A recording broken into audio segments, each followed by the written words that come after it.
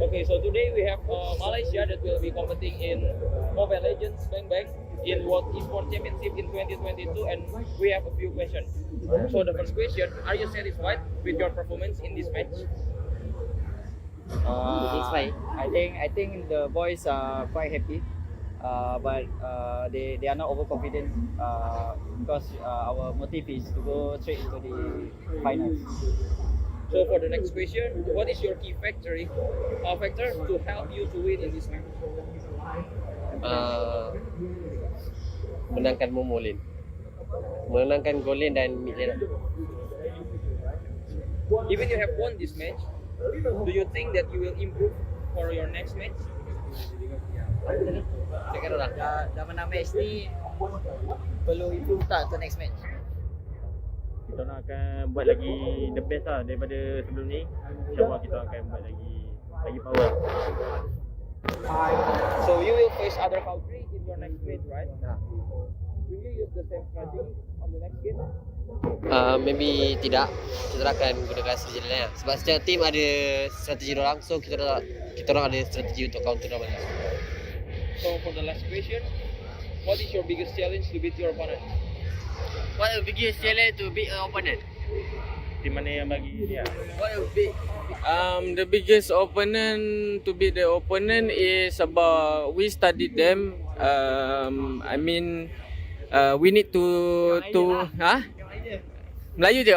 Kita nak kena beat diorang daripada segi strategi dengan drafting itu je lah kot. Tadi macam panjang. Okay, that's all for my question. Thank you for your time, and I hope the best for your competition. Thank you so much. Thank you.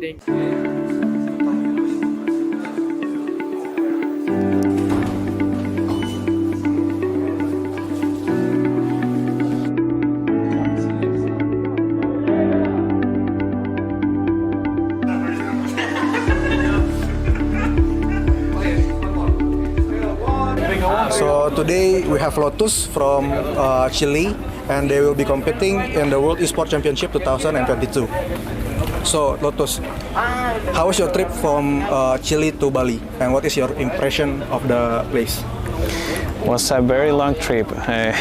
We came from Chile. We have 3 connection flights: Chile, Houston, Tokyo, Indonesia, and then Jakarta, Bali. So it was a very long trip, 2 days in a row. But it was a lot of fun. We have a lot of fun too.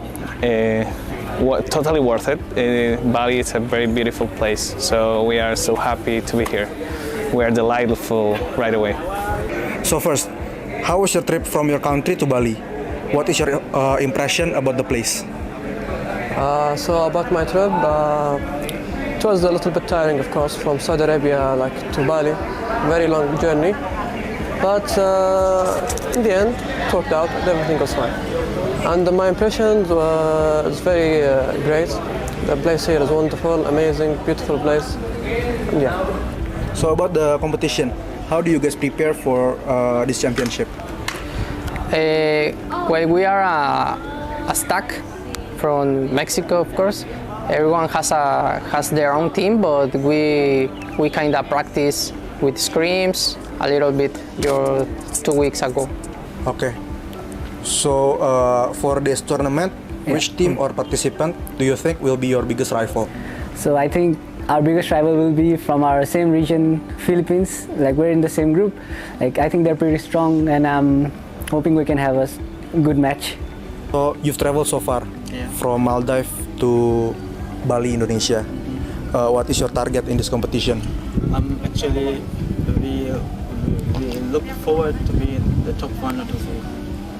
Okay. As we know, this is the biggest esports tournament in the world. Do you have any pressure on your shoulder, and how do you deal with them? Actually, obviously it's a tournament, right? There'll be a lot of pressures, but then I think we'll be good in handling it. Okay. So you already been through several stages of IESF qualification. What is the key of success for you in order to qualify for this tournament? Well, the key is practice a lot, have fun again. Focus on the game, study the game. The game is your life, in a competition. We also know that there have been a significant growth of the esport industry for the past few years, and there are many esport fans that want to represent their country, just like you. Yeah. Do you have any advice or tips for them so they can achieve that dream? So I think we should all remember, like, it's a team game, so we should solely not only focus on ourselves, and we should maybe focus on the team and how to grow as a team together, and sticking together through the thick and thin. I think that would be the greatest tip I can give. Okay, so that's all for my questions. Thank you. Thank you for your time, and I hope you the best. Thank you, for this tournament. I hope the best for Mexico team. Thank you so much. We hope that too. Thanks to you, Pong. Thank you so much. Thank you.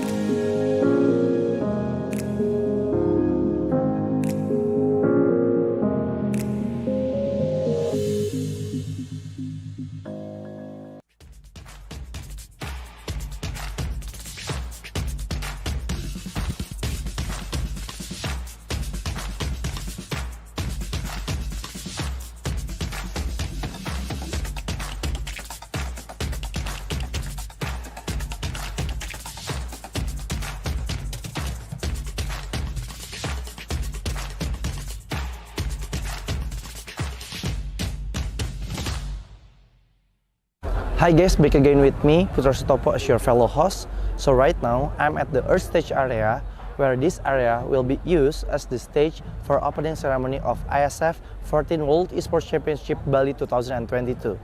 As you can see behind me, they are all practicing for the opening ceremony at 7 o'clock GMT +7. To be honest, I cannot wait to see the opening ceremony because there will be an amazing performance from Alfiref and other performers. So, for those of you who want to watch it, you can watch it through the IESF official channel on Twitch TV. To be honest, you need to watch it, okay?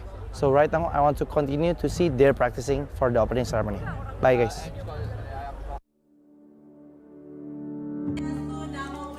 Salam kebajikan. Apa kabar teman-teman media semuanya? Luar biasa. Good afternoon ladies and gentlemen. Berdiri untuk menyanyikan lagu kebangsaan Indonesia Raya yang akan dilanjutkan dengan Mars PB Esports Indonesia. Indonesia tanah airku, tanah tumpah darahku. Di sana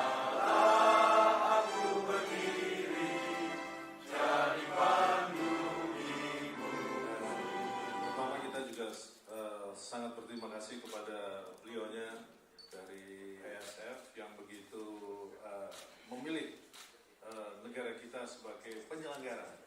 Sekitar 42 juta ya e-sport ya, pemain e-sport tentunya akan bisa menyebarkan ini, bisa menghidupkan ekosistem daripada e-sport itu sendiri. Tentunya akan berpengaruh secara ekonomi dan kesehatan. For this event, and hopefully Bali and Indonesia will get a really good name in the international, right? Is going to influence a positive creativity in humanity and a new way to socialize, a new way to be together, a new way to be friends. When a parent looks at a kid in the computer with headset on and talking.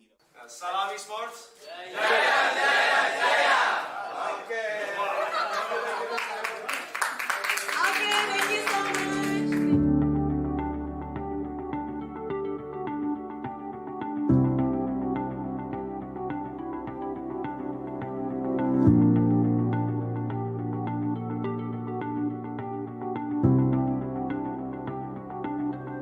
Let's go Bali. Let's go Bali.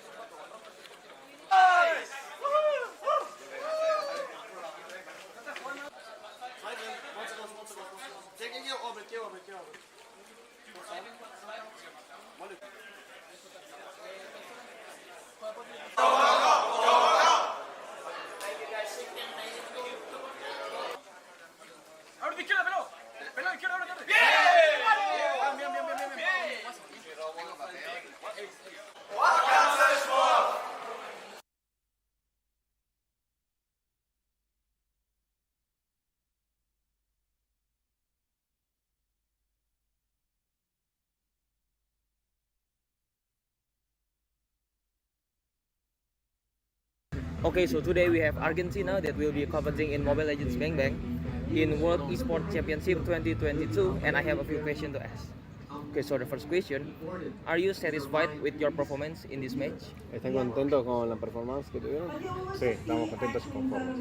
Yeah, we're really happy and up to our standards. So the next question, what is your key factor that helped you to win in this match? ¿Cuál es el factor clave que les ayudó a ganar en este partido? La unión entre todos y la confianza entre uno y el otro. The union among us and trusting each other on all the decisions we had to make. For sure. So even you have won this match, do you think there are things that you can improve to the next match? Incluso aunque no hayan perdido ningún partido, ¿creen que hayan cosas que tengan que mejorar para el próximo partido? Siempre hay cosas que mejorar y hay que ver los errores individuales también. ¿Cómo que, por ejemplo? Posicionamiento, visión, comunicación. There are always things to improve, not only in the macro game, but also in the micro game. Like we could do like some better visualization of the map and positioning ourselves on the map. So we're going like rewatch our match and check what we did, so we don't make the same mistakes for the next match. So you will facing other country in your next match. Will you use the same strategy on the next match? ¿Vamos a la misma estrategia contra el próximo partido? Sí. Vamos a salir con todo. La idea es ganarlo todo. Somos la selección de Argentina y vamos a salir a ganar. Yeah, well, it obviously depends on the pick and the rivals we may have. But yeah, we're going to give all of us to the match. We are Argentina, we're proud of it, and we're going to show what Argentina is. So this is the last question. What is your biggest challenge to beat your opponent? I'm sorry? What is your biggest challenge to beat your opponent? ¿Cuál es el principal desafío que tienen para vencer a sus rivales? Estudiarlos y entender cuál es su forma de juego para poder contrarrestarla. Yeah. So our biggest challenge is to understand our rivals, so we can think of a strategy to overcome them before they come after us. Okay, that's all for my question. Thank you very much for your time, and I hope the best for this competition. Thank you. Nah, setelah hari ini kita bahas berbagai macam match, mulai dari match yang ada di ice stage ataupun yang ada di fire stage. Sekarang saya mau ngajak kalian untuk relax terlebih dahulu, di mana saat ini saya berada di booth area. Di sini banyak banget berbagai macam activation yang disediakan oleh booth-booth, baik itu booth dari sponsor ataupun booth-booth dari partner-partner PBSI dan IESF. Seperti yang ada di belakang saya, ini ada Garuda Zone, di mana seperti yang kalian lihat, di sini banyak banget area-area permainan, ada racing simulator, ada juga mesin capit yang bisa mendapatkan hadiah item-item Dota, atau di sekelilingnya banyak sekali game-game atau booth-booth dari developer lokal. Nah sekarang saya mau ngajak kalian untuk kita keliling-keliling di area booth. Mungkin buat kalian yang mau nonton dan mau datang ke acara IESF World Championship ini, kalian bisa tahu nih kalian mau ke booth mana dan mau menikmati activation di booth mana aja. So, ayo gue ajak kalian untuk keliling-keliling lebih dahulu.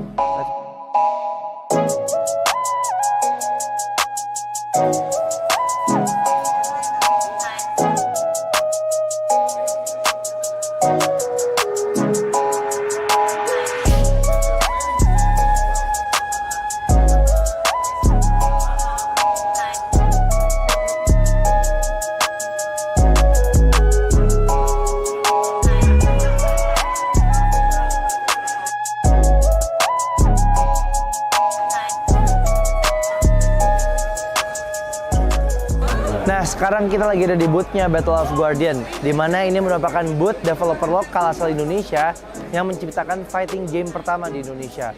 Nah, keseruannya nih di sini kayaknya kita bisa main game nih. Kita bisa mencoba trial untuk main game Battle of Guardian. Nah, gue juga penasaran ada apa aja sih di booth Battle of Guardian. Jadi yuk kita coba aja samperin langsung ke booth-nya Battle of Guardian. Let's go.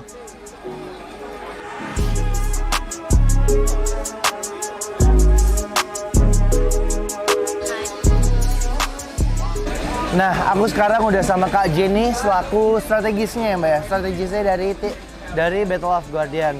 Nah Mbak, aku mau nanya-nanya nih sedikit tentang apa sih sebenarnya Battle of Guardian itu. Mungkin teman-teman di sana masih banyak yang belum tahu. Mungkin boleh tolong dijelasin Mbak. Oke, Battle of Guardian sendiri adalah game fighting pertama dari Indonesia yang kita mengusung konsepnya Web3 nih. Oke. Jadi kita mengusung pakainya itu sistemnya blockchain itu dari beberapa karakter. Nah, beberapa karakter kita itu juga terinspirasi nih dari beberapa legenda dan story-story lokal. Seperti kita juga ada kalau yang macan putih. Macan putih itu adalah dari Prabu Siliwangi atau Cindaku. Oke. Lalu juga kita ada yang perempuan itu ada namanya Sofia. Sofia itu kita juga terinspirasi dari Nyi Roro Kidul. Oke. Lalu juga kita ada Aling Dharma atau kalau misalnya di dalam in-game kita namanya Mata. Oke. Gitu.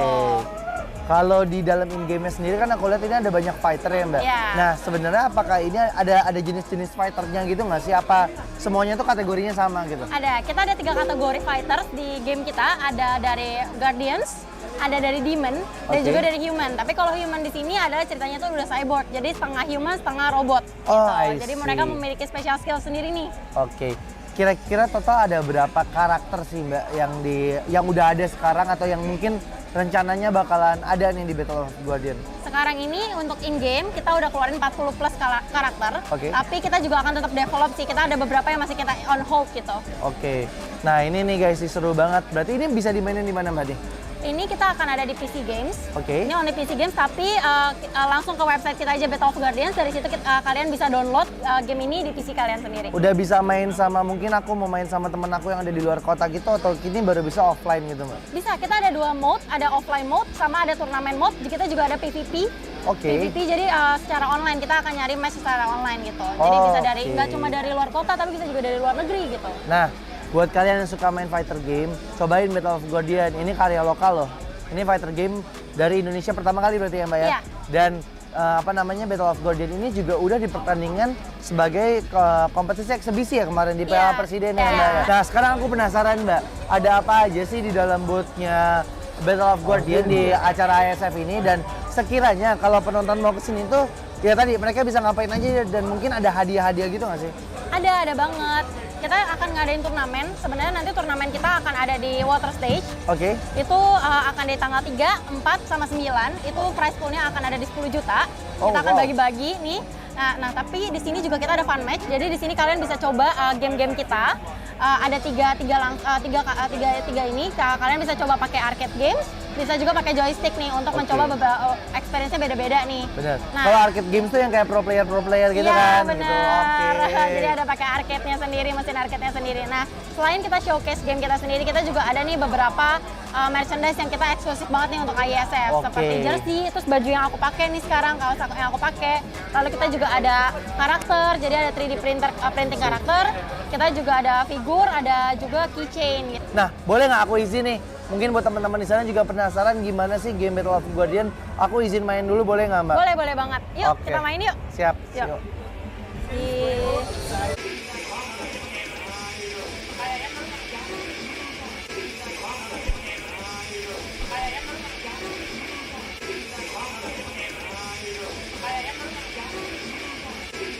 Mbak Jen, thank you banget udah ngasih kesempatan aku untuk main Battle of Guardian. Gamenya seru banget. Ini sih buat kalian yang suka main fight game bakal ketagihan banget ya Mbak ya. Oke kalau kayak gitu. Mbak Jen, aku pamit. Thank you ya Mbak Jen ya. Thank you. Okay, so here we have Gabian for Honest Esports, and I have a few questions to ask. So the first question, how confident are you for the Indonesian Mobile Legends national team to win in this competition? Yang pastinya yakin banget, soalnya kayak aku juga sering lihat kayak beberapa turnamen kayak mereka mainnya gimana dan yang gak kalah jagonya sama tim-tim negara lain, jadi harus menang. So what do you expect for Esports Indonesia? Esports Indonesia sekarang kan udah dibilang lumayan maju juga ya maksudnya dibanding negara-negara lain selain Filipina. Jadi ya semoga bisa lebih berkembang lagi, bisa lebih maju lagi, bisa banyak event gede di IESF. Amin. So okay, for the last question, what is your opinion for IESF? Opinion ya, udah oke banget sih. Apalagi tadi aku lihat kayak dari tahun ya, dari 2009 sampai sekarang itu kayak udah hebat banget, tetap pertahanin, dibikin jauh lebih baik lagi. Okay, that's all. Energi selalu ada dimanapun itu, membawa yang baik menjadi hebat. Karena tidak ada lagi batas. Kemanapun lintasan masa membawa, hingga ke masa depan. Sejauh mana kamu bisa bermimpi? Jawabannya, sejauh yang hati kamu inginkan. Dengan energi yang menggerakkan kamu dan kamu. Pertamina, energizing you. Okay, so today we have Malaysia that will be competing in Mobile Legends Bang Bang in World Esports Championship in 2022, and we have a few questions.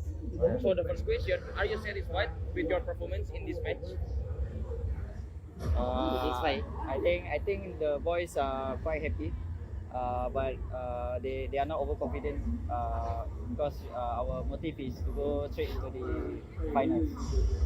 So for the next question, what is your key factor to help you to win in this match? Menangkan Momolin, menangkan Golin dan mid lane. Even you have won this match, do you think that you will improve for your next match? Cakap orang. Dah menang match ni perlu improve tak untuk next match? Kita nak akan buat lagi the best lah daripada sebelum ni. InsyaAllah kita akan buat lagi power. So you will face other country in your next match, right? Will you use the same strategy on the next game? Maybe tidak. Kita akan gunakan strategi lain. Sebab setiap tim ada strategi orang, so kita orang ada strategi untuk counter orang.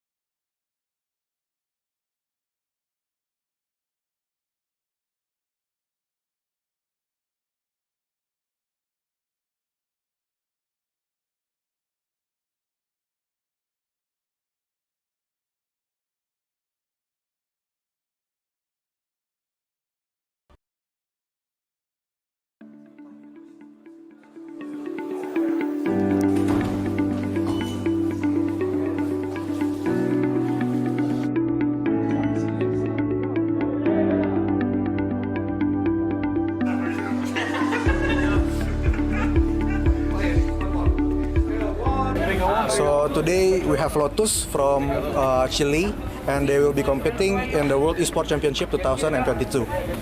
So Lotus, how was your trip from Chile to Bali, and what is your impression of the place?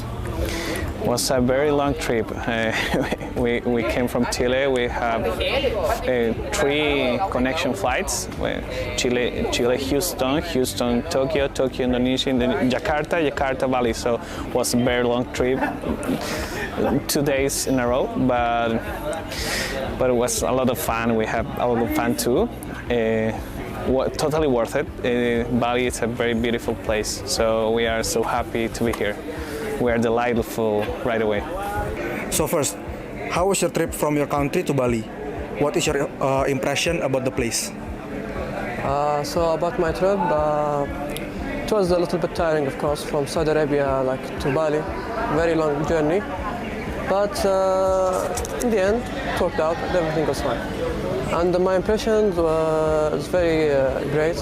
The place here is wonderful, amazing, beautiful place. And yeah.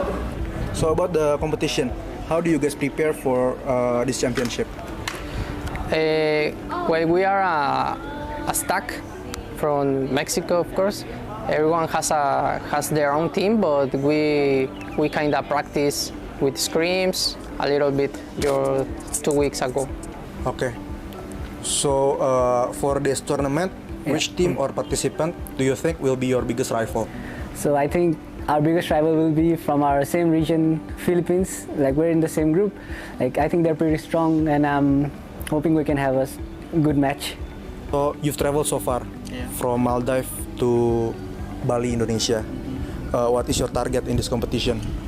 Actually, we look forward to be in the top 1 or 2. As we know, this is the biggest esports tournament in the world. Do you have any pressure on your shoulder, and how do you deal with them? Actually, obviously it's a tournament, right? There'll be a lot of pressures, but then I think we'll be good in handling it. Okay. So you already been through several stages of IESF qualification. What is the key of success for you in order to qualify for this tournament? Well, the key is practice a lot, have fun again. Focus on the game, study the game.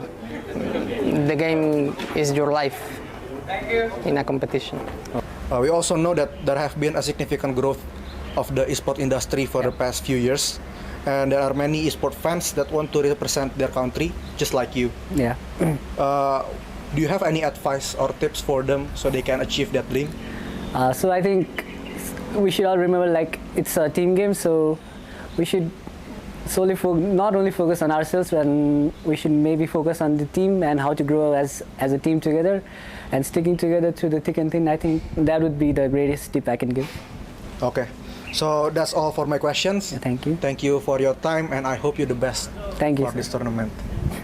I hope the best for Mexico team. Thank you so much. We hope that too. Thanks to you, Pong. Thank you so much.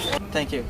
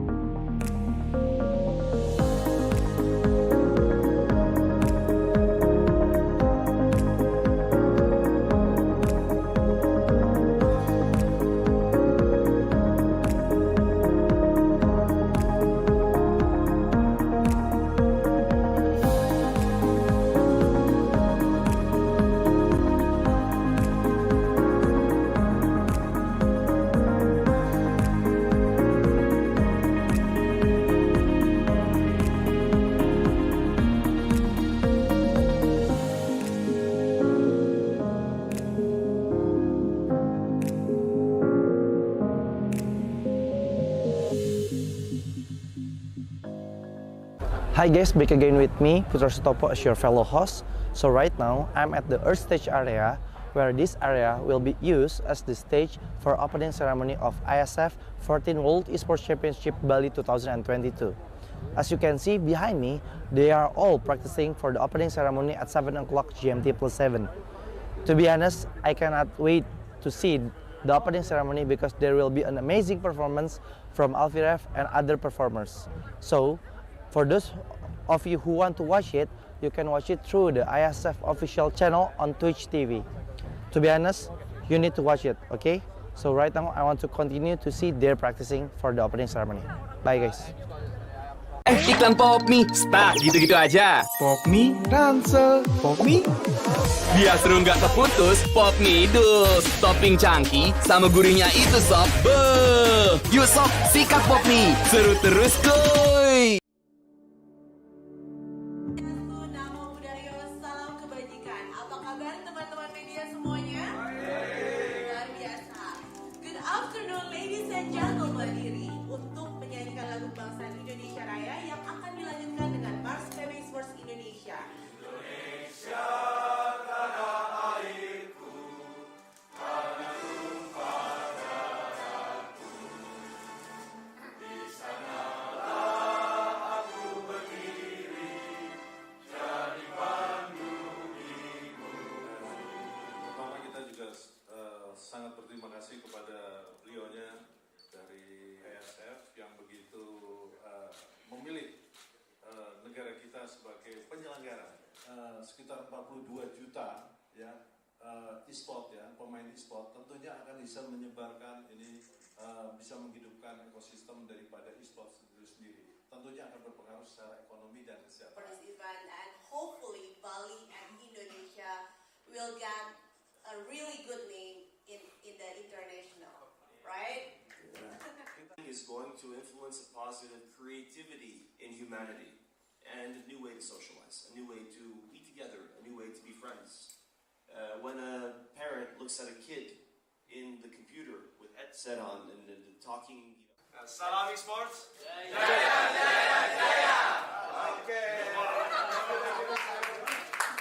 Okay, thank you so much.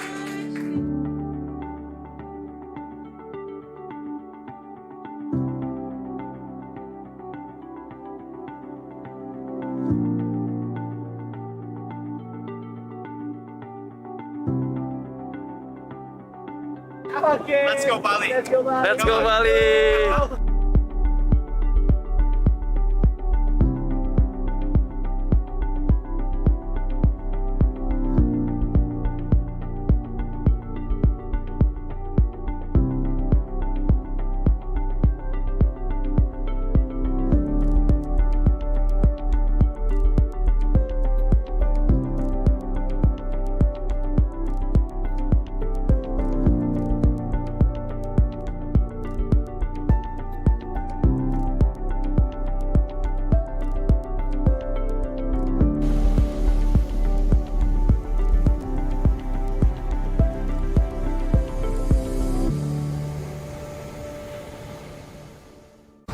So, welcome to the IESF 15th World Esports Championships Bali 2022 with me Sigit as your field host. So, this is the second day of the IESF 15th World Esports Championship Bali 2022 and we still have a lot of interesting match and games in the game category of eFootball, Tekken 7, CSGO, Dota 2 and also Mobile Legends Bang Bang. You can see full match schedule on our Instagram at the IESF_official and also garudaku.se.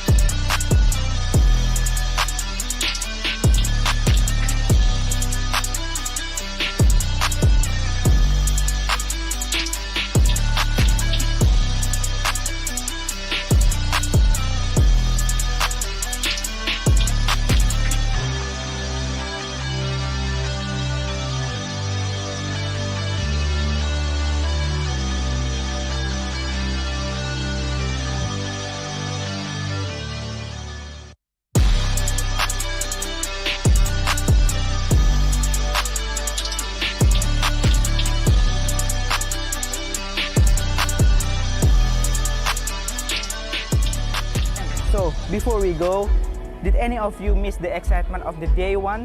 Don't worry, here's the recap day one of the IESF 15th World Esports Championship Bali 2022. Enjoy!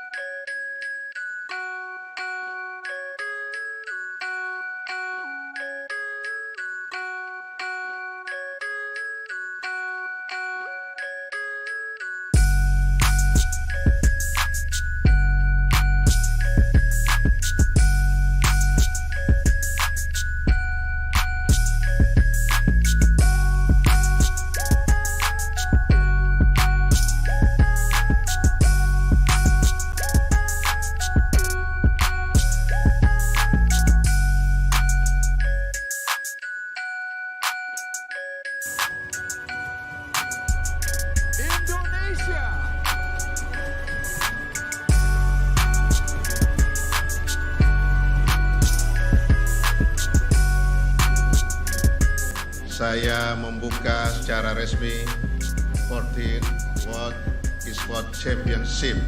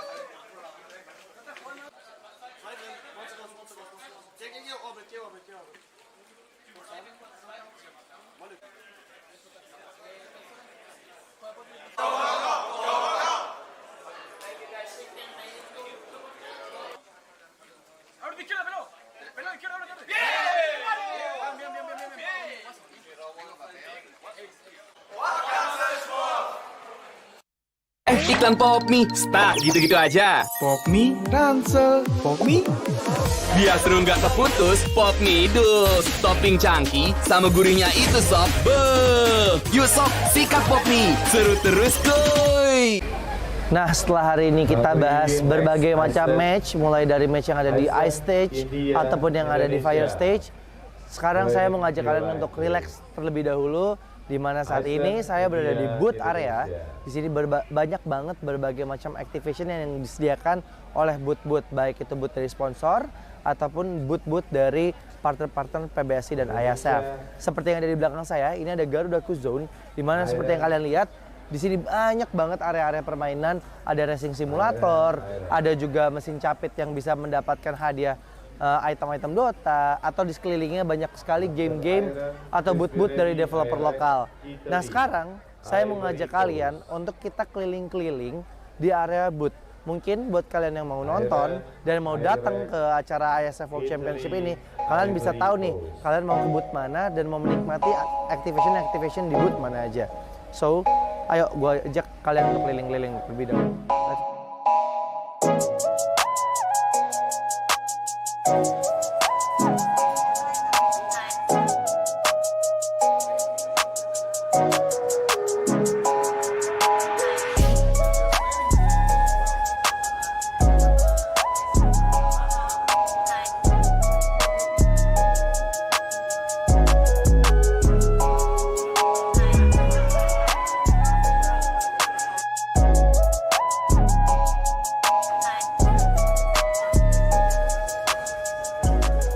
Nah, sekarang kita lagi ada di booth-nya Battle of Guardian, di mana ini merupakan booth developer lokal asal Indonesia yang menciptakan fighting game pertama di Indonesia. Nah, keseruannya nih di sini kayaknya kita bisa main game nih. Kita bisa mencoba trial untuk main game Battle of Guardian. Nah, gue juga penasaran ada apa aja sih di booth Battle of Guardian. Jadi yuk kita coba aja samperin langsung ke booth-nya Battle of Guardian. Let's go.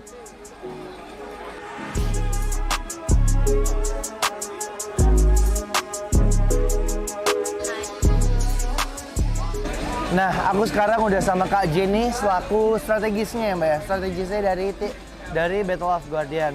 Nah Mbak, aku mau nanya-nanya nih sedikit tentang apa sih sebenarnya Battle of Guardian itu. Mungkin teman-teman di sana masih banyak yang belum tahu. Mungkin boleh tolong dijelasin Mbak. Oke, Battle of Guardians sendiri adalah game fighting pertama dari Indonesia yang kita mengusung konsepnya Web3 nih. Oke. Jadi kita mengusung pakainya itu sistemnya blockchain itu dari beberapa karakter. Nah, beberapa karakter kita itu juga terinspirasi nih dari beberapa legenda dan story-story lokal. Seperti kita juga ada kalau yang macan putih.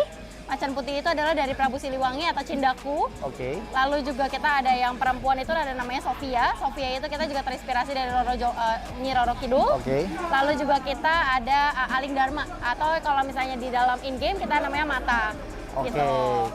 Kalau di dalam in-game-nya sendiri kan aku lihat ini ada banyak fighter ya Mbak. Iya. Nah sebenarnya apakah ini ada jenis-jenis fighternya gitu nggak sih? Apa semuanya tuh kategorinya sama gitu? Ada, kita ada 3 kategori fighters di game kita. Ada dari Guardians, ada dari Demon, dan Oke. juga dari Human. Tapi kalau Human di sini adalah ceritanya tuh udah cyborg, jadi setengah human, setengah robot. Oh, gitu. I Jadi see. mereka memiliki special skill sendiri nih. Oke.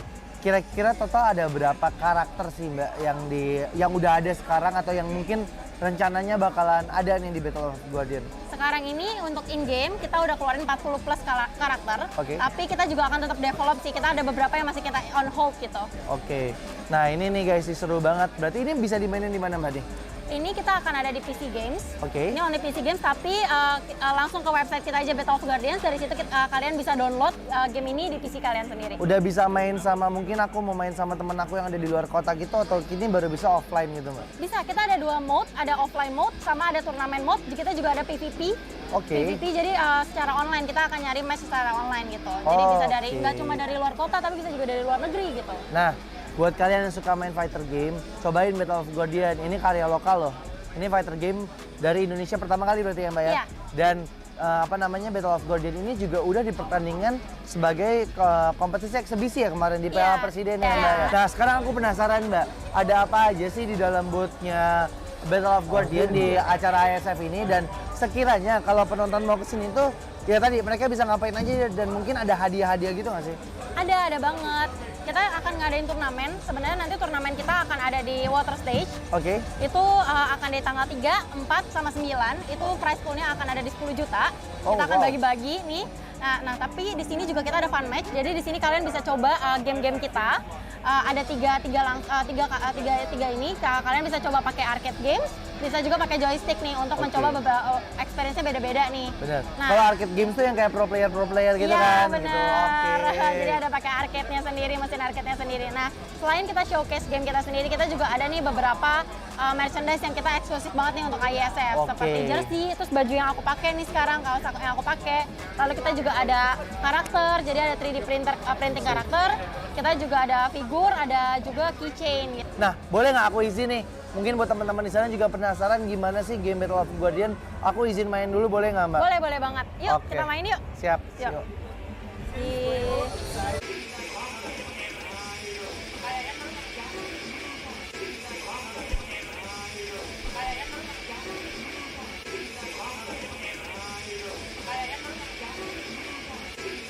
Mbak Jen, thank you banget udah ngasih kesempatan aku untuk main Battle of Guardian. Gamenya seru banget.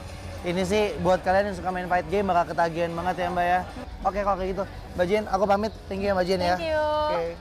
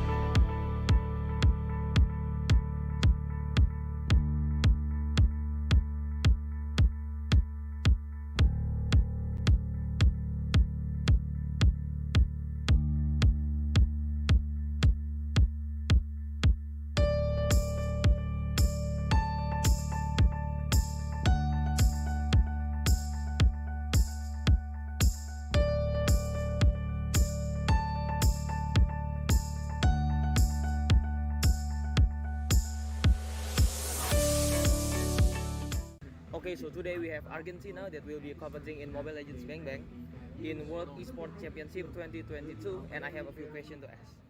Okay, so the first question, are you satisfied with your performance in this match? ¿Están contentos con la performance que tuvieron? Sí, estamos contentos y conformes. Yeah, we're really happy and up to our standards. So the next question, what is your key factor that helped you to win in this match? ¿Cuál es el factor clave que les ayudó a ganar en este partido? La unión entre todos y la confianza entre uno y el otro. The union among us and trusting each other on all the decisions we had to make.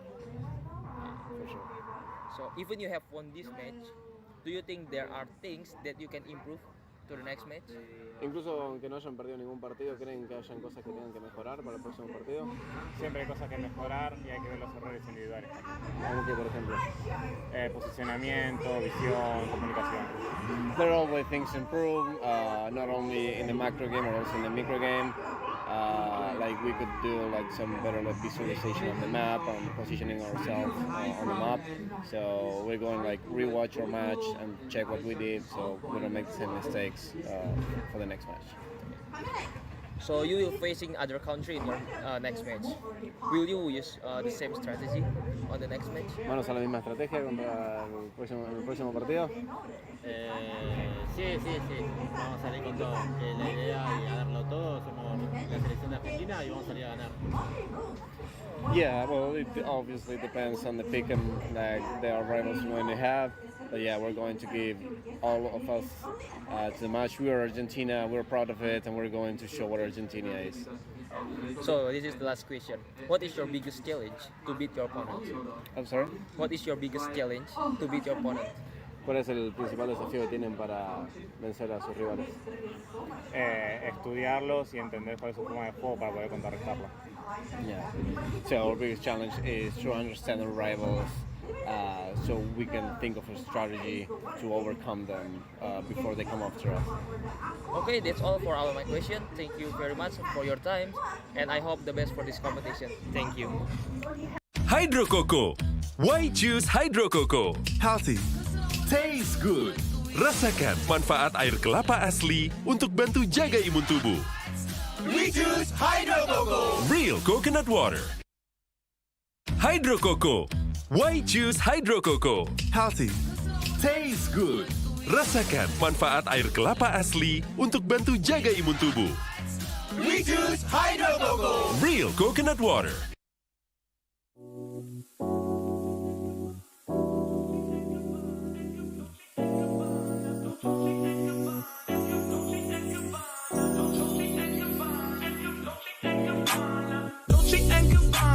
Fendi and Adana, Karen, they be sharing all their money, got me wearing fly. Girl, but I ain't asking. They say they love my ass and 7 jeans to religion. I say no, but they keep giving, so I keep on taking. And no, I ain't taking. We can keep on taking. I keep on demonstrating my love, my love, my love, my love. You love my lady lumps, my hump, my hump, my hump.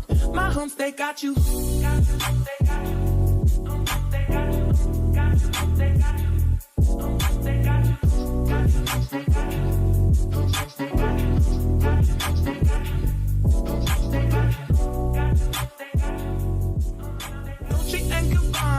Fendi and Adana, Karen, they be sharing all their money, got me wearing fly. Girl, but I ain't asking. They say they love my ass and 7 jeans to religion. I say no, but they keep giving, so I keep on taking. And no, I ain't taking. We can keep on taking. I keep on demonstrating my love, my love, my love, my love. You love my lady lumps. Okay, so here we have Gabian for Onyx Esports, and I have a few questions to ask. So the first question, how confident are you for the Indonesian Mobile Legends national team to win in this competition? Yang pastinya yakin banget, soalnya kayak aku juga sering lihat kayak beberapa turnamen kayak mereka mainnya gimana, dan yang gak kalah jagonya sama tim-tim negara lain, jadi harus menang. So what do you expect for Esports Indonesia? Esports Indonesia sekarang kan udah dibilang lumayan maju juga ya di maksudnya dibanding negara-negara lain selain Filipina. Jadi ya semoga bisa lebih berkembang lagi, bisa lebih maju lagi, bisa banyak event gede di IESF. Amin. So okay, for the last question, what is your opinion for IESF? Opinion ya, udah oke banget sih. Apalagi tadi aku lihat kayak dari tahun-tahun ya, dari 2009 sampai sekarang itu kayak udah hebat banget, tetap pertahanin, dibikin jauh lebih baik lagi.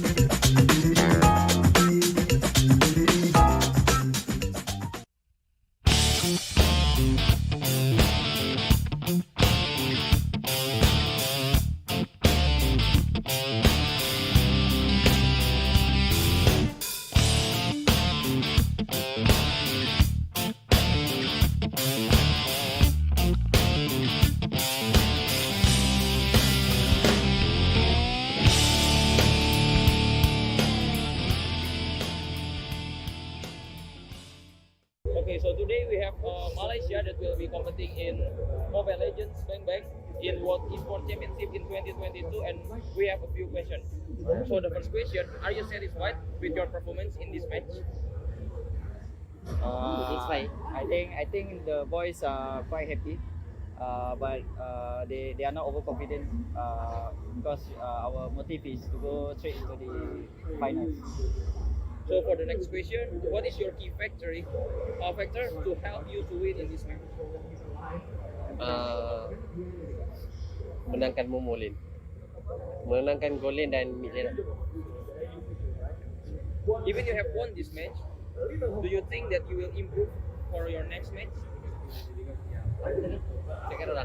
Dah menang match ni, perlu improve tak untuk next match? Kita nak akan buat lagi the best lah daripada sebelum ni. InsyaAllah kita akan buat lagi power. So you will face other country in your next match, right? Will you use the same strategy on the next game? Maybe tidak. Kita akan gunakan strategi lain lah. Sebab setiap team ada strategi orang, so kita orang ada strategi untuk counter orang. So for the last question, what is your biggest challenge to beat your opponent? What the biggest challenge to beat an opponent? Team mana yang bagi dia? What the big the biggest opponent to beat the opponent is about we studied them. We need to Melayu je. Kita nak kena beat diorang daripada segi strategi dengan drafting itu je lah kot. Tadi macam panjang. Okay, that's all for my question. Thank you for your time and I hope the best for your competition. Thank you so much. Thank you.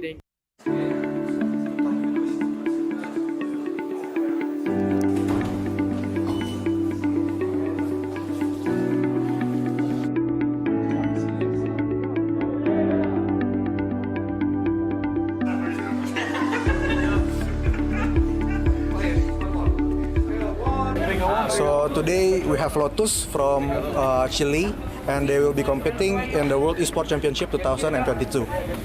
So Lotus, how was your trip from Chile to Bali, and what is your impression of the place? It was a very long trip. We came from Chile. We have 3 connection flights: Chile, Houston, Tokyo, Indonesia, and then Jakarta, Bali. So it was a very long trip, 2 days in a row, but it was a lot of fun. We had a lot of fun too. Totally worth it. Bali is a very beautiful place, so we are so happy to be here. We are delightful right away.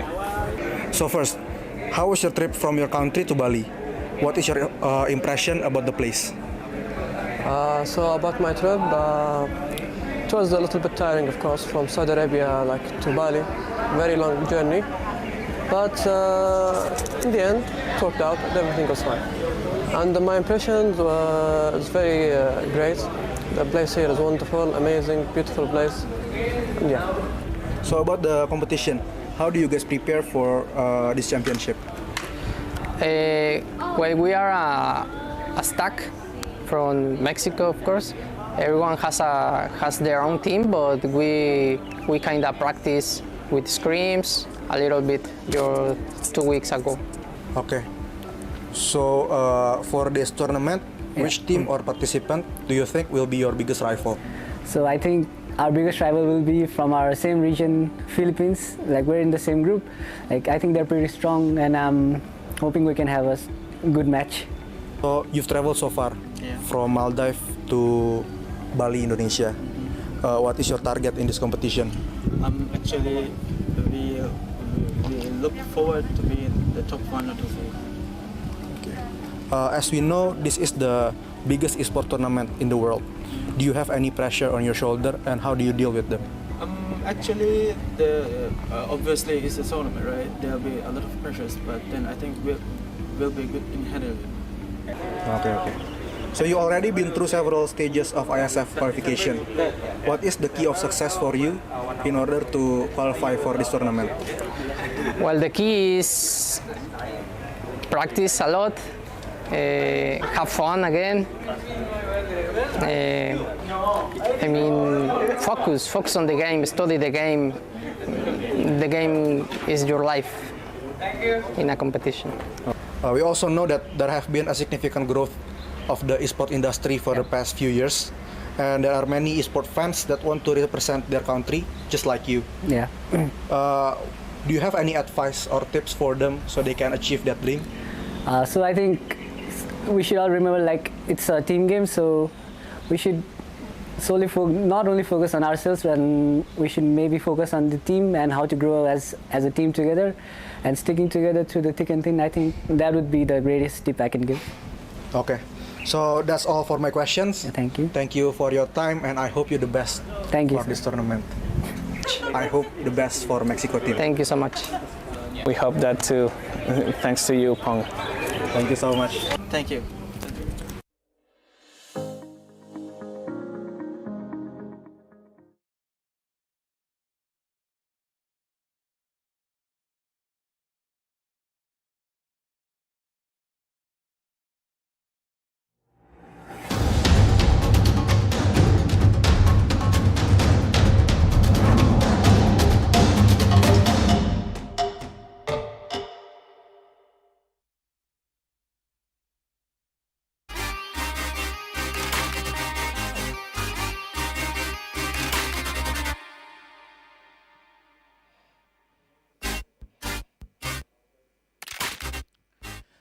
All right. Welcome back again on IESF 14th World Esports Championship Bali 2022. Back again with me, Gary Eka, as a host for today, and now we are on a air stage, third day for Mobile Legends Bang Bang. So, before we start the match, before we invite both of the teams, I would like to give you information about the event. The IESF 14th World Esports Championship will be a part of the Indonesia Esports Summit 2022, an annual celebration of the country's esports ecosystem initiated by IESF and PBSI, with the goal to involve all esports stakeholders in Indonesia, including game publishers, game developers, pro teams, athletes, influencers, brand, community, and media in the country. Here, we have more than 600 international athletes, 106 countries, and more than 596 offline matches. This is make the IESF is the esport event with the most nationalities competing offline and the largest outdoor esports competition in Southeast Asia, with 4 marvelous thematic stage: Earth, Air, Ice, and Fire stage.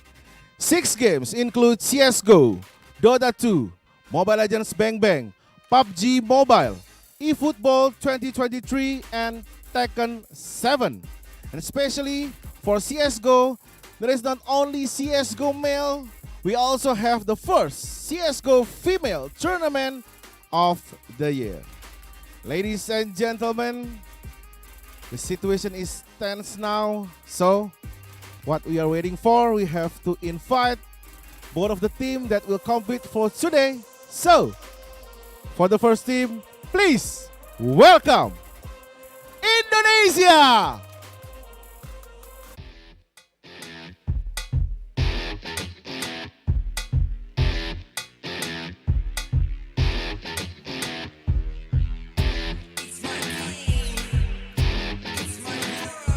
The boys is ready. The Indonesia team is ready for now.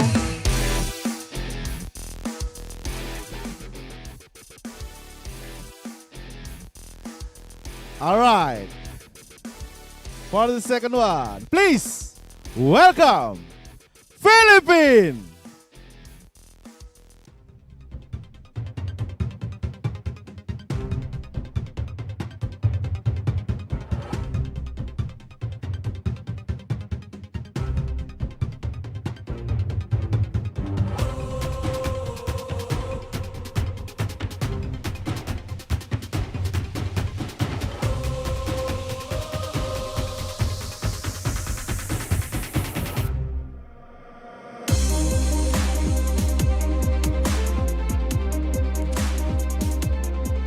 Oh, all right. All the media is here. Will be a big match for today between Indonesia and Philippines on IESF 14th World Esports Championship Bali 2022. So, are you ready for today? Ready. Good. Are you ready for today? Super ready. Super ready. Okay, leader, please handshake. Okay, you go straight to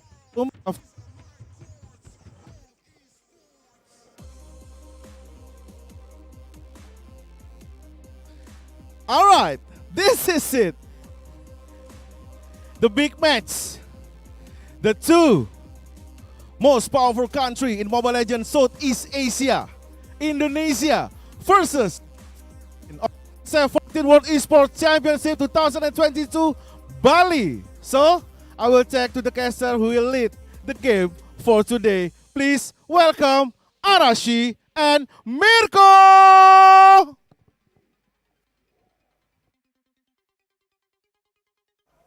The two titans collide once again, the two biggest MLBB nations. Thank you so much, Masger. Here, you guys are going to be accompanied by me, Mirko, and Arashi on the caster desk for the match. Philippines versus Indonesia. Two regions with an unmatchable rivalry, man. One country had a lot of questions posed against them. One country with unshakable confidence. So this will be a clash of two very different situations. It's a big match for a reason, right? Both of these teams have history. Their matchups in every single World Championship, and this time up against one another in the IESF World Esports Championship, the 14th one in 2022 here in Bali, Indonesia. Man, we got a whole lot of people watching live, online, and even offline here in the venue, Rashi. A lot of people were lining up to get their tickets to get in, and we're ready now to witness greatness. I think a lot of people were waiting when we're in the waiting screen even. You can see that the amount of people just waiting for the stream to begin is absurd. This just shows, again, the scale and hype. how hype it is. This matchup is something else every single time. And today is no different. And I think we have to really start thinking about what exactly can we expect. Is it going to be aggression? Is it going to be slow pace calculation? Because both these teams have shown that they can do both very, very efficiently. Well, let's start there. What are we going to expect? What should we expect coming up in this matchup of Philippines versus Indonesia? Sure, it's a rivalry that we've seen.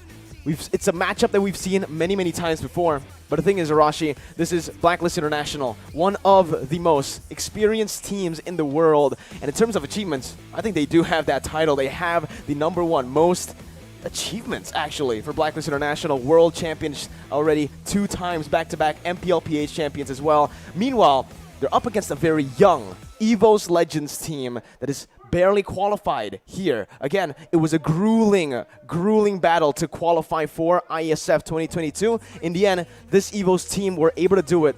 But Arashi, like we mentioned, it's a very new team. Experience is still a question. And we talked about experience in yesterday's match actually, and we saw the gap that experience can show in the Land of Dawn. So now, Indonesia has the task of actually absorbing as much experience and knowledge they can before the game begins, because otherwise they're in for a very difficult time. But before we get into the game, let's talk a little bit about this prize pool. Well, the total prize pool here is $100,000, with the first place team taking a whopping $50,000 back to their country. Second place getting $30,000, and for third place, $20,000. Now, all these teams, all these countries will definitely be fighting for this prize pool, but more so for the glory of that IESF title, Arashi. And we've already seen day number 1. An amazing day full of crazy surprises, and here it is, the recap and the bracket update per day number 1. Everything is 2-0. Cambodia were able to have a dominant performance against Namibia. Malaysia in a slugfest against Vietnam, and Slovenia just getting completely outmaneuvered, outsmarted, outwitted by Argentina. But today we are continuing the trend, continuing the journey for all these teams, because it does not get any less hype. Definitely all the not. matches are definitely something to witness. I think after every day, it's going to get just increasingly more hyped as we progress to the tournaments, right? Day number 2, we're starting it off with, again, a banger. It's Indonesia versus Philippines. Even when these two titans got drawn in the group draw, everyone was just shocked. Indonesia and Philippines meeting up in the first round of the playoffs in the upper brackets. But here we're going to take a look at a team versus screen for Indonesia and Philippines, looking at both of the roamers. Villa Luna from the Philippines, otherwise known as Venus, and Dreams from Indonesia. Both very skilled in their own roles respectively, but you cannot deny the effect, the impact that Venus is able to bring to his team. So Villa Luna will have to try and replicate the same kind of success, whereas Dreams, he has a lot to actually try and do for his team. And before that, Taz and Del Rosario, yet another very intense matchup, because both of these players have insane mechanics, but I think a bit of a contrast in their approach to these big fights. Well, Del Rosario, a very notable name in the MLBB world. He's made a mark on this MLBB stage, in the international stage, as the best utility jungler there is. With all these tank junglers, the man who introduced the world to the Demon Slayer emblem, basically, and who was the pioneer of that meta, versus Taz, a man that's still very, very new, a rookie player, you can kind of call him, as right now he's making his debut as a jungler for the international stage. Last time we saw him domestically, he was playing as a mid laner for EVOS. But he was a jungler before that, so there's no lack of mechanical skill in the hands of Taz. But as we mentioned, experience, time, that will be the main concern here, and we'll have to see if he can match up, because as we just highlighted, his opponent is pretty significant, man. I don't know how else to put it. And that's the thing, right? Right now, for this Indonesian roster, they're up against such veterans, the veterans here from Philippines. You can already see just from the confidence in the interview earlier on when Masgier asked them the question, "Are you guys ready?" Psychons answered, "Yeah, we're ready." Venus though, Super ready. Super ready. That was the answer. No hesitation whatsoever as they walked into the air stage to face off against one another. And I think you can kind of see that later in game 1.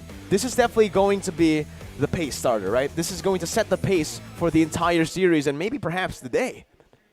Ooh, they're starting the day strong for sure. And I think, as you mentioned, funny enough, it seems to be a bit of a similar case. Experience being the main deciding factor, and the same double-edged sword. Will our team from the Philippines here actually have enough data to gather from this very young, very new, very versatile team from the Indonesian side? We'll see, once again.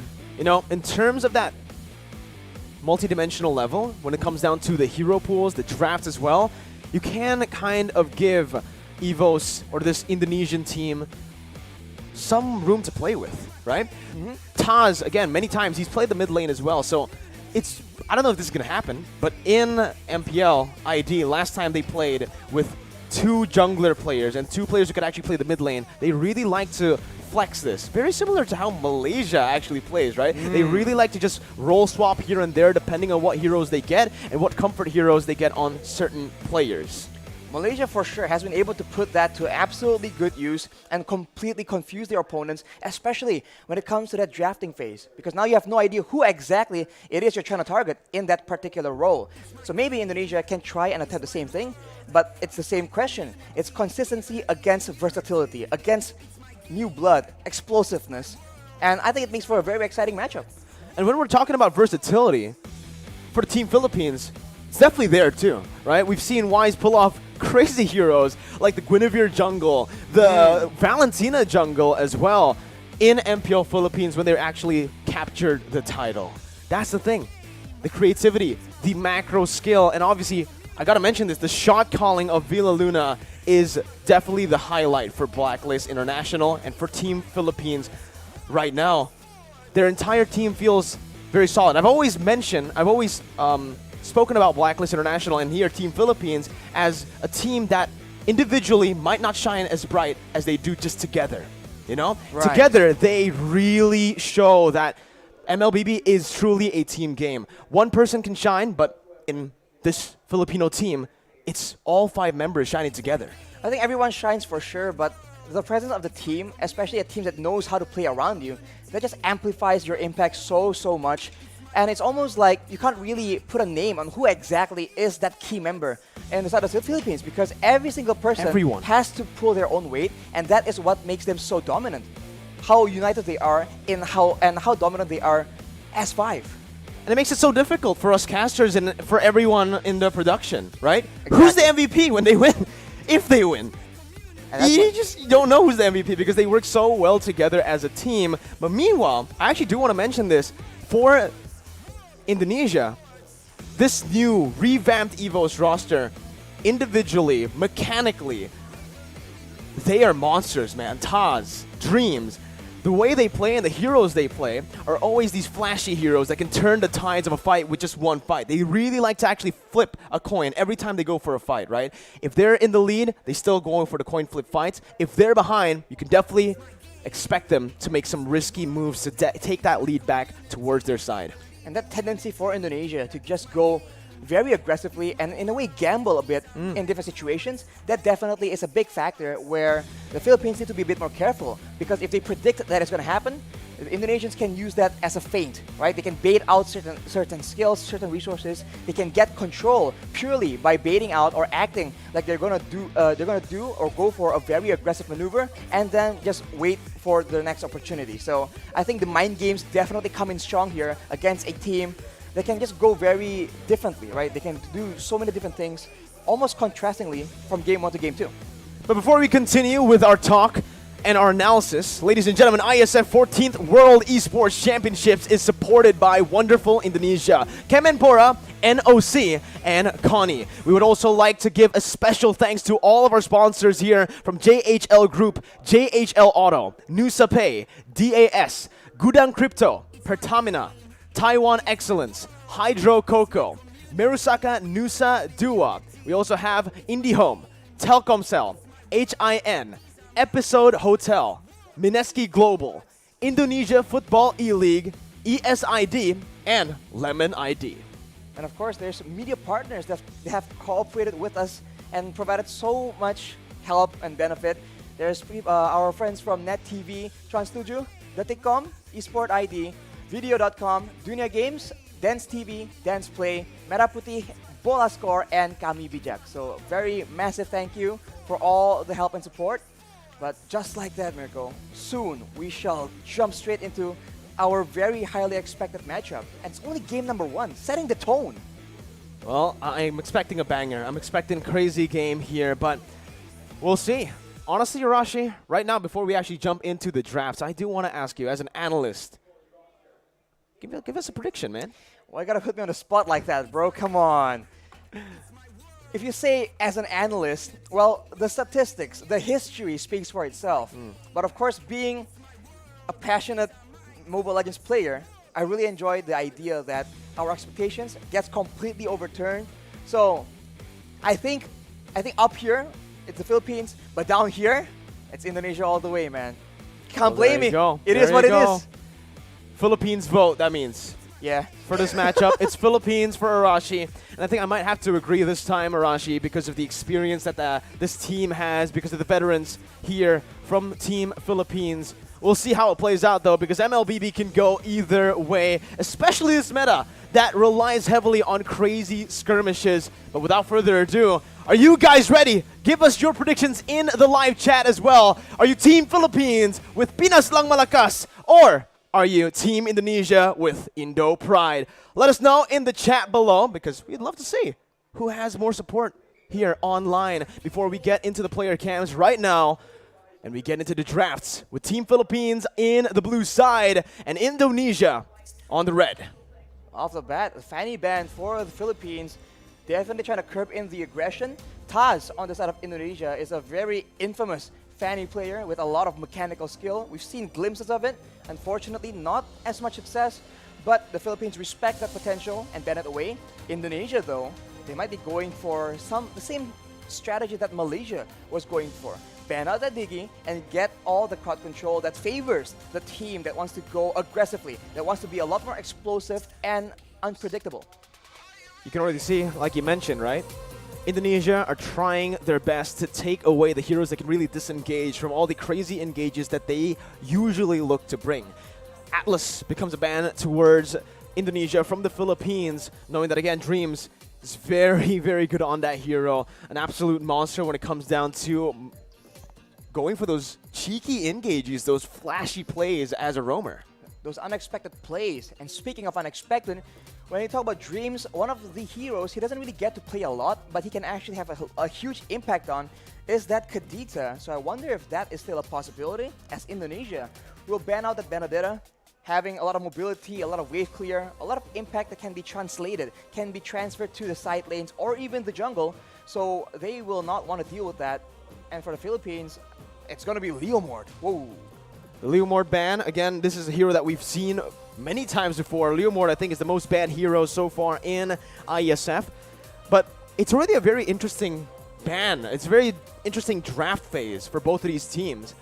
So far, from the 3 matches we have casted from all 6 games, we haven't really seen that Atlas and the Benedetta in the first phase of bans, right? We usually see the Martis, we usually see the 1-1, and both of those heroes have been left up for grabs right now, with Valentina as well still open. Indonesia need to choose whether they want to ban the Valentina or the 1-1, or perhaps just leave both open so that they can trade it out. Remember, on the red side, you do get 2 picks. Meanwhile, Philippines will have to choose. It's going to be the 1-1 ban from Indonesia. Valentina wide open, especially on the hands of Team Philippines, which we know can be flexed in the mid lane and to the jungle.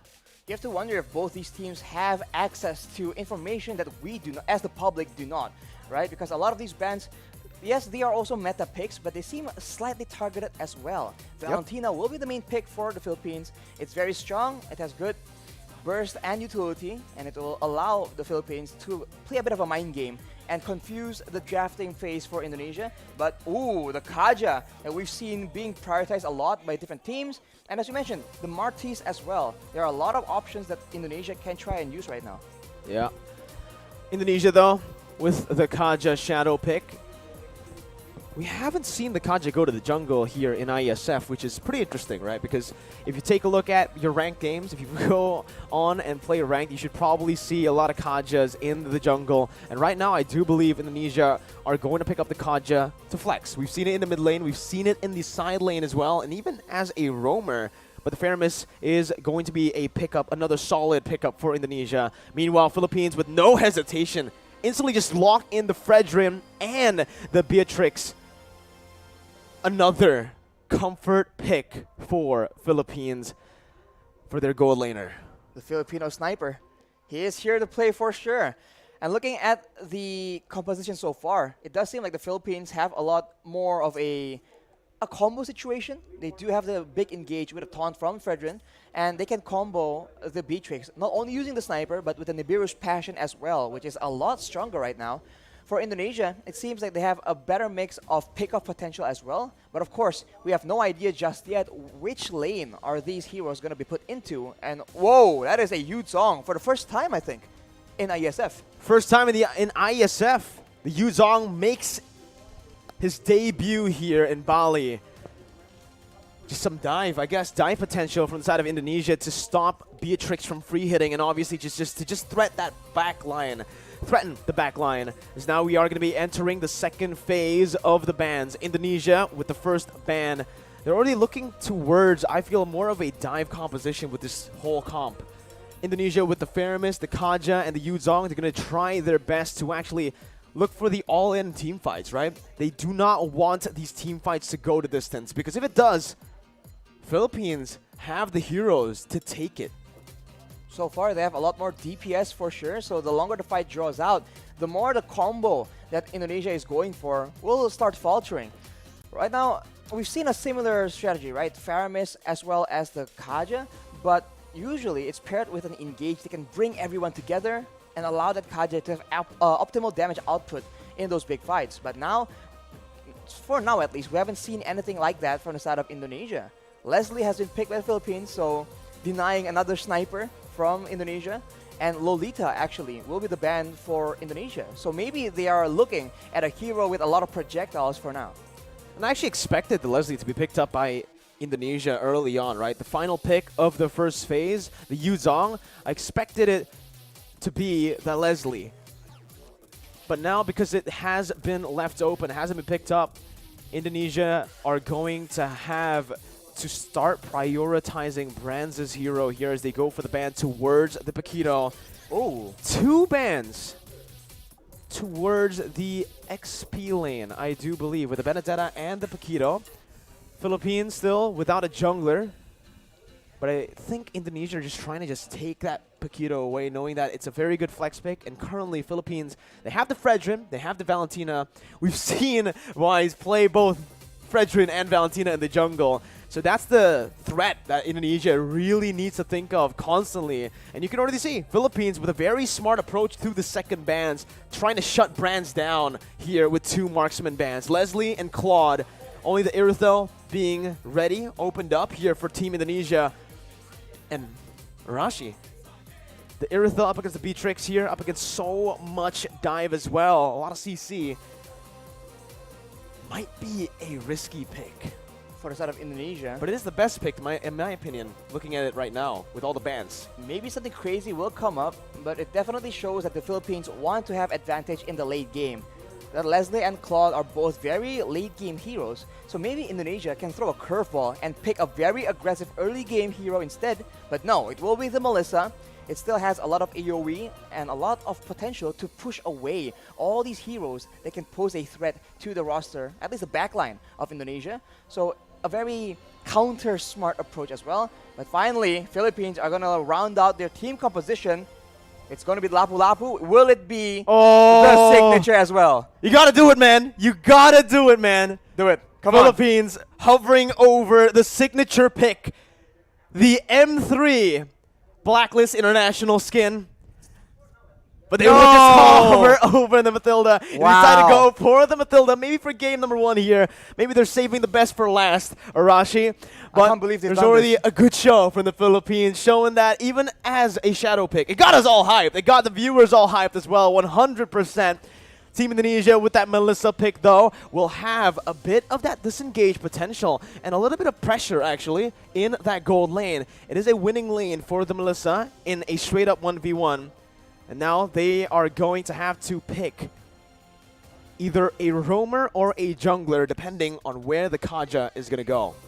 They require some kind of crowd control, man. They have a lot of ways to actually facilitate their fights, but when it comes to forcing the Philippines into their own game, into fights that they want to take, it's going to be a bit difficult without any secure, and it will be the Gusion picked up. Hang on here. Let's take a very close look at the battle spells, because that will tell a very interesting story. Okay, all right.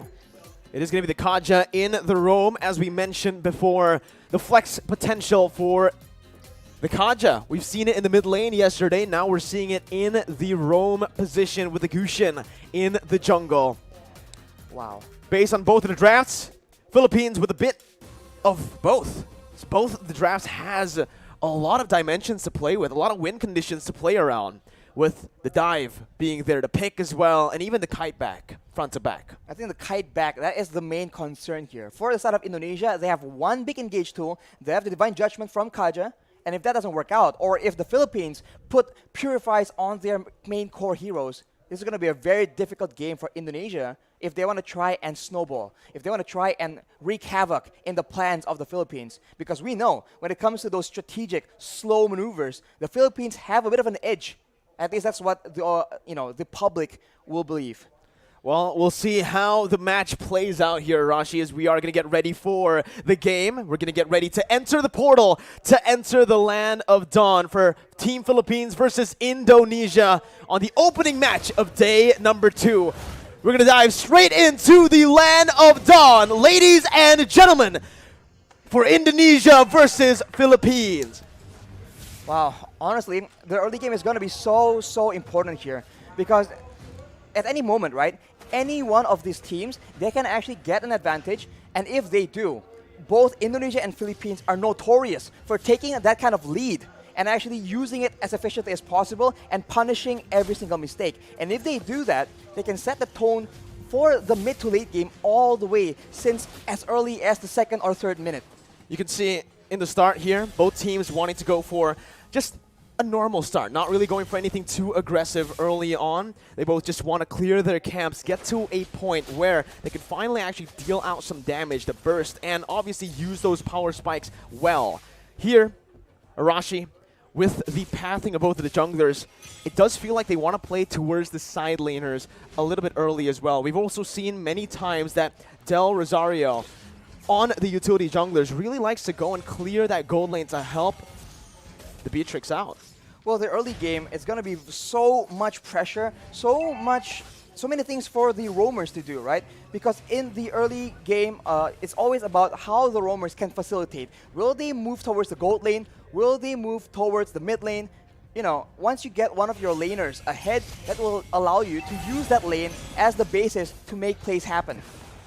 Well, here it is once again, 2 minutes in, and it's going to be Team Philippines who has a bit more pressure around a turtle with the Black Dragon form being popped in. It's still going to be Del Rosario who secures the retribution on the turtle. Divine Judgment going to be popped in towards Padapop, but it's not going to work. That is a very tanky hero, and you can see that despite all the burst damage being used by the Indonesian team, you do see that the Lapu Lapu, man, is just so tanky. And we've seen this from Malaysia yesterday, actually. Formaze able to 1v4. Maybe we'll see a similar play out for the Philippines in the bottom side. 2 minutes in, it's already a neutral objective secure for Team Philippines. And now they're going to look, again, just to play it calmly, play it efficiently. And that's exactly what they need to do. They do not need to go for anything too aggressive here when they have the lead. For the Indonesians, they need to make sure that they abuse that Cult Altar as much as possible. They do have the Black Dragon form as well, so those objective takes are going to be very much in their favor, only if they're able to actually get an advantage and actually capitalize on the fact that they have a bit more crowd control and they have a lot more utility that they can actually abuse to force the Philippines into a tough spot. But of course, if they do go too aggressively, there is a Lapu Lapu, there is a Valentina, so a lot of counter-engage potential from the side of the Philippines. Well, here it is, another engage coming in, and that's going to be Dreams taken really low. First blood over to Philippines as they're looking for more. That's the IMU doing work, stealing away to the Divine Judgment and picking up another for Imam in the mid lane. That is what you have to be aware of, man. If you don't want to deal with the engage, you can engage on the engager, and that is exactly what the Philippines have done. They take out Dreams, and they hunt for stragglers afterwards. They have the tempo in the game right now, and if you look at the side lanes, that is where the action will start building up. Because with pressure in all the lanes from the Philippines, they're going to try and cut into the jungle and cut off members of Indonesia from their own backup. I just really like how Soriano is taking this lane, is approaching this lane, this matchup, right? Up against the Melissa, he knows exactly that he is going to lose out if he goes for these trades, if he goes for these 1v1 duels. So what he does is he swaps over to the Bennett just to clear out the waves, rotates over to help this team, and simultaneously gets even more gold because they're trying their best to actually funnel as much towards Soriano. And if Soriano gets a bit more items, he can very easily start poking down members from the side of the Indonesians, because there's only one real tanky frontline member in Psychots, and if he is too low for a fight, it's going to be very difficult for the Indonesians to try and contest any kind of objective. Well, ladies and gentlemen, here, Villa Luna in the gold lane. They're looking for some plays here up in the gold lane. The gold lane for sure has been the target for a lot of plays, but here we go, they burst passion. Soriano picking up a kill, and now Dreams is going to be very, very low. Gets out just barely here, but you can already see the cut coming in from Del Rosario over the top side. There's going to be flickers over under the tier 2. Dreams not using flicker just yet. Very wise to save that flicker, as he did have a bit of backup. Oof. As we called it out, man, the side lanes. There you go. Indonesia just a bit too late, a bit too behind when it comes to that pressure, and the Philippines absolutely capitalize and punish anybody who doesn't want to back away from their first turret, and they have taken the first structure, the first objective, and with that, they will have a lot more areas on the map to make plays around, and they do have a lot of very good catch. This is it, Arashi. This is the meta that we have been mentioning about. The ultimate bonding experience where they group up as 5 into the mid lane. They start to just put in a lot of mid pressure so that they can actually have more room to play in the side waves. 4 members grouping up and always just dap-a-dap in that XP lane solo. Villa Luna right now, though, has completed that Radiant Armor. That item reduces damage when it comes to multiple instances of damage. So against a Faramis, against a Kaja or the Gusion, it's going to be very good. But look at that. Pick potential over to Del Rosario, but he comes in using so much damage with the Appraiser's Wrath, taking back a whole lot of HP and outplaying the situation, turning it completely around.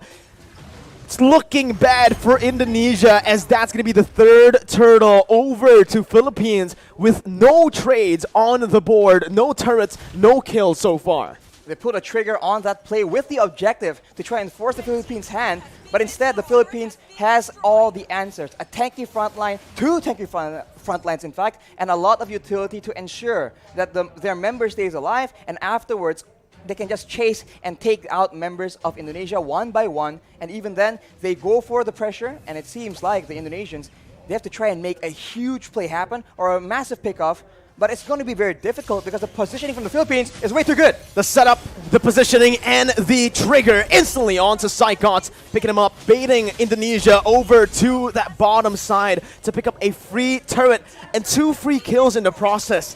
It does feel like so far in this game, the Philippines are a step, maybe even 2 steps ahead of Team Indonesia, as Dream's going to get knocked up. Imam looking for that follow-up, just to zone Indonesia away from the tier 2 as they look to start sieging down on every single turret. The damage difference right now from both teams is just so difficult to deal with. We mentioned how there's only one real frontline on the side of Indonesia, and look at what happens to him in a big fight. He gets taken out. The cult altar is so non-existent. The Philippines are able to just burst through it and go on with their day. Soriano right now with the Malefic Roar completed. That is a lot of penetration on top of the already insane amount of damage and burst that the Beaches can bring to the table. This is what Philippines loves to do when they're ahead, right? They use the distraction that is Dapadap, who's practically currently unkillable on that Lapu-Lapu. They use him as a distraction in the side lane, solo, picking up a turret. Meanwhile, they set up on the other side. Usually, they like to play on the opposite side and use the conceal to catch the enemies off guard. But there, you can see, again, a curveball thrown over to Indonesia, or maybe Indonesia have done their research onto how Philippines likes to play with the lead. They take another step ahead, and they think 2 steps ahead of Indonesia. Right now, again, it's going to be Divine Judgment coming in, but it's all onto the frontliners with a lot of the resources burnt out. It's going to be Cyclops who jumps in and finishes off Soriano in the back lines, splitting Philippines in 2. Imam now flickering out, getting to safety, but all that was for the Lord. It's a 2-for-1 in the end. 2 kills over to Indonesia for a Lord take. Arashi, who's it worth for? Oof, I think considering the fact that the Philippines are so ahead and they are focusing now more than ever on taking all those structures away from Indonesia, I think the Lord will be very, very beneficial. Unfortunately, they lose their gold leaner as well, which is not ideal. But if you take a look at the items right here, he is on 7,300 gold. As we mentioned, BOD and straight to a Malefic Roar, ensuring that anyone getting caught in his ultimates will get absolutely decimated. What's another thing that I want to mention is the fact that the kill, 2 kills that Indonesia picked up earlier was onto 2 members with no bounty. There was no shutdown there. So even though Indonesia were able to find some kills, it was just normal gold. It wasn't the added gold that we usually see. And they get the Lord for that. So if it was a shutdown, I would actually say that Indonesia definitely came out on top in terms of value. But here, Taz might actually be caught, forced to use that ultimate defensively to get out. And everyone is from the Philippines is available because the death timers are very, very short, and they're going for a siege here where Indonesia don't have a lot of tools to try and counter the poke damage. Slowly but surely, the Philippines is chipping away at the structures and at the EHP bars of the Indonesian players. It's a good defense by Indonesia. They're able to minimize their losses here, only losing that tier 2 in the mid lane for now. But Brands is going to be zoned away from that mid lane. Philippines looking for that, but look at Psychots with the Petrify. He's able to find 2 on the flanks. Psychots absolutely massive as his engage has started a war that Indonesia can finally win here in this game. 3-for-0 trade as Indonesia look to climb, to crawl themselves back in this game. Blink and you'll miss it. An engage that gave way for Indonesia to take 3 kills for a trade of none. And along with that, Taz is able to secure the purple buff from the side of the Philippines as well. So now they have a momentum. They have recovered a bit of that gold difference. Only 2k right now. But the Philippines, they are still in the lead, and they are no stranger to these late game situations. Dreams opening up the map just a bit. Going to be chunked down by Del Rosario, but he is going to be able to back off without having anything taken away. Honestly, looking at it right now, Rashi, Indonesia, their main win condition, we thought it would be Brands on that Melissa. We thought it was going to be the Gushin on the hands of Taz, but it's actually Psychots, the man that has been doubted so many times by everyone. By the public. I mean, this man has had a very lackluster season in his last performance. That was a performance in the last season, actually, rather. But here, knowing that Indonesia are relying very, very heavily on a very reliable engage. His Yuzong has been critical, but after 2 engages, will Philippines fall for the same trick twice? Divine Judgment over the Dreams. That's going to be the front liner taken out. That's going to be that. Oh my god, so much damage onto the Lapu. Unfortunately, won't be enough though. And now Indonesia, they're actually backing away, and it will be waiting for the Lord take. And Philippines, they are so good at the Lord dance. Going back and forth, waiting for their opponents to make a mistake, and with such a long-range basic attack on their B-Tricks, they can do better. That's what they were waiting for. The Black Dragon form now baited out. Psychots with a Petrify onto Soriano, who's forced to flicker out, but Psychots jumps in. 1v4, soaking in all the damage and sustaining back up. Top it up, gonna be taken down by Brands, and that's another kill over to Indonesia, who were able to play with the death timers of Dreams really well. With him now respawning, they've taken back the lead if they actually can secure the Lord, which they should be able to. Free Lord over to Indonesia. They're not stopping just yet though. Concealed play from Indonesia. They back off. Back off for now, as the orange buff will be contested as well. So the Philippines are now on the back foot. And if you look at the composition, in a way, right, in the big team fights, there's a lot more DPS and utility available in the hands of the Indonesians. After that play, they go for the purple buff as well. And the Philippines have a huge problem on their hands. The Black Dragon form lasts for way too long. The Guiding Wind was used to try and buy some make some distance, buy some more time, but it was not enough. The Philippines must come up with a different solution, a different answer. A momentum shift in the 13th minute of the game. And now it's Philippines who have their backs against the wall with the Enhanced Lord marching in that top lane. Evo's Legends here, Team Indonesia, are going to look to try to siege them down. Psychots once again with a Black Dragon form as Del Rosario tries his best to keep Psychots at bay. The damage comes through once again for the siege to take place, but that's going to be Dapadap, who jumps in with the bravest fighter. But it's going to be a good disengage from Indonesia, backing off knowing that they have found some value. They've taken every single tier 2 except for the bottom lane.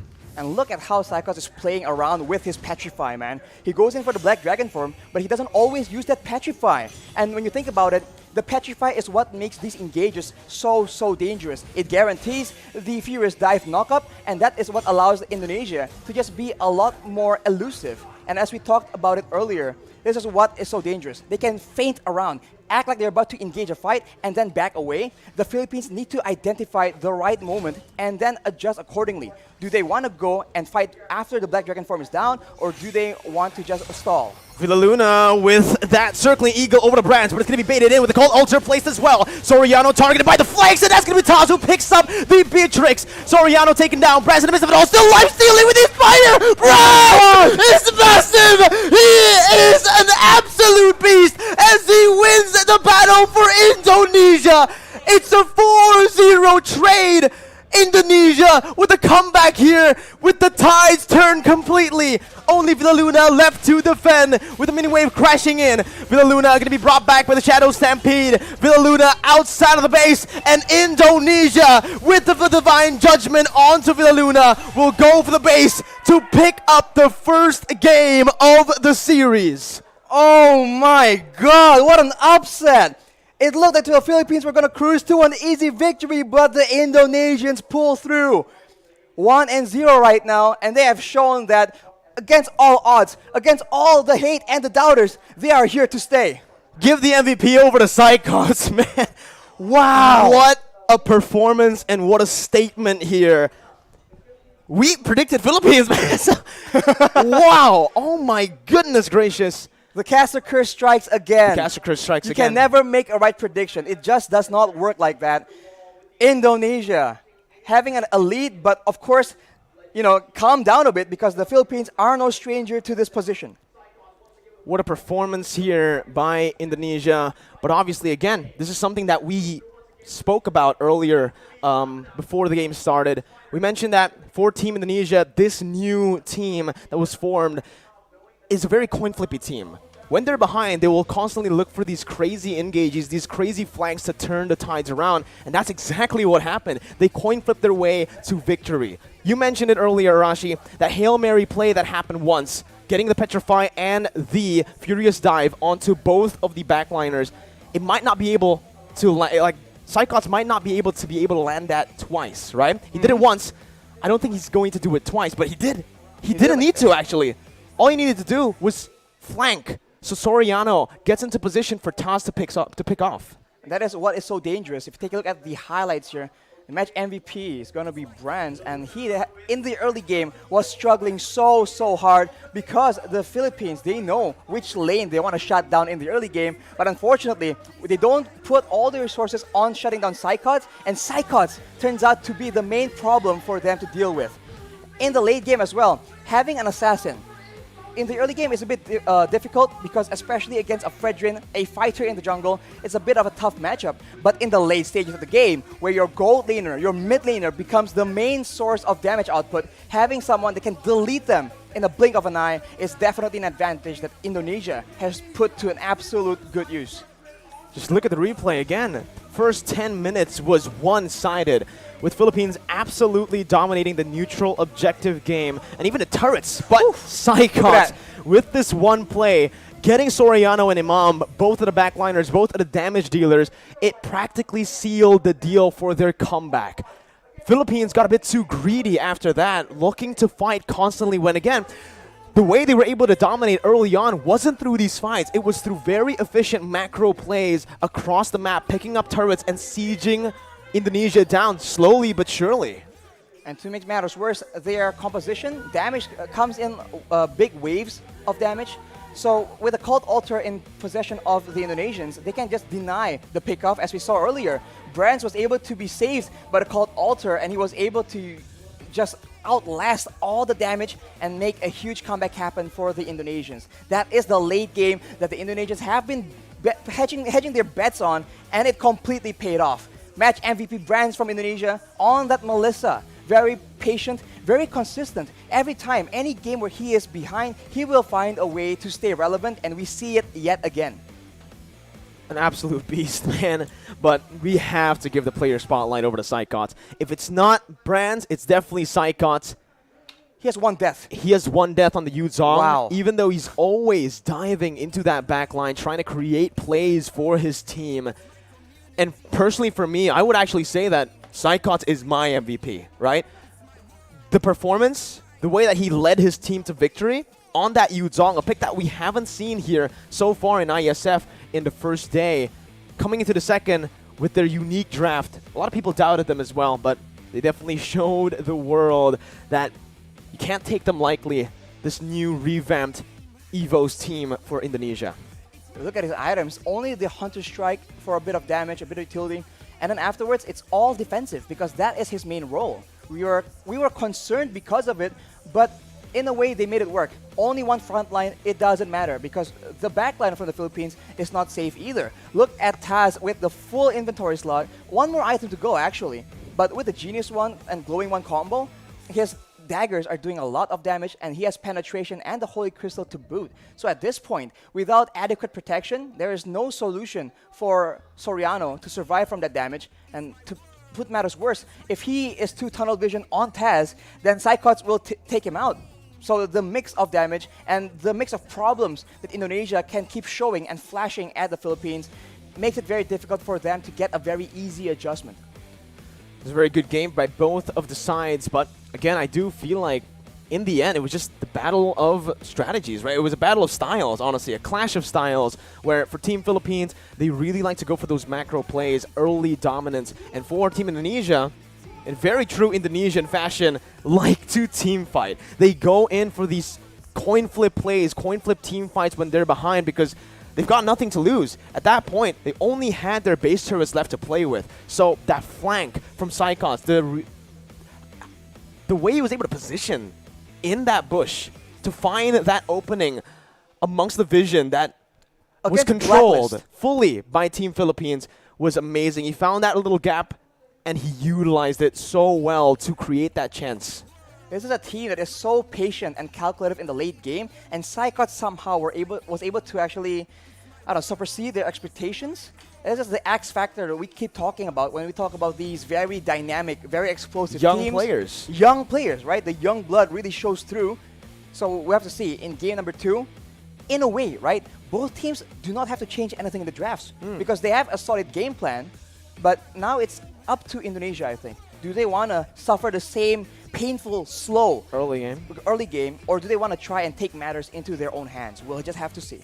Yeah, I think we can both agree that in game number 1, the reason Indonesia was able to come back was because of a crazy play by Psychots. If that hadn't happened, I feel like Philippines might have been able to actually take the game pretty easily, like we mentioned. The first 10 minutes was completely controlled by Philippines. So this is where Team Indonesia really needs to think it over. Do they really want to go through that grueling early game again up against Philippines, who are notorious to play that objective game and take it slow? And this time, they're going to have to risk Philippines already knowing how they like to go for these flanks. Exactly, because for the Philippines, they have a lot of adjustments available for them. They can go for different solutions, different battle spells, as we were talking about earlier. So I think, as you mentioned, if things were going just fine, they had more poke, they can actually use the sniper from Beatrix to just slowly but surely take out those objectives, those turrets, and that's just how the Philippines like to play, right? Slow and steady, but they usually win the race. So now I think Indonesia, they might just go for something even crazier, I think, because there's no way they go and exceed your expectations and then they go back down, right? It doesn't really make sense.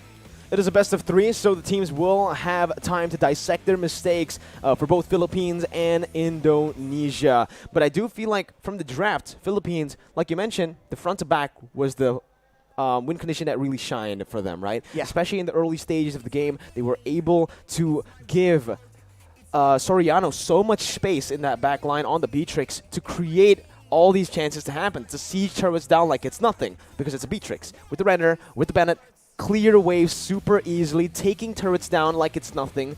But they need to start utilizing that a bit more. They need to stop looking for these team fights, I believe, and start sticking to, again, the win condition that has got them so far into that game already. 10 minutes in, complete control. Through what? Not team control. fights. I think wave control is the main issue here, because we see that the Philippines, they use a lot of resources to ensure that they have all that pressure and they can be at the right place at the right time before the Indonesians can. So I think that is something that Indonesians will have caught wind of as well. They will have adjustments to deal with this wave clear now, and we have to see, without that wave pressure, can the Philippines mimic the same kind of domination in that early game? Well, ladies and gentlemen, before we jump into game number 2, we're going to take a short break right here. So stay tuned, don't go anywhere, because we'll be back right after this.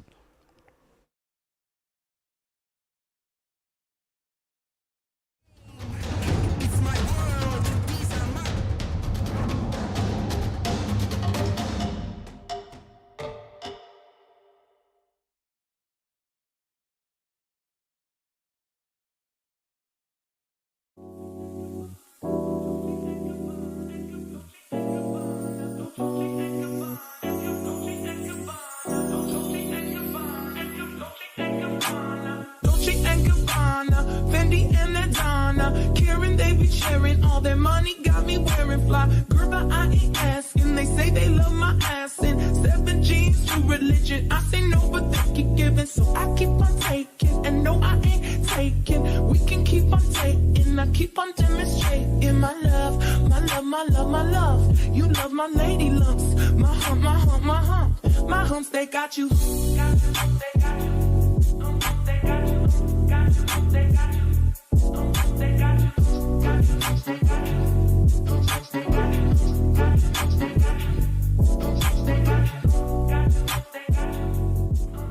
Dolce and Gabbana, Fendi and Adana, Karen, they be sharing all their money, got me wearing fly. Girl, but I ain't asking. They say they love my ass and 7 G's to religion. I say no, but they keep giving, so I keep on taking. And no, I ain't taking. We can keep on taking. I keep on demonstrating my love, my love, my love, my love. You love my lady lumps. Okay, so here we have Gabian for Onyx Esports, and I have a few questions to ask. So the first question, how confident are you for the Indonesian Mobile Legends national team to win in this competition? Yang pastinya yakin banget, soalnya kayak aku juga sering lihat kayak beberapa turnamen kayak mereka mainnya gimana, dan yang gak kalah jagonya sama tim-tim negara lain, jadi harus menang. So what do you expect for Esports Indonesia? Esports Indonesia sekarang kan udah dibilang lumayan maju juga ya maksudnya dibanding negara-negara lain selain Filipina.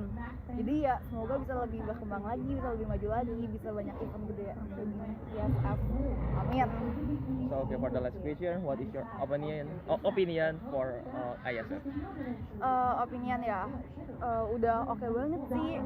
Apalagi tadi aku lihat kayak dari tahun ya, dari 2009 sampai sekarang itu kayak udah hebat banget, tetap pertahanin, dibikin jauh lebih baik lagi. Okay, that's all.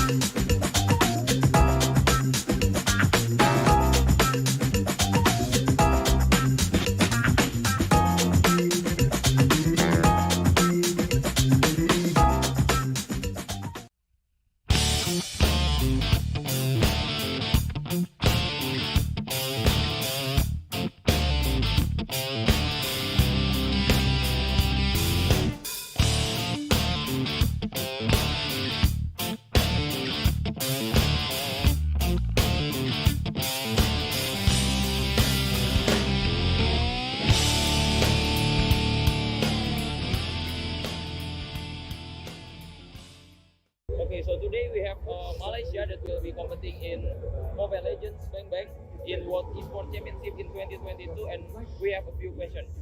So the first question, are you satisfied with your performance in this match? I think the boys are quite happy, but they are not overconfident because our motive is to go straight into the finals. So for the next question, what is your key factor to help you to win in this match? Menangkan golin dan mid lane. Even you have won this match, do you think that you will improve for your next match? Dah menang match ni, perlu improve tak untuk next match? Kita orang akan buat lagi the best lah daripada sebelum ni. InsyaAllah kita akan buat lagi power. So you will face other country in your next match, right? Will you use the same strategy on the next game? Maybe tidak. Kita akan gunakan strategi lain. Sebab setiap team ada strategi orang, so kita orang ada strategi untuk counter orang. So for the last question, what is your biggest challenge to beat your opponent? What is the biggest challenge to beat your opponent? Team mana yang bagi dia? What will be? The biggest opponent to beat the opponent is about we studied them. I mean, we need to Melayu je. Kita orang nak kena beat diorang daripada segi strategi dengan drafting itu je lah kot. Tadi macam panjang. Okay, that's all for my question. Thank you for your time and I hope the best for the competition. Thank you so much. Thank you.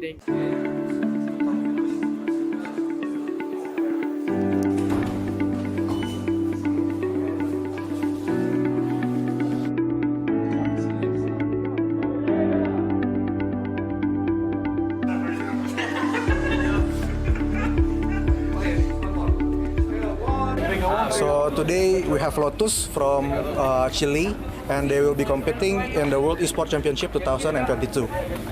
So Lotus, how was your trip from Chile to Bali, and what is your impression of the place? It was a very long trip.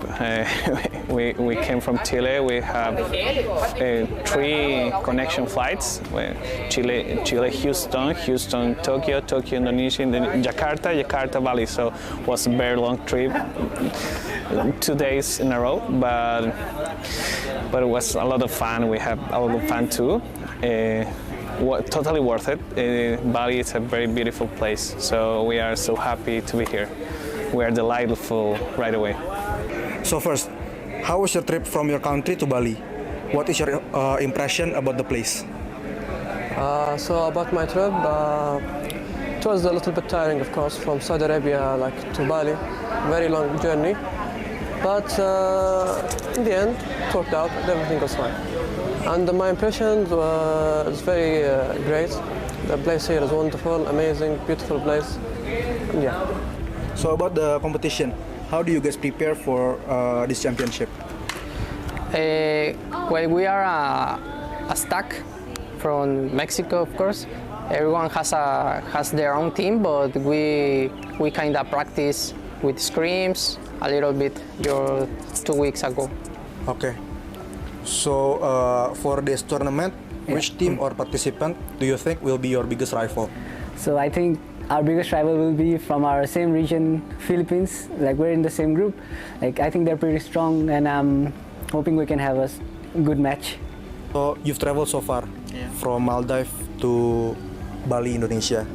What is your target in this competition? Actually, we look forward to be in the top 1 or 2. As we know, this is the biggest esports tournament in the world. Do you have any pressure on your shoulder, and how do you deal with them? Actually, obviously it's a tournament, right? There'll be a lot of pressures, but then I think we'll be good in handling it. Okay. So you already been through several stages of IESF qualification. What is the key of success for you in order to qualify for this tournament? Well, the key is practice a lot, have fun again. Focus on the game, study the game. The game is your life in a competition. We also know that there have been a significant growth of the esport industry for the past few years, and there are many esport fans that want to represent their country, just like you. Yeah. Do you have any advice or tips for them so they can achieve that dream? So I think we should all remember it's a team game, so we should solely not only focus on ourselves, but we should maybe focus on the team and how to grow as a team together, and sticking together through the thick and thin. I think that would be the greatest tip I can give. Okay, so that's all for my questions. Thank you. Thank you for your time, and I hope you the best for this tournament. much. I hope the best for Mexico team. Thank you so much. We hope that too. Thanks to you, Pong. Thank you so much. Thank you.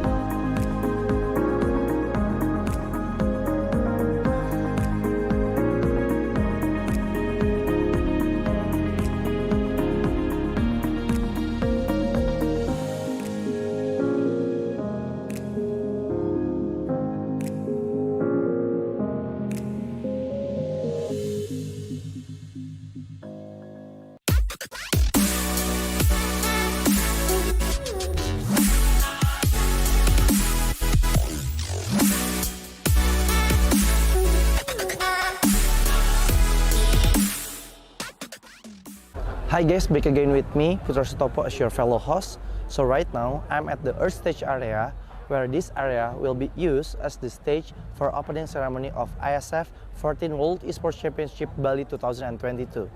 As you can see behind me, they are all practicing for the opening ceremony at 7 o'clock GMT plus 7. To be honest, I cannot wait to see the opening ceremony because there will be an amazing performance from Alfiref and other performers. So, for those of you who want to watch it, you can watch it through the IESF official channel on Twitch TV. To be honest, you need to watch it, okay? So right now, I want to continue to see their practicing for the opening ceremony. Bye guys.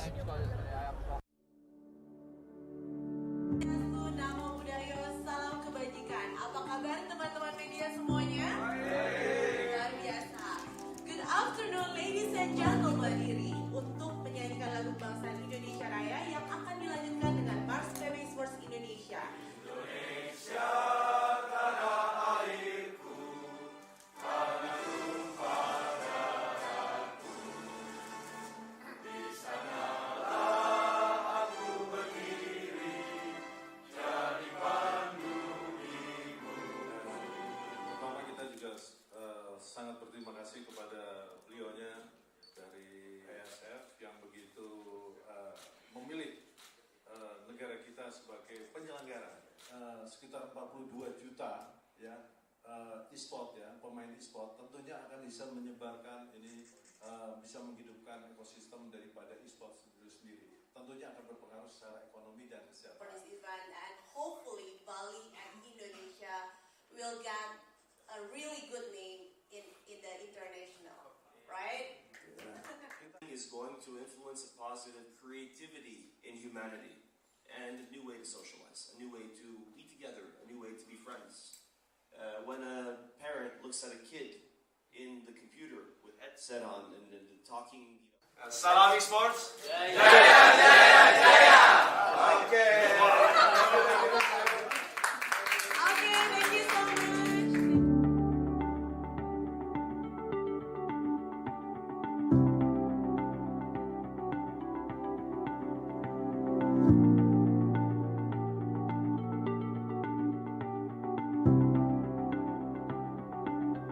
Let's go Bali. Let's go Bali.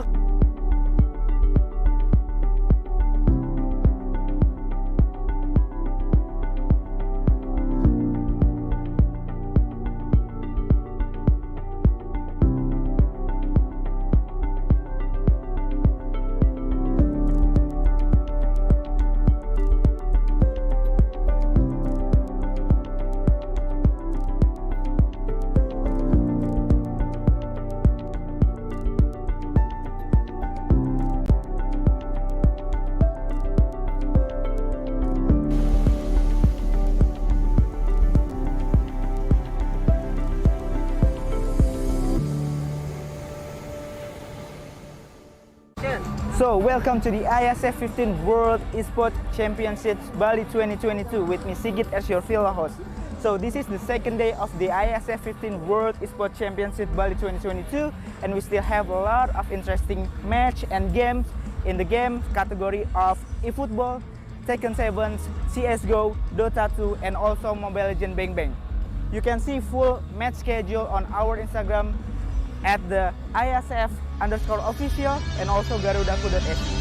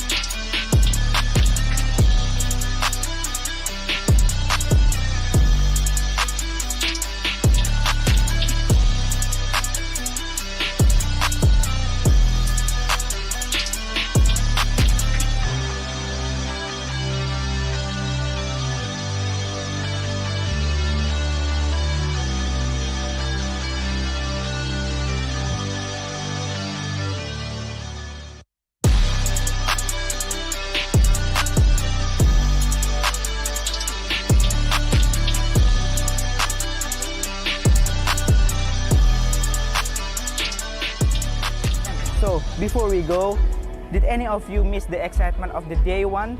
Don't worry, here's the recap day one of the IESF 15th World Esports Championship Bali 2022. Enjoy!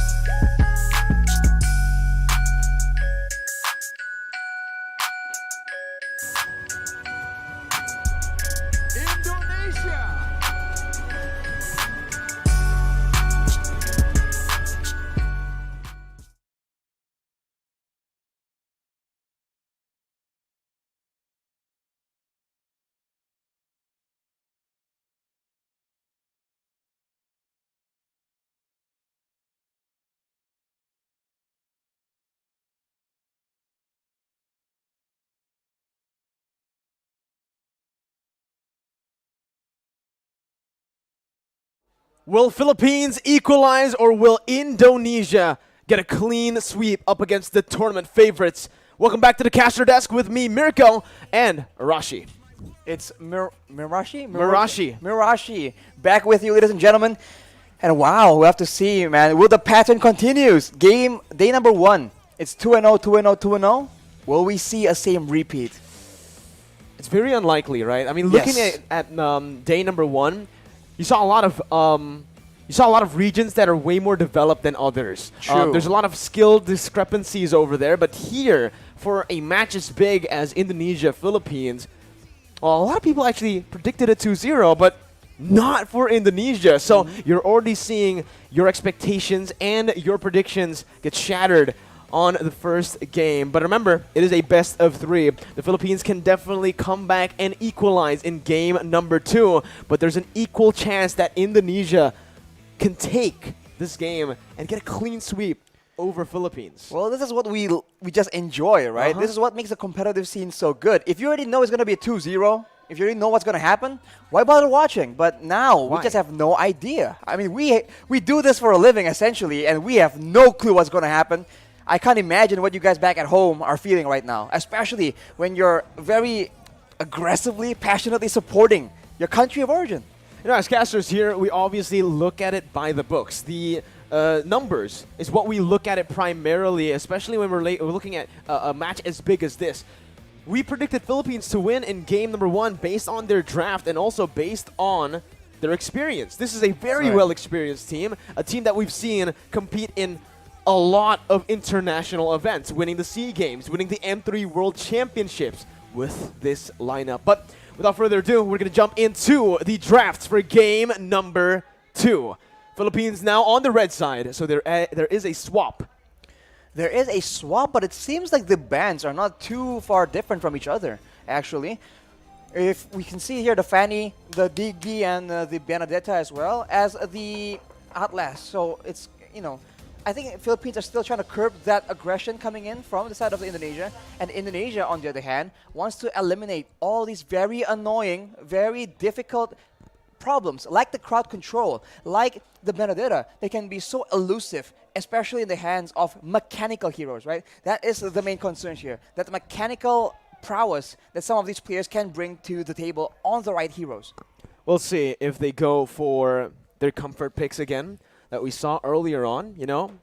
We did see Soriano pick that Beatrix. It's a signature pick. He's known as the Filipino sniper ever since he picked up that Beatrix at M3 when he displayed the crazy accuracy on the Renner, right? He also went on to get the finals MVP at M3. So whenever you see a Beatrix, especially on this Filipino side, you just expect them to find a lot of success with it. And they did early on. They utilized the Beatrix really well by clearing out the waves faster than the Melissa, not taking those trades, and again, going for that efficient macro gameplay by rotating together as a team. The Ube scrap that we've seen so many times before worked up against Team Indonesia. We watched the replay, and we saw what happened, what led up to that flank from Psychots that turned the game around. It was when Soriano stole the orange buff, and when he walked down to the mid lane, he did not check the bush. And this is something that I mentioned is very uncharacteristic for Soriano. Usually on the Renner, he shoots at every bush, Just he in doesn't case. leave any bush behind. He tries to open it up, and sometimes even after shooting it, he walks in just to check. And that's the little mistake. That's the little moment that actually ended up being the core, the reason, the sole reason, I believe, as to how Indonesia were able to come back. It's definitely the turning point, right? It only takes one moment for you to lose a game where you've been dominating for about 10 minutes. This is why Mobile Legends is so exciting. The game's pace is insane, and once you lose your tempo, once you lose your advantage, it's a completely different game, and you need to adjust and do things differently from what you've been actually performing for the last 10 minutes. So now we'll have to see. I mean, the Beatrix, man, it's, at this point, you see a Beatrix, it's synonymous with the Filipino sniper almost. It just comes to mind. So this is definitely something that the Philippines will try and use again. And we already mentioned earlier that having such a diverse choice of weapons allows the Beatrix to do different things. Burst people down, clear waves, right? Poke people from far away, take down turrets from far away as well. So just like that, it has been picked up. And if you look at Indonesia though, that Farsa ban, I think they're trying to curb the range from the Philippines, because that is something that the Philippines absolutely use to their advantage. The kite back and that range advantage to poke down slowly but surely the members from Indonesia. To add on to that, we already know that the Farsa is just a signature pick for Imam in that mid lane, but Indonesia will go for the same pick. You pick up the Beatrix, we'll take the hero that countered that Beatrix, that was able to give the Beatrix so much problems in game number 1. With the Yuzong now picked up, they are going to go for the Yve as well. And with this Yve, it does show that they are really trying to stop this Beatrix from being a problem. Soriano on his comfort pick once again, but he's already getting countered by 2 heroes, technically, right now. With the right item builds, 2 or 3 bolts from the real-world manipulation will be enough to zone away to get the Beatrix low enough that he will be out of the fight. And to make things worse for him right now, the slows here will allow Psychos to catch up with anyone from the side of the Philippines that much more decisively. So the utility game is definitely on point on this Yve pick. Agreed. And if you think about it, I think it's gonna be very difficult for the Philippines to try and dive in towards the side of Indonesia as well. So the kiting game that the Philippines have been abusing so often has been slightly countered by this utility from Indonesia. It's a very smart option. The Mathilda, though, they're still going and opting for the same pick as game number 1. But like we mentioned, Philippines don't really need to change their drafts. What they need to change, in our opinion, after the game, after we spoke about it a bit, is how they took that game, how they executed their game plan. Because it came down to that 10-minute moment, that moment where Soriano did not check the bush. That moment gave Indonesia a chance to turn the tides, and this time Philippines need to be a bit more disciplined. They need to stick with what works. Don't change the course of action by going for these team fights that are technically, or literally unnecessary with this team composition. They can disengage really well, they can siege very well, but you can see right now with the Melissa ban, Philippines are already changing just a few things. Are they going to go for the front 2 backs? Because I was about to say, in the previous game, they made sure Brands was having a difficult time. They made sure that Soriano was the one having a great lane. But due to that action, Psychos was able to actually be relatively impactful in the game, despite a very rough early game as well. So maybe, I was thinking that they might just change their area of focus. But now with the ban towards Brands here, it seems like they are planning on doing the same thing, just better, just cleaner. Well, in game number 1, they banned out the Leslie and the Claude. So that means with the Melissa ban, one of those heroes will be left to open. Leslie and Claude, which are both lethal on the hands of Bronze, right? And looking at how he played the lane, honestly, I do feel like Philippines might want to give Indonesia the Claude, ban the Leslie, right? Because Leslie will create more problems for them, especially if Brands gets to farm as he usually does. He's so good at playing it slow, farming to get those power spikes. And now we're going to have to see what they go for in the bans right now. And Rashi, what do you think it's going to be? Ooh, Valentina has been banned away from Indonesia, by Indonesia actually. So Philippines, they won't have that kind of flexibility available to them. So it's interesting to see what exactly will be the solution, especially for that Yve. Not a lot of heroes can match that mid-range coming in, that long-range artillery and utility. So they might just go the opposite direction and go for something aggressive, something that can just be a big problem, a big kill threat for that Yve. On the side of the Philippines, though, they go for that Claude ban instead. So Leslie is the option that they would rather face, Mirko. All right. That's something that I personally don't agree with, right? I expected them to ban the Leslie because in the later stages, this Leslie is going to create more problems for them. Remembering that Philippines already have a taunt, already have some CC, and they already have very good disengage. With the Mathilda, the Claude won't really be able to catch up in a lot of these positions, right? But I feel like Philippines are looking at it in another way. They're looking at that Yve, they're looking at that Divine Judgment from the Kaja and the Furious Dive, obviously with the Petrify from the Yuzong. All these 3 heroes can lock people down for the Claw to deal so much damage, and this team fight hero is going to fit really well in Indonesia's composition. So Philippines, they're already changing a few things here now, hovering over the Faramis to go to the mid lane into the hands of Imam, and this will definitely help them because the Faramis was also one of the reasons as to why they weren't able to melt the Indonesian members down.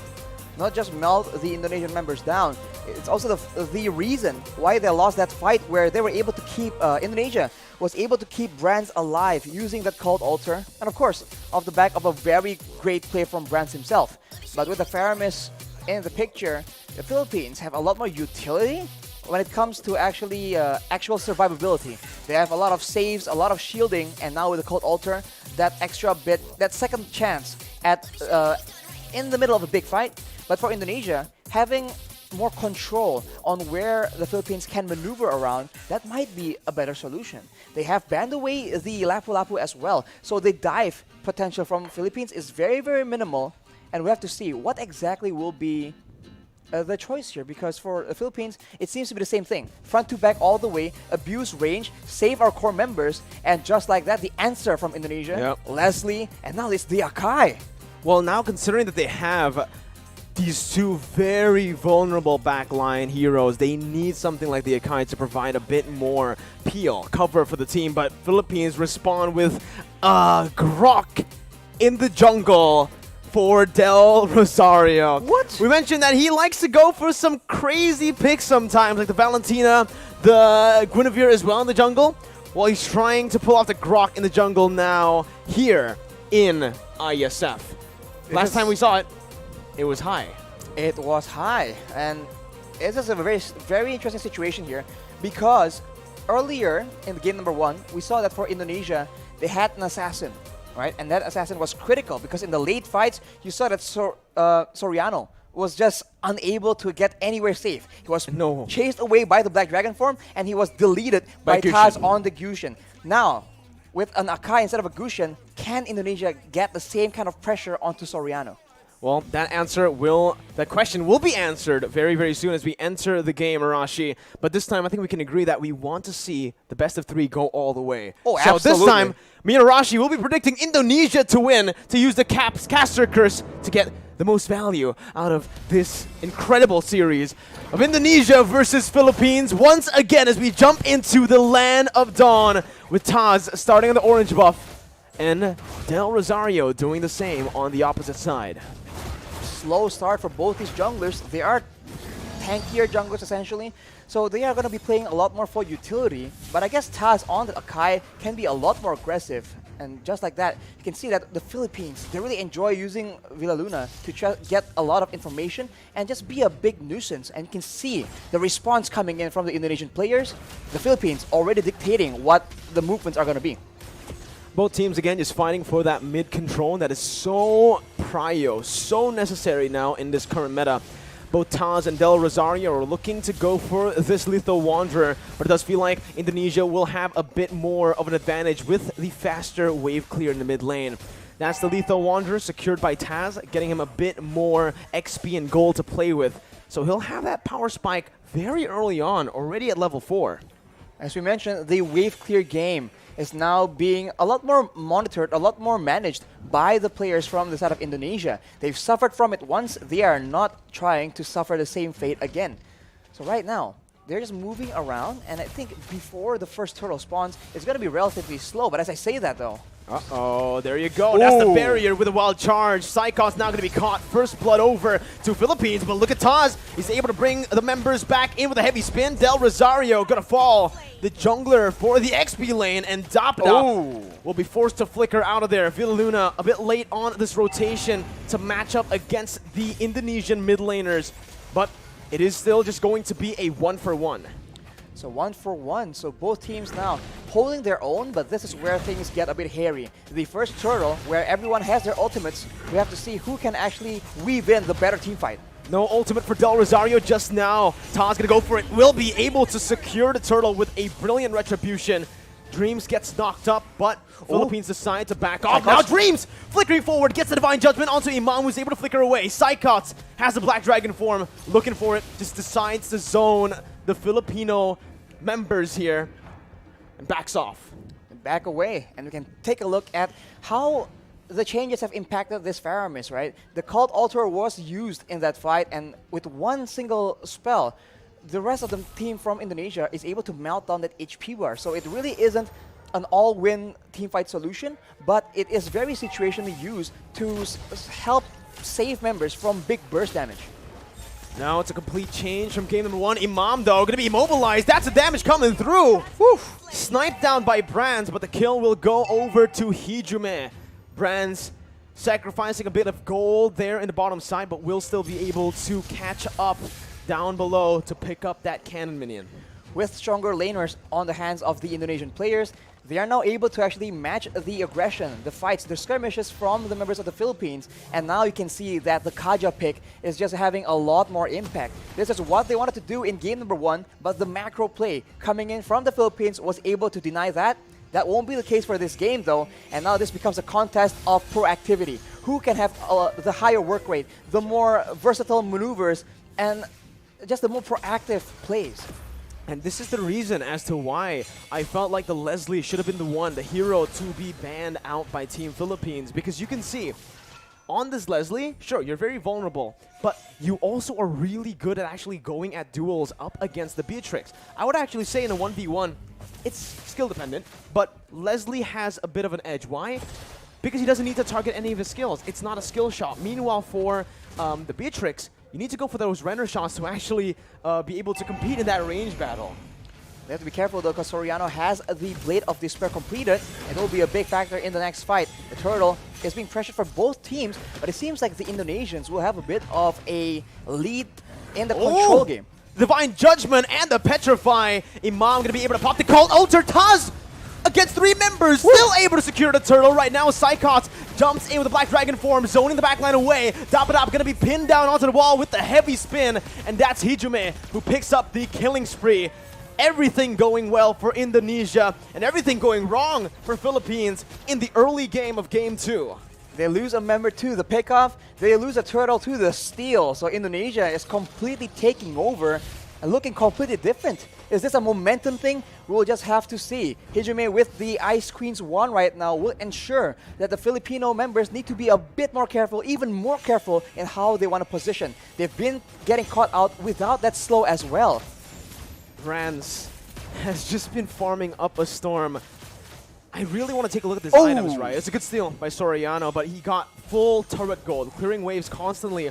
He should have more gold than Soriano here with the assist that he got as well. But here in the mid lane, the bottom side river, Del Rosario going to be chained up again, and that's the pin down with a heavy spin. Del Rosario going to fall for the second time in this game. Dreams with another Divine Judgment over to Imam, as that's an Ibiru's Passion dealing no damage over to Taz, who jumps in again. Soriano zoned away, but the damage coming from Brands, shooting him down. Dapadap finally rotating towards that bottom side, but it's a bit too late once again. Team Philippines falling more and more behind as we go and progress into the game.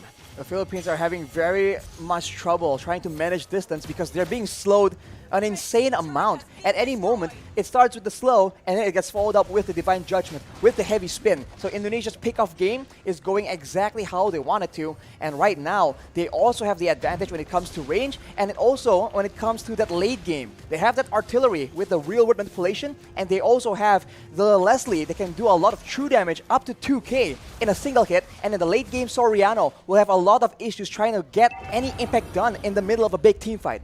There's so much CC from Team Indonesia. There's a lot of survivability from Philippines, but they need to be able to utilize that crazy engage from the Wild Charge, and right now, it just doesn't feel like they are going to be able to. Taz there going for the turtle. That's going to be the real world manipulation that was popped into for Soriano to flicker out. They baited out the Cult Altar, and they baited out Villa Luna into the other side of the wall. Mid lane turret going to be sieged down. Brands looking just to poke the Filipino members, but it's a good disengage by both teams. It's still a small victory for Indonesia with that turtle take. Look at how much movement, how much of a reaction you can see from the Filipino players whenever Psychots is on the map, whenever he makes an appearance. He wasn't even popping the Black Dragon form initially, and everybody was walking backwards in fear of that engage coming through. And when you are so focused like that, you are not looking at Taz with a heavy spin. You are not looking at Dreams waiting for that Divine Judgment. What I want to look at is definitely the items here for Brands, because I wonder how much gold he's actually gone this game. So far, he has been left untouched to free farm. And he's getting so much damage. That's going to be the flicker over to Divine Judgment as well to find Del Rosario. The true damage does its work. Brands picks up the kill. Dapadap trying to look for a re-engage now, but only taunting Taz. Look at the poke put down by Brands. Dream's going to be in the midst of it all right now as he is going to be able to dish out some damage to zone the other members away. Dream still there with Psychots from Psychots with a Petrify to find Soriano and the furious dive to get Imam low under the tier 1. Gunned down by Brands. It's a 2-0 trade for Indonesia. Unreal execution coming in from Indonesia right now. We thought that Psychots was the main distraction. He was the one coming in from behind. You barely notice it until it's way, way too late. Let's take a look at that replay right now. The fight was breaking up. There's a lot of action back and forth. And Psychots out of nowhere. The tower doesn't even matter because it's way too low. Indonesia able to actually push Philippines into a very uncomfortable position. And now, with all the advantages when it comes to crowd control, when it comes to damage, they are looking at a cruising victory in game number 2. This is insane. Unreal. That's the word you can use for it, right? So much doubt for this Indonesian team after they qualified to represent Indonesia with only a week to prepare right after qualifying. Still able to play super well. And now they're rotating towards that top side. Taz soloing that lore. Del Rosario caught no one there to help him out. Has to use the wild charge defensively and will lose out on a lot of HP. Brand still is able to get out. Has the flicker. They're going to go in for another re-engage here. Just some poke down onto the frontliners. And you can see that true damage, Arashi. I really wonder what the items are looking like right now because the damage is pretty unreal already in 9 minutes for a Leslie. It comes with a true damage, and when you're concerned about the true damage, you can actually feel the burn coming in as well. Look at the items, as you mentioned. The Windtalker, the Endless Battle as well, allows him to get so much more burst damage initially, and after that, the Berserker's Fury allows him to dish out a healthy amount of DPS. On the other hand, you can see the Yve, right? Hijumi with the glowing wand. All these tanky members are taking percentage HP damage whenever he's dishing out these spells, and they are absolutely spammable. And the siege game is dangerous. Villaluna going to be caught in that real world manipulation. Imam as well zoned away. The wave manipulation from Indonesia, absolutely phenomenal as they are going to be able to use the Lord down below to pick up a turret. With Psychot zoning the other members away with a Black Dragon form as well. That's base turret number 1 taken down. Top side pushing in, but Indonesia will decide to just play it slow, clear out the mid lane, and reset. They have an absolute advantage when it comes down to those siege situations. Having the Yave, having the Leslie means that you do not have to go and force those fights because there's no other way for the Philippines to dish back that kind of damage. Soriano is the only solution they have, and at this point, when the only option you have, when you only have a single option, it becomes very easy for your opponents to try and adjust to that. But the Philippines, it seems like they are not willing to completely concede control just yet. They need to be very careful though because the flank game, that flank game is just so on point from Indonesia right now. This is what we saw in Game 1, only just the opposite happening here in Game 2. Indonesia having control the whole 10 minutes early on. Philippines with a very similar flanking position here to look for something, but it's going to be a concealed play from Indonesia. And oh my god, Dream finds the Divine Judgment onto the best possible target. Soriano's out. Dapadap has to flicker out, but Psychos chases him down with a passive. Dapadap still surviving here. Only one member taken down, but that might just be the member that Indonesia needs to pick up some more base turrets. That high ground control is no longer available for Soriano. Dapadap trying to go in for some damage right there, but it's actually going to be petrified from Imam. He's going to be taken down. The wild charge in desperation. Villaluna in the back has to back off. It's an absolutely insane game and an insane performance from Indonesia as they knock Philippines down to the lower brackets. How? What? Oh my, we have no words left right now. How was that possible? That is insane from Indonesia. The awareness to know where are the members from the Philippines, who to target in the middle of everything against a team as patient, as disciplined as the Philippines. Dream was able to find Soriano, and even afterwards, Psychots just denying that cult altar by going with that Petrify Furious Dive combo. Everything is just going so smoothly for them. It doesn't make sense. How is this possible? Well, sometimes you ask these questions and even I don't know The how caster to curse answer them. has broken, by the way. They broke the caster curse, but what a performance by an Indonesian team that was doubted, that Absolutely was hated, doubted. that was not trusted. Nobody, or just a few people trusted this roster, and they definitely sent a statement to everybody, especially the haters, that they're here for the trophy. They're not here just to participate. They're here to conquer. And so far, up against the tournament favorites in the Philippines. We're going to take a look at the replay first, though, as to what happened, Arashi, in the highlights. I am still, honestly, quite speechless myself. I think that the Philippines, they had a different game plan from game number 1.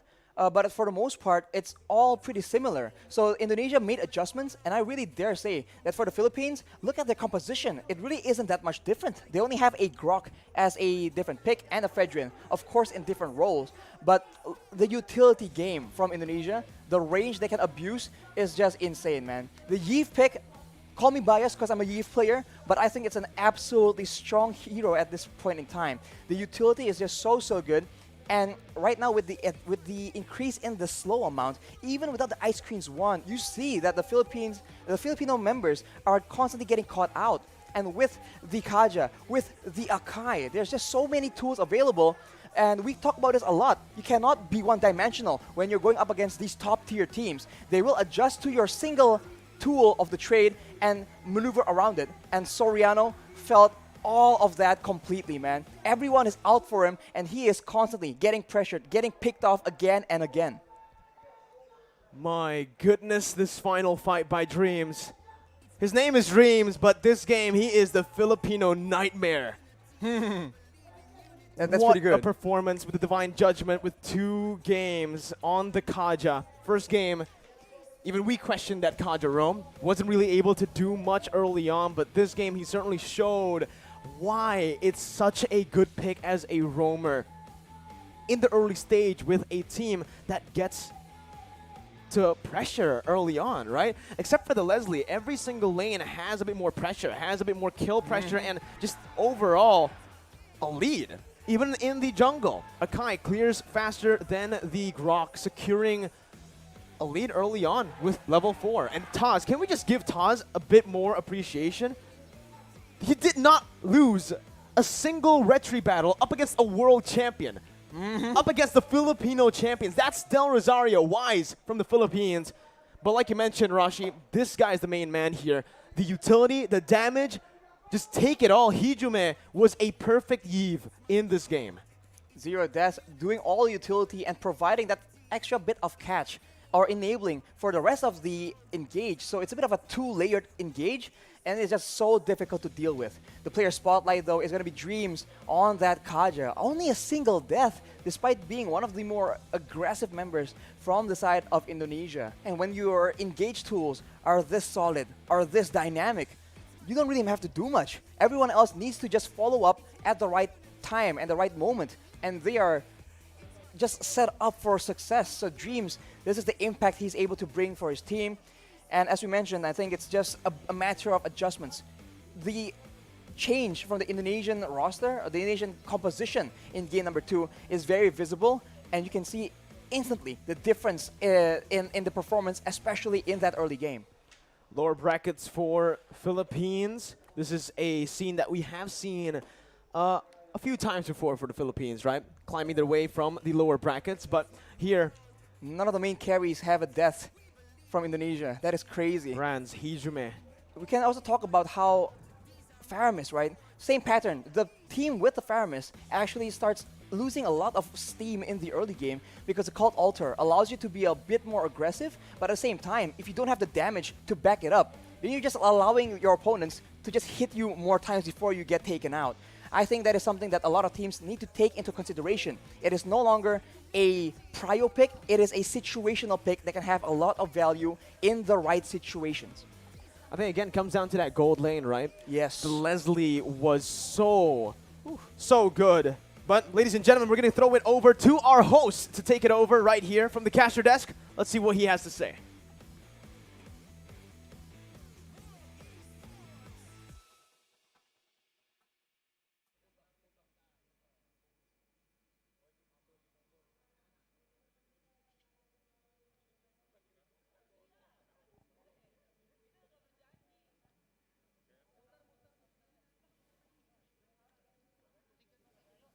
Oke, kita sudah bersama Brans, perwakilan dari tim Indonesia yang sudah memenangkan game pertama between Indonesia and Filipina on first match of today 14th World Esports Championship. Brans, gimana hari ini?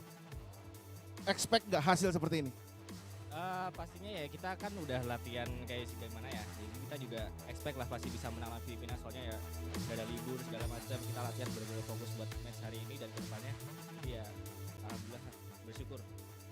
Dari strategi yang kamu rencanakan bersama teman-teman, apakah semuanya bisa tereksekusi dengan baik?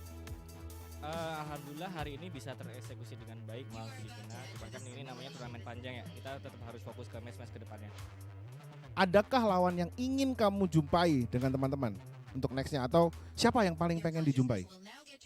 Ya paling ya tetangga-tetangga kita aja, Malaysia kan ada mantan coach satu juga dan juga Filipina kita pengen ketemu lagi lah di game final. Alright guys, itu tadi dari Brans ya. Sekali lagi congratulations bro for winning the first match of today. So we will have a short break, so don't go anywhere. Still on IESF 14th World Esports Championship Bali 2022. Thank you.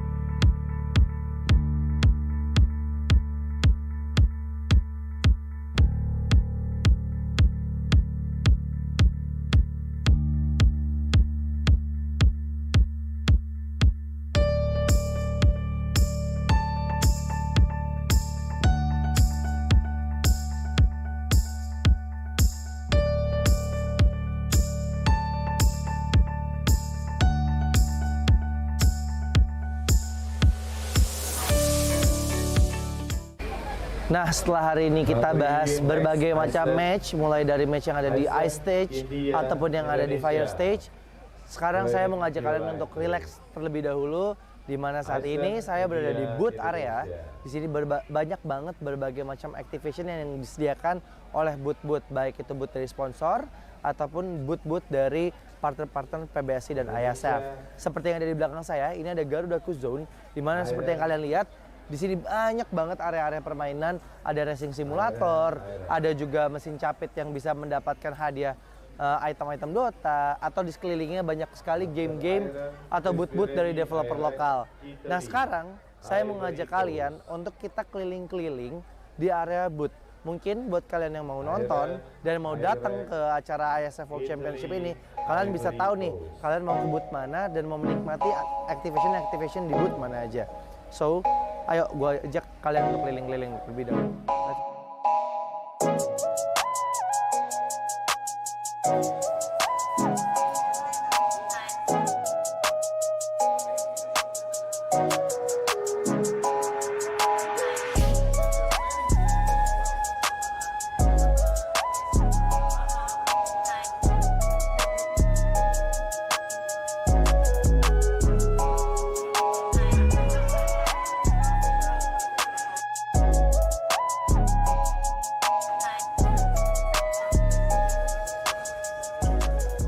Nah, sekarang kita lagi ada di booth-nya Battle of Guardian, di mana ini merupakan booth developer lokal asal Indonesia yang menciptakan fighting game pertama di Indonesia. Nah, keseruannya nih di sini kayaknya kita bisa main game nih. Kita bisa mencoba trial untuk main game Battle of Guardian. Nah, gue juga penasaran ada apa aja sih di booth Battle of Guardian. Jadi yuk kita coba aja samperin langsung ke booth-nya Battle of Guardian. Let's go.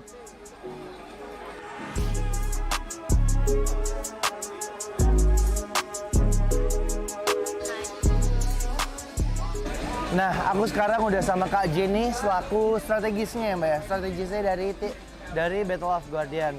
Nah Mbak, aku mau nanya-nanya nih sedikit tentang apa sih sebenarnya Battle of Guardian itu. Mungkin teman-teman di sana masih banyak yang belum tahu. Mungkin boleh tolong dijelasin Mbak. Oke, Battle of Guardian sendiri adalah game fighting pertama dari Indonesia yang kita mengusung konsepnya Web3 nih.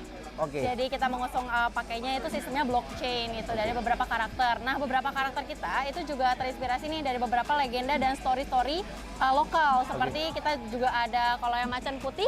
Macan putih itu adalah dari Prabu Siliwangi atau Cindaku. Oke. Lalu juga kita ada yang perempuan itu ada namanya Sofia. Sofia itu kita juga terinspirasi dari Nyi Roro Kidul. Oke. Lalu juga kita ada Aling Dharma atau kalau misalnya di dalam in-game kita namanya Mata. Oke. Gitu. Kalau di dalam in-game-nya sendiri kan aku lihat ini ada banyak fighter ya Mbak. Yeah. Nah sebenarnya apakah ini ada jenis-jenis fighternya gitu nggak sih? Apa semuanya tuh kategorinya sama gitu? Ada, kita ada 3 kategori fighters di game kita. Ada dari Guardians, ada dari Demon, dan juga dari Human. Tapi kalau Human di sini adalah ceritanya tuh udah cyborg. Jadi setengah human, setengah robot. Oh, gitu. Jadi mereka memiliki special skill sendiri nih. Oke. Kira-kira total ada berapa karakter sih Mbak yang udah ada sekarang atau yang mungkin rencananya bakalan ada nih di Battle of Guardian? Sekarang ini untuk in-game kita udah keluarin 40 plus karakter. Tapi kita juga akan tetap develop sih. Kita ada beberapa yang masih kita on hold gitu. Oke. Nah ini nih guys, seru banget. Berarti ini bisa dimainin di mana Mbak nih? Ini kita akan ada di PC Games. Oke. Ini only PC Games, tapi langsung ke website kita aja Battle of Guardians. Dari situ kalian bisa download game ini di PC kalian sendiri. Udah bisa main sama, mungkin aku mau main sama temen aku yang ada di luar kota gitu, atau ini baru bisa offline gitu Mbak? Bisa, kita ada 2 mode, ada offline mode sama ada turnamen mode. Kita juga ada PvP. PvP jadi secara online, kita akan nyari match secara online gitu. Jadi bisa dari nggak cuma dari luar kota, tapi bisa juga dari luar negeri gitu. Nah, buat kalian yang suka main fighter game, cobain Battle of Guardian. Ini karya lokal loh. Ini fighter game dari Indonesia pertama kali berarti ya Mbak ya? Iya. Dan Battle of Guardian ini juga udah dipertandingkan sebagai kompetisi eksibisi ya kemarin di Piala Presiden ya Mbak ya? Nah sekarang aku penasaran Mbak, ada apa aja sih di dalam booth-nya Battle of Guardian di acara IESF ini, dan sekiranya kalau penonton mau kesini tuh ya tadi mereka bisa ngapain aja dan mungkin ada hadiah-hadiah gitu nggak sih? Ada banget. Kita akan ngadain turnamen. Sebenarnya nanti turnamen kita akan ada di water stage. Oke. Itu akan di tanggal 3, 4, sama 9. Itu prize pool-nya akan ada di 10 juta. Kita akan bagi-bagi nih. Nah, tapi di sini juga kita ada fun match. Jadi di sini kalian bisa coba game-game kita. Ada tiga ini. Kalian bisa coba pakai arcade games, bisa juga pakai joystick nih untuk mencoba beberapa experience-nya beda-beda nih. Bener. Nah, Kalau arcade games tuh yang kayak pro player gitu iya, kan? bener. Gitu. Oke. Jadi ada pakai arcade-nya sendiri, mesin arcade-nya sendiri. Nah, selain kita showcase game kita sendiri, kita juga ada nih beberapa merchandise yang kita eksklusif banget nih untuk IESF. Oke. Seperti jersey, terus baju yang aku pakai nih sekarang, kaos yang aku pakai. Lalu kita juga ada karakter, jadi ada 3D printing karakter. Kita juga ada figur, ada juga keychain gitu. Nah, boleh nggak aku izin nih? Mungkin buat teman-teman di sana juga penasaran gimana sih game Battle of Guardian. Aku izin main dulu, boleh nggak, Mbak? Boleh, boleh banget. Yuk, Oke. kita main yuk. Siap. Yuk.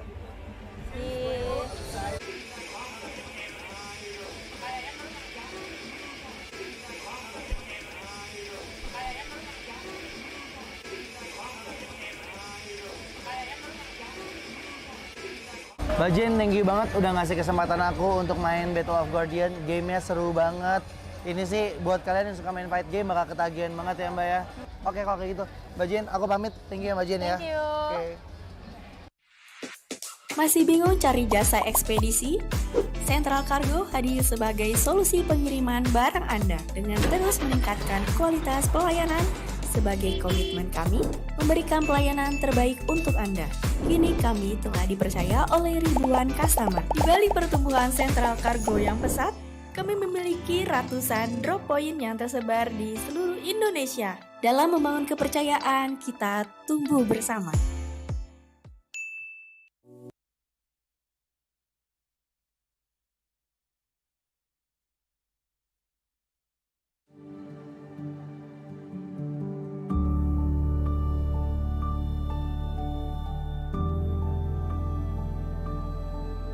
All it takes is one dream. One dream that becomes a journey. To drive an ambition. Believing in yourself. Persevering challenges. Always focused on the dream. To grow aspirations. Having the will to keep going. Building a future with a legacy. Knowing dreams can come true. Over 11 years of growth. The spirit of entrepreneurship. Created possibilities.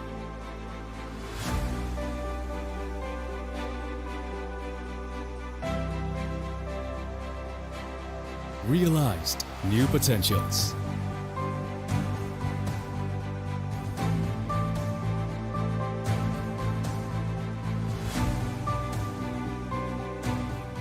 Innovate for the better.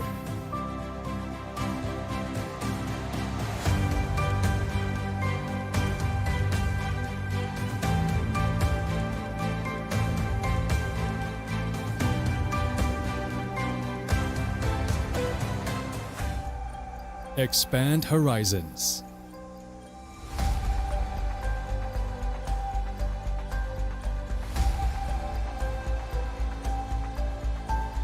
To change lives.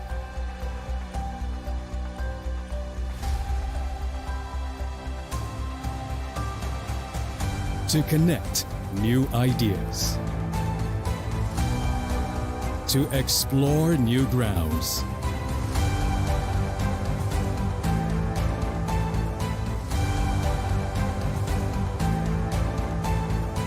With the future in sight.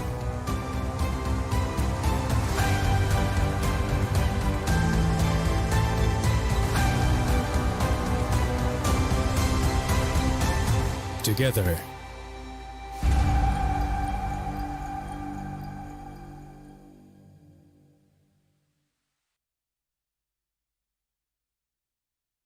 Okay, so here we have Gabian for Honest Esports, and I have a few questions to ask. So the first question, how confident are you for the Indonesian Mobile Legends national team to win in this competition? Yang pastinya yakin banget, soalnya kayak aku juga sering lihat kayak beberapa turnamen kayak mereka mainnya gimana dan yang gak kalah jagonya sama tim-tim negara lain, jadi harus menang. So what do you expect for Esports Indonesia? Esports Indonesia sekarang kan udah dibilang lumayan maju juga ya maksudnya dibanding negara-negara lain selain Filipina. Jadi ya semoga bisa lebih berkembang lagi, bisa lebih maju lagi, bisa banyak event gede di IESF. Amin. So okay, for the last question, what is your opinion for IESF? Opinion ya, udah oke banget sih. Apalagi tadi aku lihat kayak dari tahun ya, dari 2009 sampai sekarang itu kayak udah hebat banget, tetap pertahanin, dibikin jauh lebih baik lagi. Okay, that's all.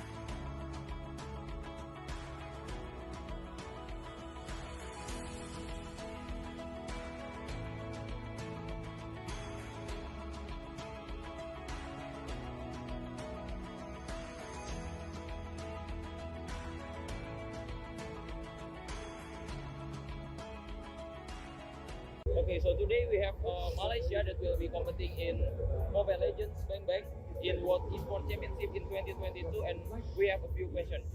So the first question: are you satisfied with your performance in this match? It's fine.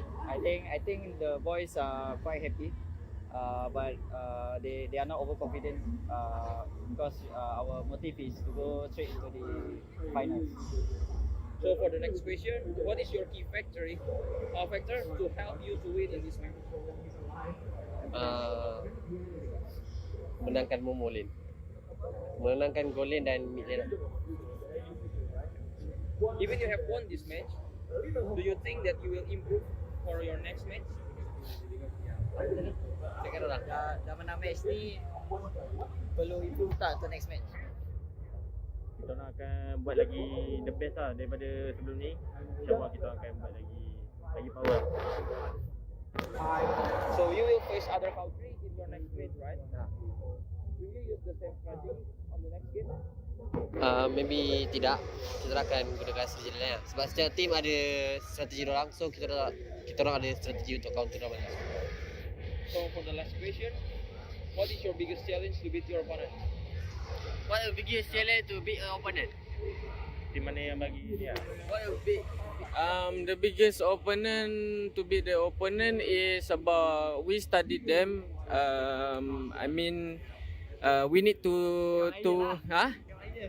Melayu je. Kita orang nak kena beat diorang daripada segi strategi dengan drafting itu je lah kot.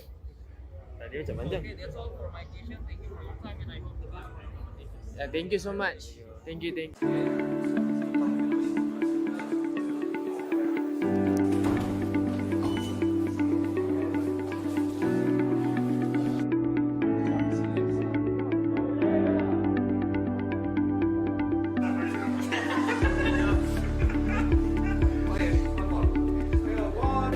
So today we have Lotus from Chile, and they will be competing in the World Esports Championship 2022.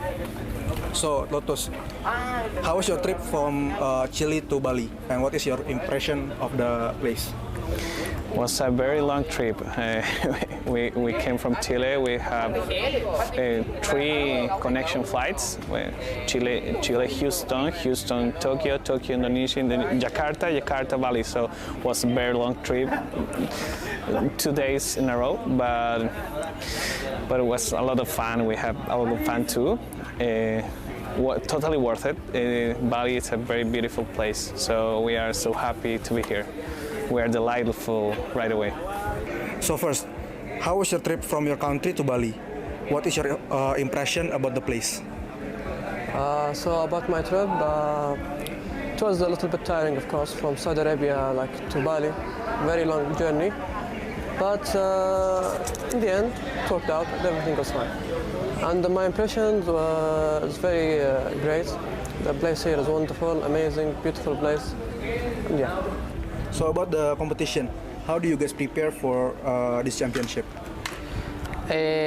Well, we are a stack from Mexico, of course. Everyone has their own team, but we kind of practice with scrims a little bit 2 weeks ago. Okay. So for this tournament, which team or participant do you think will be your biggest rival? So I think our biggest rival will be from our same region, Philippines. We're in the same group. I think they're pretty strong, and I'm hoping we can have a good match. So you've traveled so far from Maldives to Bali, Indonesia. What is your target in this competition? Actually, we look forward to be in the top 1 or 2. Okay. As we know, this is the biggest esports tournament in the world. Do you have any pressure on your shoulder, and how do you deal with them? Actually, obviously it's a tournament, right? There'll be a lot of pressures, but then I think we'll be good in handling it. Okay. So you already been through several stages of IESF qualification. What is the key of success for you in order to qualify for this tournament?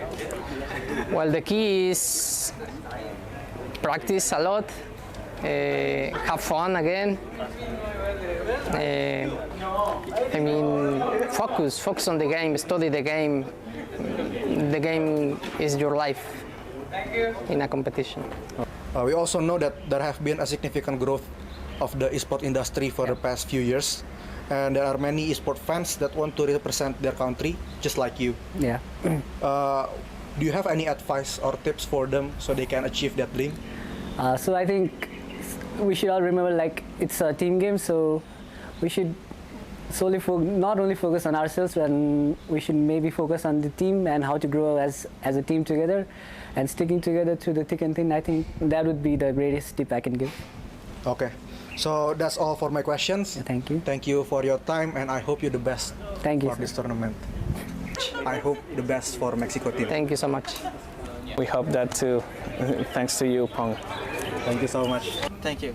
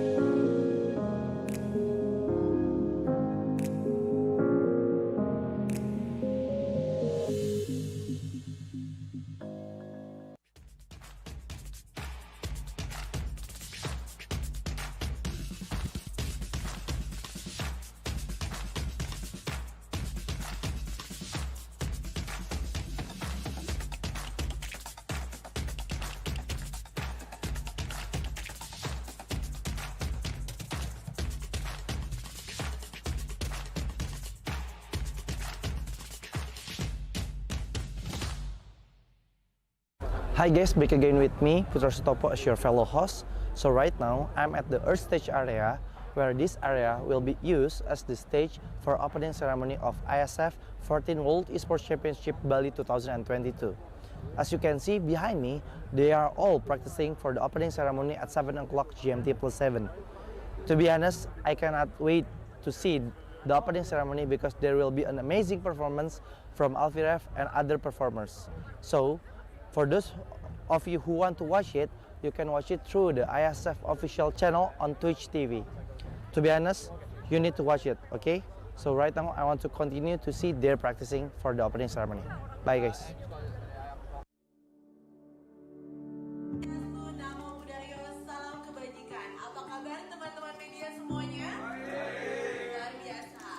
Good afternoon, ladies and gentlemen. Berdiri untuk menyanyikan lagu kebangsaan Indonesia Raya yang akan dilanjutkan dengan Mars PB Esports Indonesia. Indonesia tanah airku, tanah tumpah darahku, di sana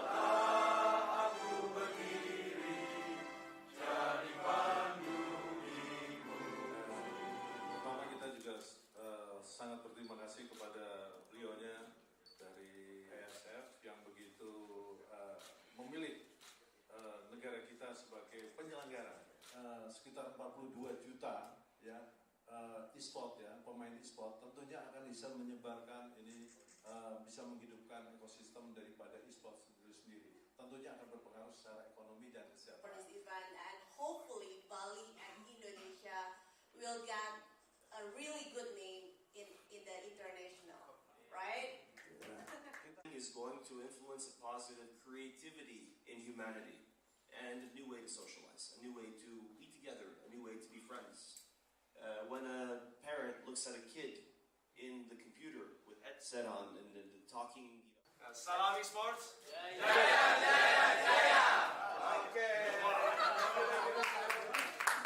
Okay, thank you so much.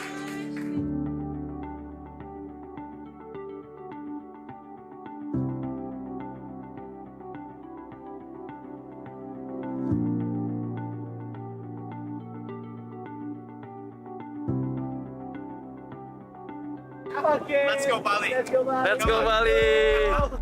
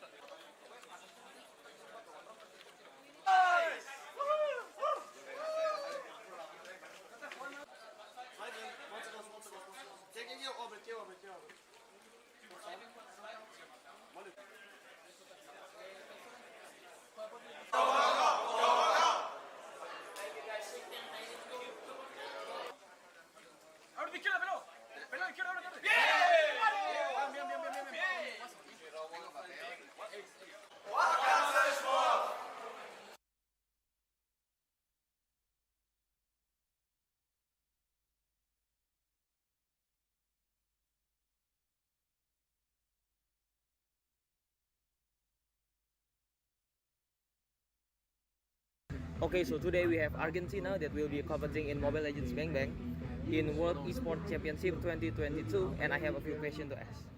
Okay, so the first question, are you satisfied with your performance in this match? ¿Están contentos con la performance que tuvieron? Sí, estamos contentos y conformes.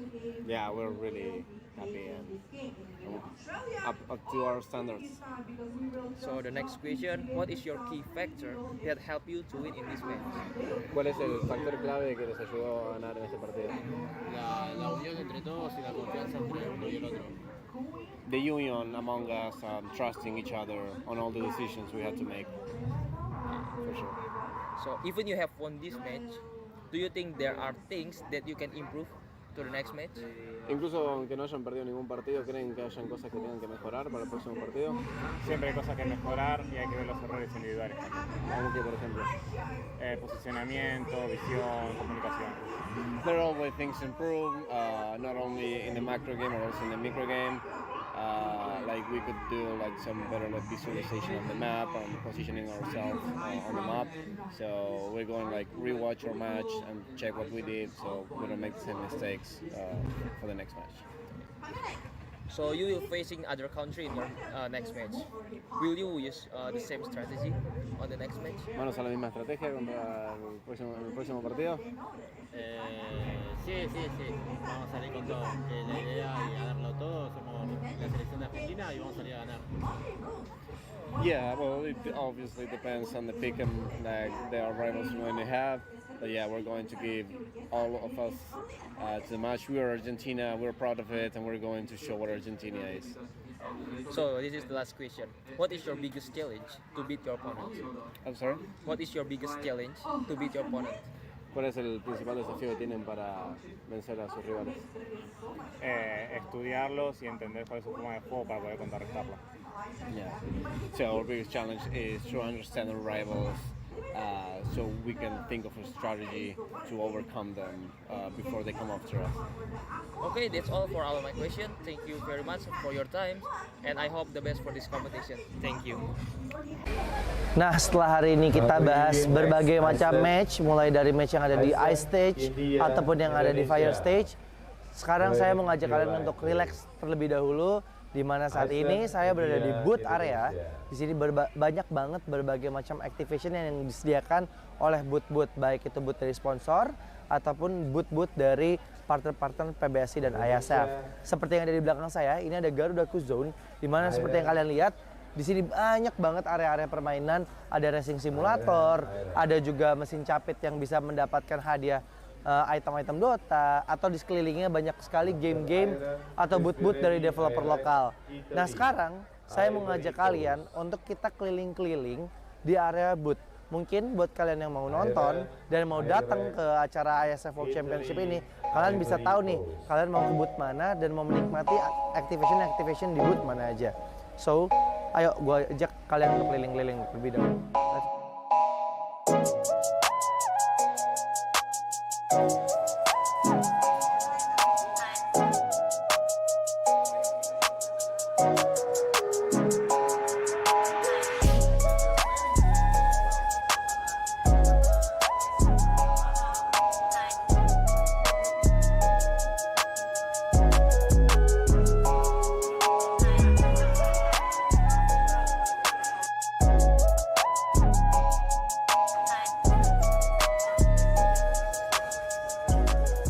Nah, sekarang kita lagi ada di booth-nya Battle of Guardian, di mana ini merupakan booth developer lokal asal Indonesia yang menciptakan fighting game pertama di Indonesia. Nah, keseruannya nih di sini kayaknya kita bisa main game nih. Kita bisa mencoba trial untuk main game Battle of Guardian. Nah, gue juga penasaran ada apa aja sih di booth Battle of Guardian. Jadi yuk kita coba aja samperin langsung ke booth-nya Battle of Guardian. Let's go.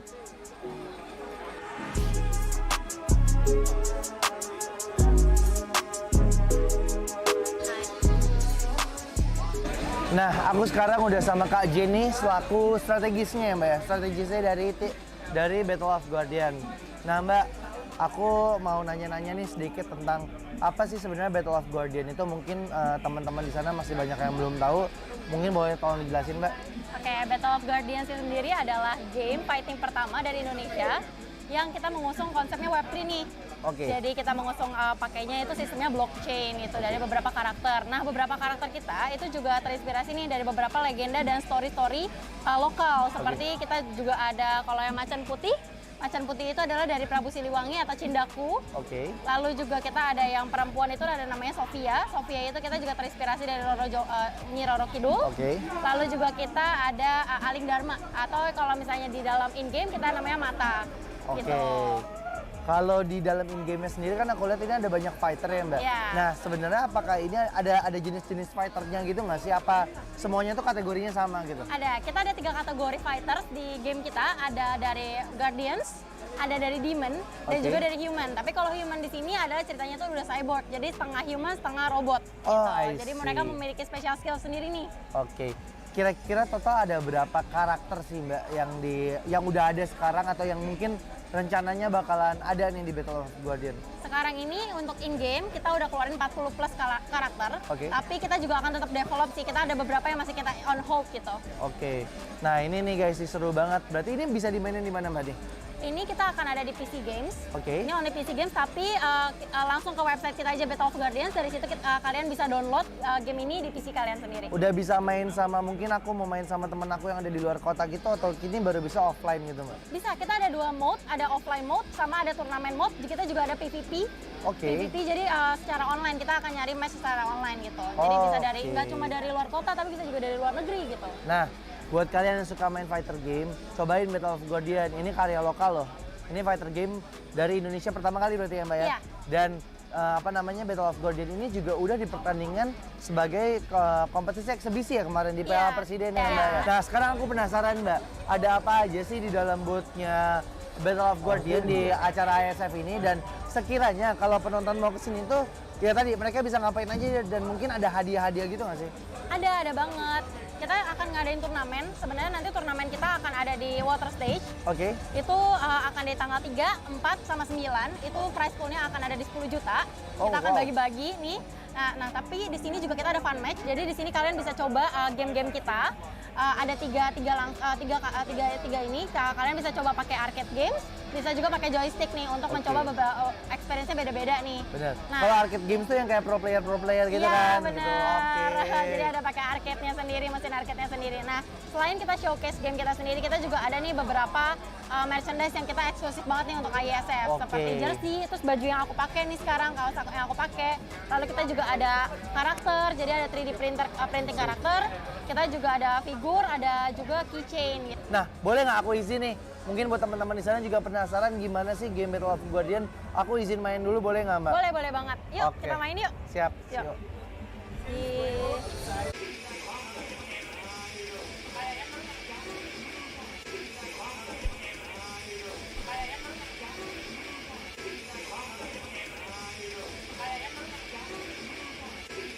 Mbak Jen, thank you banget udah ngasih kesempatan aku untuk main Battle of Guardian. Gamenya seru banget. Ini sih buat kalian yang suka main fight game bakal ketagihan banget ya, Mbak ya. Oke, kalau kayak gitu. Mbak Jen, aku pamit. Thank you ya, Mbak Jen ya. Thank you. Okay, so here we have Gabian for Honest Esports, and I have a few questions to ask. So the first question, how confident are you for the Indonesian Mobile Legends national team to win in this competition? Yang pastinya yakin banget, soalnya kayak aku juga sering lihat kayak beberapa turnamen kayak mereka mainnya gimana, dan yang gak kalah jagonya sama tim-tim negara lain, jadi harus menang. So what do you expect for Esports Indonesia? Esports Indonesia sekarang kan udah dibilang lumayan maju juga ya maksudnya dibanding negara-negara lain selain Filipina. Jadi ya semoga bisa lebih berkembang lagi, bisa lebih maju lagi, bisa banyak event gede di IESF. Amin. So okay, for the last question, what is your opinion for IESF? Opinion ya, udah oke banget sih. Apalagi tadi aku lihat kayak dari tahun-tahun ya, dari 2009 sampai sekarang itu kayak udah hebat banget, tetap pertahanin, dibikin jauh lebih baik lagi. Energi selalu ada dimanapun itu, membawa yang baik menjadi hebat. Karena tidak ada lagi batas. Manapun lintasan masa membawa hingga ke masa depan. Sejauh mana kamu bisa bermimpi? Jawabannya, sejauh yang hati kamu inginkan. Dengan energi yang menggerakkan kamu dan kamu. Pertamina, energizing you. Okay, so today we have Malaysia that will be competing in Mobile Legends Bang Bang in World Esports Championship in 2022, and we have a few questions. So the first question, are you satisfied with your performance in this match? I think the boys are quite happy, but they are not overconfident because our motive is to go straight into the finals. So for the next question, what is your key factor to help you to win in this match? Menangkan Momolin, menangkan Golin dan mid lane. Even you have won this match, do you think that you will improve for your next match? Cakap orang. Dah menang match ni, perlu improve tak untuk next match? Kita nak akan buat lagi the best lah daripada sebelum ni. InsyaAllah kita akan buat lagi power. So you will face other country in your next match, right? Will you use the same strategy on the next game? Maybe tidak. Kita akan gunakan strategi lain. Sebab setiap tim ada strategi orang, so kita orang ada strategi untuk counter orang. So for the last question, what is your biggest challenge to beat your opponent? What the biggest challenge to beat an opponent? Di mana yang bagi dia? The biggest opponent to beat the opponent is about we studied them. We need to Melayu je. Kita nak kena beat diorang daripada segi strategi dengan drafting itu je lah kot. Tadi macam mana? Okay, that's all for my question. Thank you for your time, and I hope the best for your competition. Thank you so much. Thank you.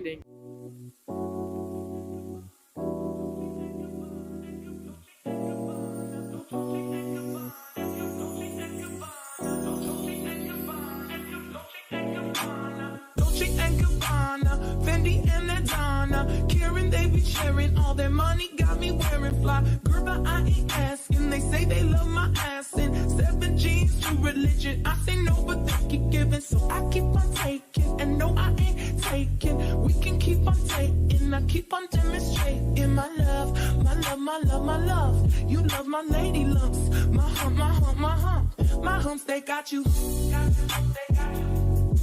They got you. Got you, they got you. They got you. Got you, they got you.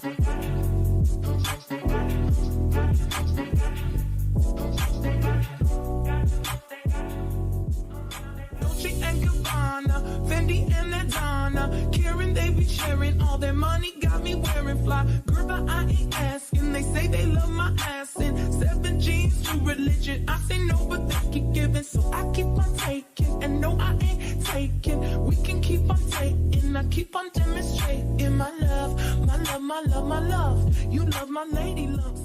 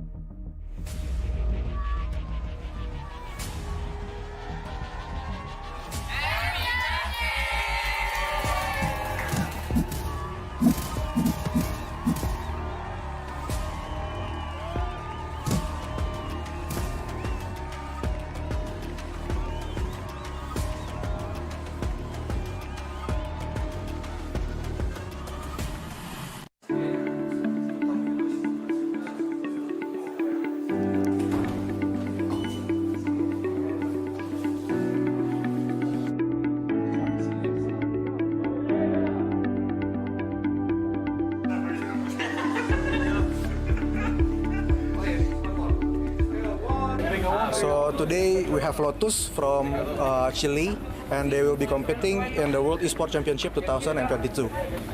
So Lotus, how was your trip from Chile to Bali, and what is your impression of the place?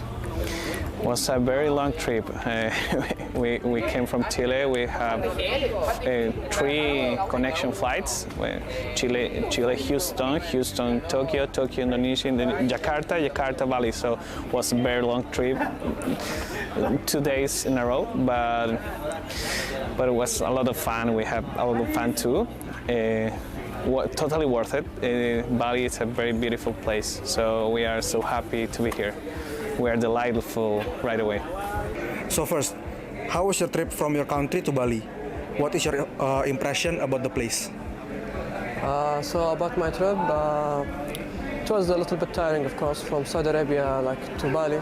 Very long journey, but in the end, it worked out. Everything was fine, and my impression was very great. The place here is wonderful, amazing, beautiful place. And yeah. So about the competition, how do you guys prepare for this championship?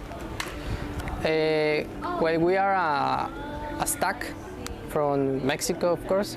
Everyone has their own team, but we kind of practice with scrims a little bit 2 weeks ago. Okay. So for this tournament, which team or participant do you think will be your biggest rival? So I think our biggest rival will be from our same region, Philippines. We're in the same group. I think they're pretty strong, and I'm hoping we can have a good match. So you've traveled so far from Maldives to Bali, Indonesia. What is your target in this competition? Actually, we look forward to be in the top 1 or 2. As we know, this is the biggest esports tournament in the world. Do you have any pressure on your shoulder, and how do you deal with them? Actually, obviously it's a tournament, right? There'll be a lot of pressures, but then I think we'll be good in handling it. Okay. So you already been through several stages of IESF qualification. What is the key of success for you in order to qualify for this tournament? Well, the key is practice a lot, have fun again. I mean, focus on the game, study the game. The game is your life in a competition. We also know that there have been a significant growth of the esport industry for the past few years, and there are many esport fans that want to represent their country, just like you. Yeah. Do you have any advice or tips for them so they can achieve that dream?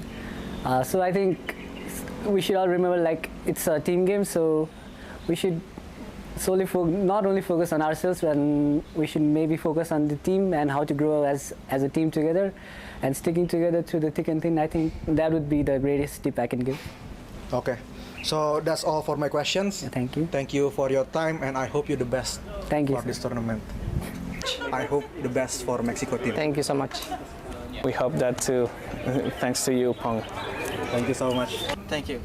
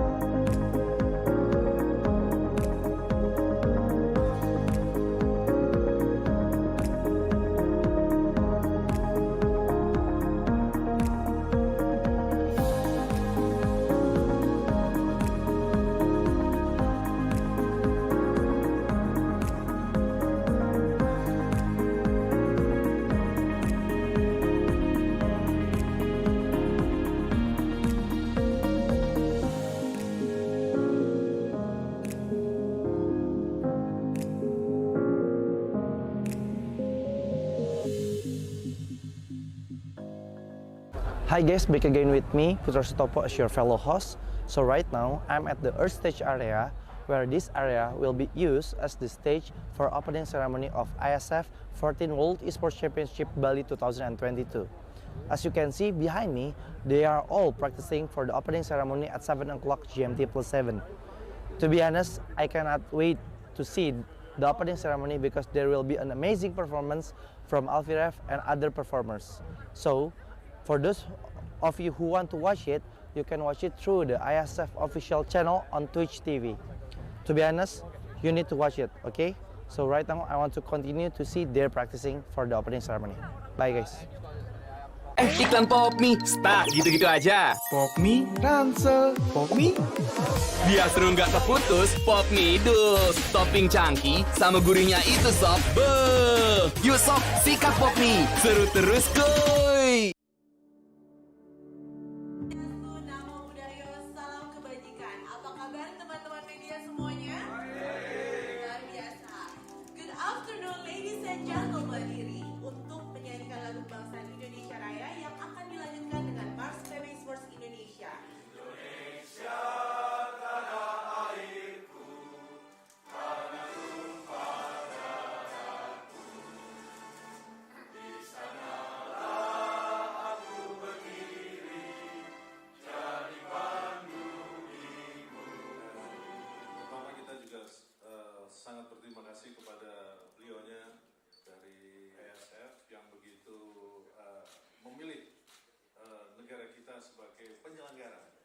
sekitar 42 juta ya e-sport ya, pemain e-sport, tentunya akan bisa menyebarkan ini, bisa menghidupkan ekosistem daripada e-sport itu sendiri. Tentunya akan berpengaruh secara ekonomi dan kesehatan. For this event, and hopefully Bali and Indonesia will get a really good name in the international, right?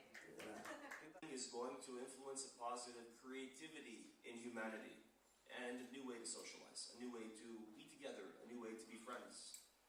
When a parent looks at a kid in the computer with headset on and talking, Salam Esports. Jaya, jaya, jaya. Okay. Okay, thank you so much.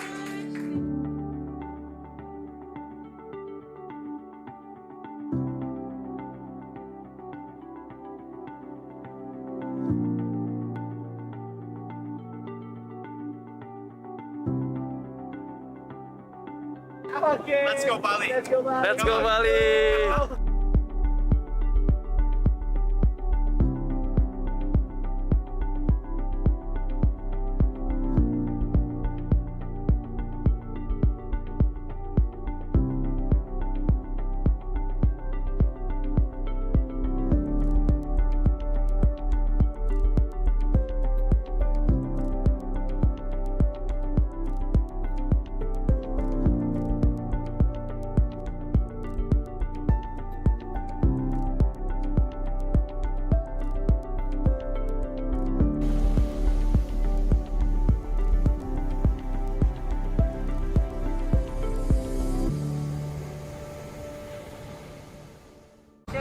So, welcome to the IESF 15th World Esports Championships Bali 2022 with me Sigit as your field host.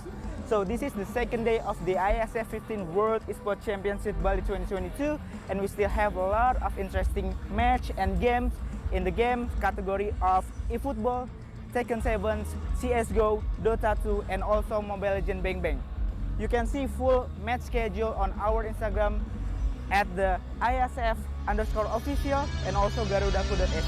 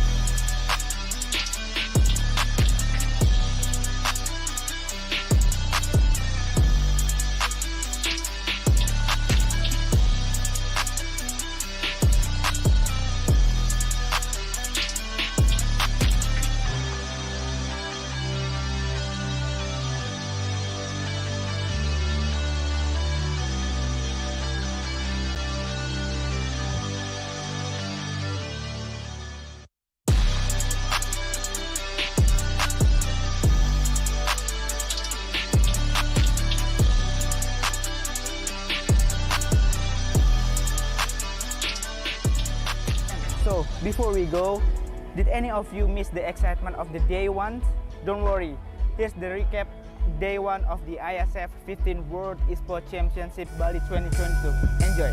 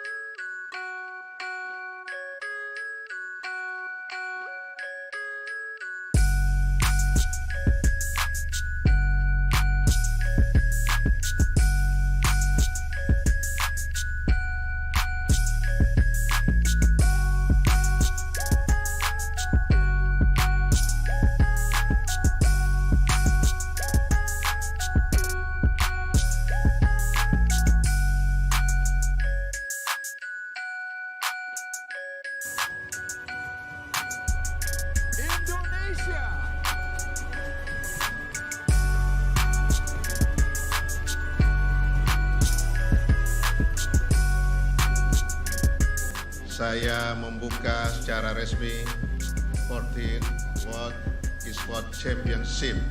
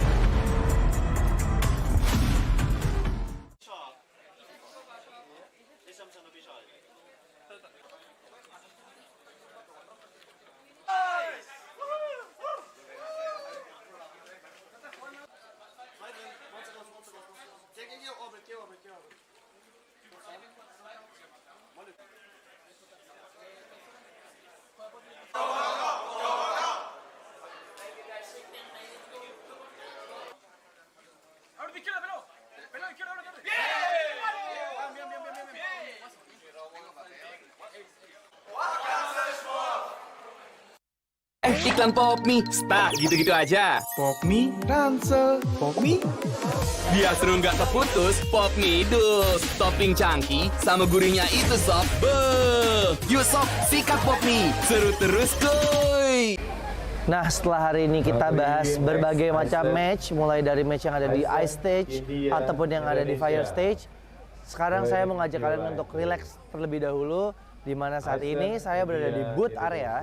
Di sini banyak banget berbagai macam activation yang disediakan oleh booth-booth, baik itu booth dari sponsor ataupun booth-booth dari partner-partner PBSI dan IESF.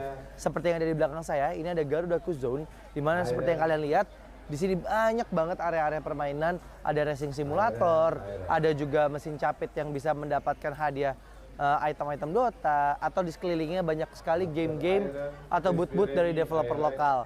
Nah sekarang saya mau ngajak kalian untuk kita keliling-keliling di area booth. Mungkin buat kalian yang mau nonton dan mau datang ke acara IESF World Championship ini, kalian bisa tahu nih, kalian mau ke booth mana dan mau menikmati activation di booth mana aja. So, ayo gue ajak kalian untuk keliling-keliling lebih dahulu.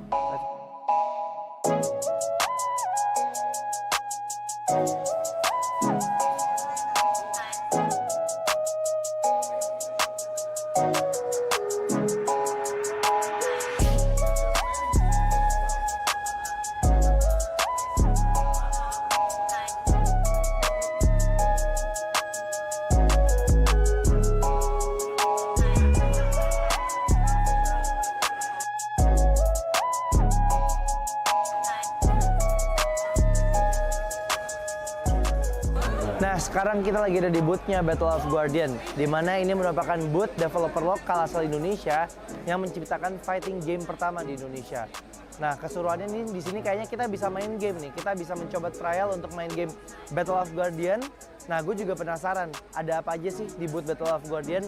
Jadi yuk kita coba aja samperin langsung ke booth-nya Battle of Guardian. Let's go.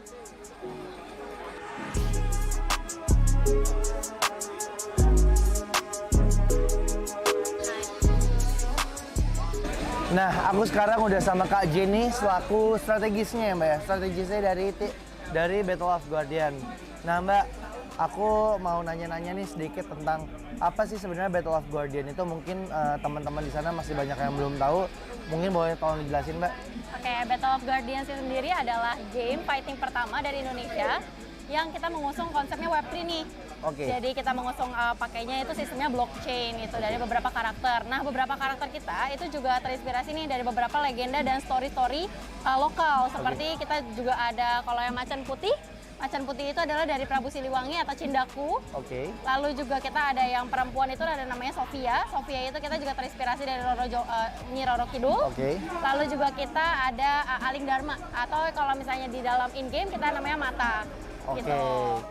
Kalau di dalam in-game-nya sendiri kan aku lihat ini ada banyak fighter ya Mbak. Yeah. Nah sebenarnya apakah ini ada jenis-jenis fighternya gitu nggak sih? Apa semuanya tuh kategorinya sama gitu? Ada, kita ada 3 kategori fighters di game kita. Ada dari Guardians, ada dari Demon, dan juga dari Human. Tapi kalau Human di sini adalah ceritanya tuh udah cyborg, jadi setengah human, setengah robot. Oh, gitu. Jadi mereka memiliki special skill sendiri nih. Oke. Kira-kira total ada berapa karakter sih Mbak yang udah ada sekarang atau yang mungkin rencananya bakalan ada nih di Battle of Guardian? Sekarang ini untuk in-game kita udah keluarin 40 plus karakter. Oke. Tapi kita juga akan tetap develop sih. Kita ada beberapa yang masih kita on hold gitu. Oke. Nah ini nih guys, seru banget. Berarti ini bisa dimainin di mana Mbak nih? Ini kita akan ada di PC Games. Oke. Ini only PC Games, tapi langsung ke website kita aja Battle of Guardians. Dari situ kalian bisa download game ini di PC kalian sendiri. Udah bisa main sama, mungkin aku mau main sama temen aku yang ada di luar kota gitu, atau ini baru bisa offline gitu Mbak? Bisa, kita ada 2 mode, ada offline mode sama ada turnamen mode. Kita juga ada PVP. Oke. PVP jadi secara online, kita akan nyari match secara online gitu. Jadi bisa dari nggak cuma dari luar kota, tapi bisa juga dari luar negeri gitu. Nah, buat kalian yang suka main fighter game, cobain Battle of Guardian. Ini karya lokal loh. Ini fighter game dari Indonesia pertama kali berarti ya Mbak ya? Iya. Dan Battle of Guardian ini juga udah dipertandingkan sebagai kompetisi eksebisi ya kemarin di Piala Presiden ya Mbak ya? Nah sekarang aku penasaran Mbak, ada apa aja sih di dalam booth-nya Battle of Guardian di acara IESF ini, dan sekiranya kalau penonton mau kesini tuh ya tadi mereka bisa ngapain aja dan mungkin ada hadiah-hadiah gitu nggak sih? Ada banget. kita akan ngadain turnamen. Sebenarnya nanti turnamen kita akan ada di water stage. Oke. Itu akan di tanggal 3, 4, sama 9. Itu prize poolnya akan ada di 10 juta. Oh, Kita akan wow. bagi-bagi nih. Nah, tapi di sini juga kita ada fun match. Jadi di sini kalian bisa coba game-game kita. Ada tiga ini. Kalian bisa coba pakai arcade games, bisa juga pakai joystick nih untuk mencoba beberapa experience-nya beda-beda nih. Benar. Nah, Kalau arcade games tuh yang kayak pro player gitu iya, kan. benar. Gitu. Oke. Jadi ada pakai arcade-nya sendiri, mesin arcade-nya sendiri. Nah, selain kita showcase game kita sendiri, kita juga ada nih beberapa merchandise yang kita eksklusif banget nih untuk IESF. Oke. Seperti jersey, terus baju yang aku pakai nih sekarang, kaos yang aku pakai. Lalu kita juga ada karakter, jadi ada 3D printing karakter. Kita juga ada figur, ada juga keychain gitu. Nah, boleh nggak aku izin nih? Mungkin buat teman-teman di sana juga penasaran gimana sih game Battle of Guardian. Aku izin main dulu, boleh nggak, Mbak? Boleh banget. Yuk, Oke. kita main yuk. Siap. Yuk.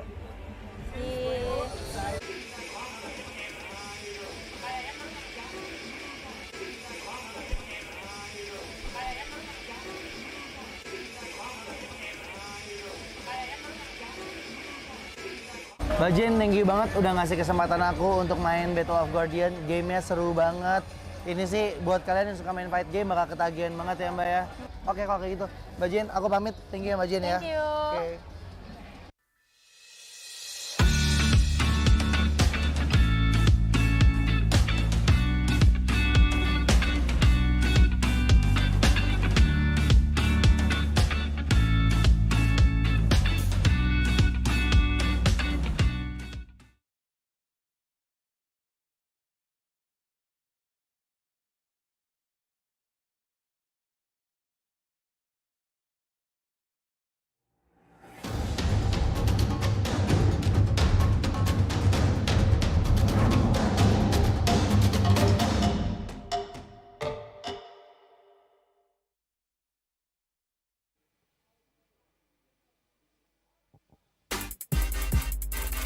Back again with me on IESF 14th World Esports Championship Bali 2022. Still on the air stage with me, Gary Eka, for the second match of Mobile Legends Bang Bang for today. After we see Indonesia beat Philippines with 2-0, so we'll start the second match. Who will be going to the upper bracket or go back home? Alright guys, before we start the match, like usual, I would like to give you information about the event. The IESF 14th World Esports Championship will be the part of the Indonesia Esports Summit 2022, an annual celebration of the country's esports ecosystem initiated by IESF and of course PBSI, with the goal to involve all esports stakeholders in Indonesia, including game publishers, game developers, pro teams, athletes, influencers, brand, community, and media in the country. All right, let's start the game. Let us invite the team who will compete for the second match for today. The first one is, please welcome Namibia!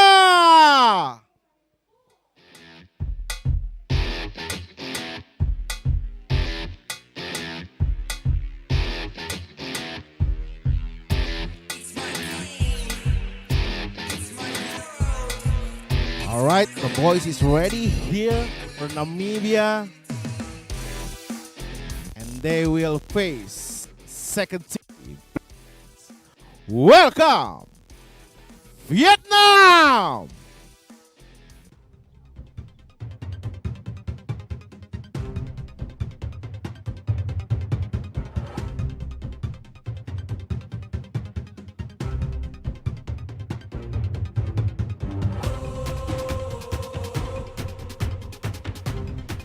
All right, one of the team is ready for today, so I will ask each of them one simple questions. Are you ready for today? We're ready and we're excited. Ready and excited. What about you? Are you ready for today? Ready. All right, both of the team ready, so please handshake each other and you can go back to, please. All right, everyone, the second match of Mobile Legends Bang Bang on IESF 14th World Esports Championship Bali 2022 will be start. Namibia versus Vietnam. Let us take to the caster who will lead the game. Please welcome Momo-chan Mirko!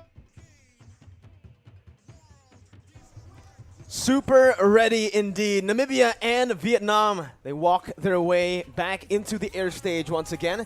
They lost both of these teams yesterday, clean swept by both Cambodia and Malaysia. But they're here to learn from the mistakes that they made yesterday and come back as a stronger team. Yeah, it has to be something new that they will bring for us for today, because this is their last chance to go to the next bracket. So whoever loses in this match, it means they have to say goodbye.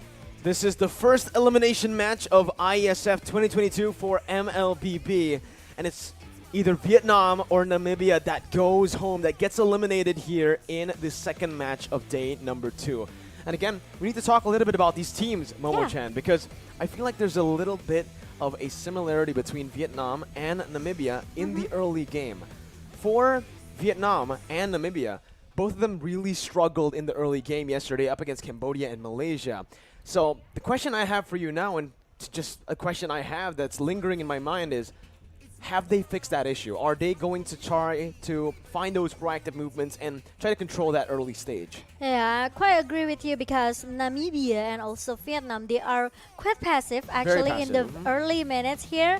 Maybe what makes a little bit different between these two teams is actually once Vietnam, they already have they already have the condition that they think they can make sure they can go for the team fight, they will just go for it. It's totally different with Namibia. They are playing really passive, and they are very in the slow tempo. So what makes that maybe Vietnam, they have so much upper hand in these matches, in my humble opinion. And even though Vietnam actually lost in the early stages of the game, they were able to make it somewhat competitive, especially in Game 2 up against Team Malaysia yesterday with the Carmilla in the jungle. Yeah. They really like that pick, and that's something that can be read out this time around. For Team Namibia, they have some data on Vietnam this time, and for Vietnam as well, they're going to have some data on Namibia. Because yesterday, Namibia, so far in this tournament, has had the most fascinating meta. First picking Ruby in yesterday's second game up against Cambodia, which in the end did not work. But again, this just shows the uniqueness of Namibia and their region. Yeah, if we compare about the meta or maybe the draft pick between these two teams, I could say that Namibia, they are more into their comfortable pick, such as Ruby and also Loi, right? Export for Slasher, which is maybe it's not that effective for the current meta. If you compare to Vietnam, they are having more solid draft here. They always try to play when they pick also the Carmilla, Sicilian, even Aemon. So it's from the drop and epic, Vietnam looks very solid, but for the execution, for the engage, I think it's kind of a little bit hard when it comes into the game.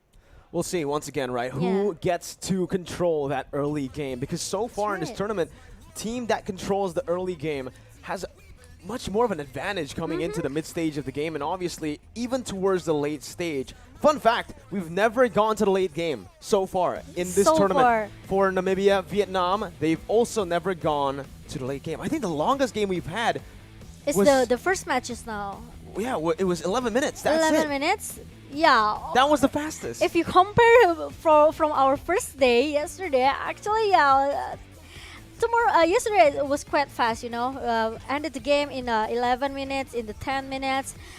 I think it's because they have a mentality pressure as well, because they play in the offline event, right? They play on the stage, and the total prize pool of this event is also very big.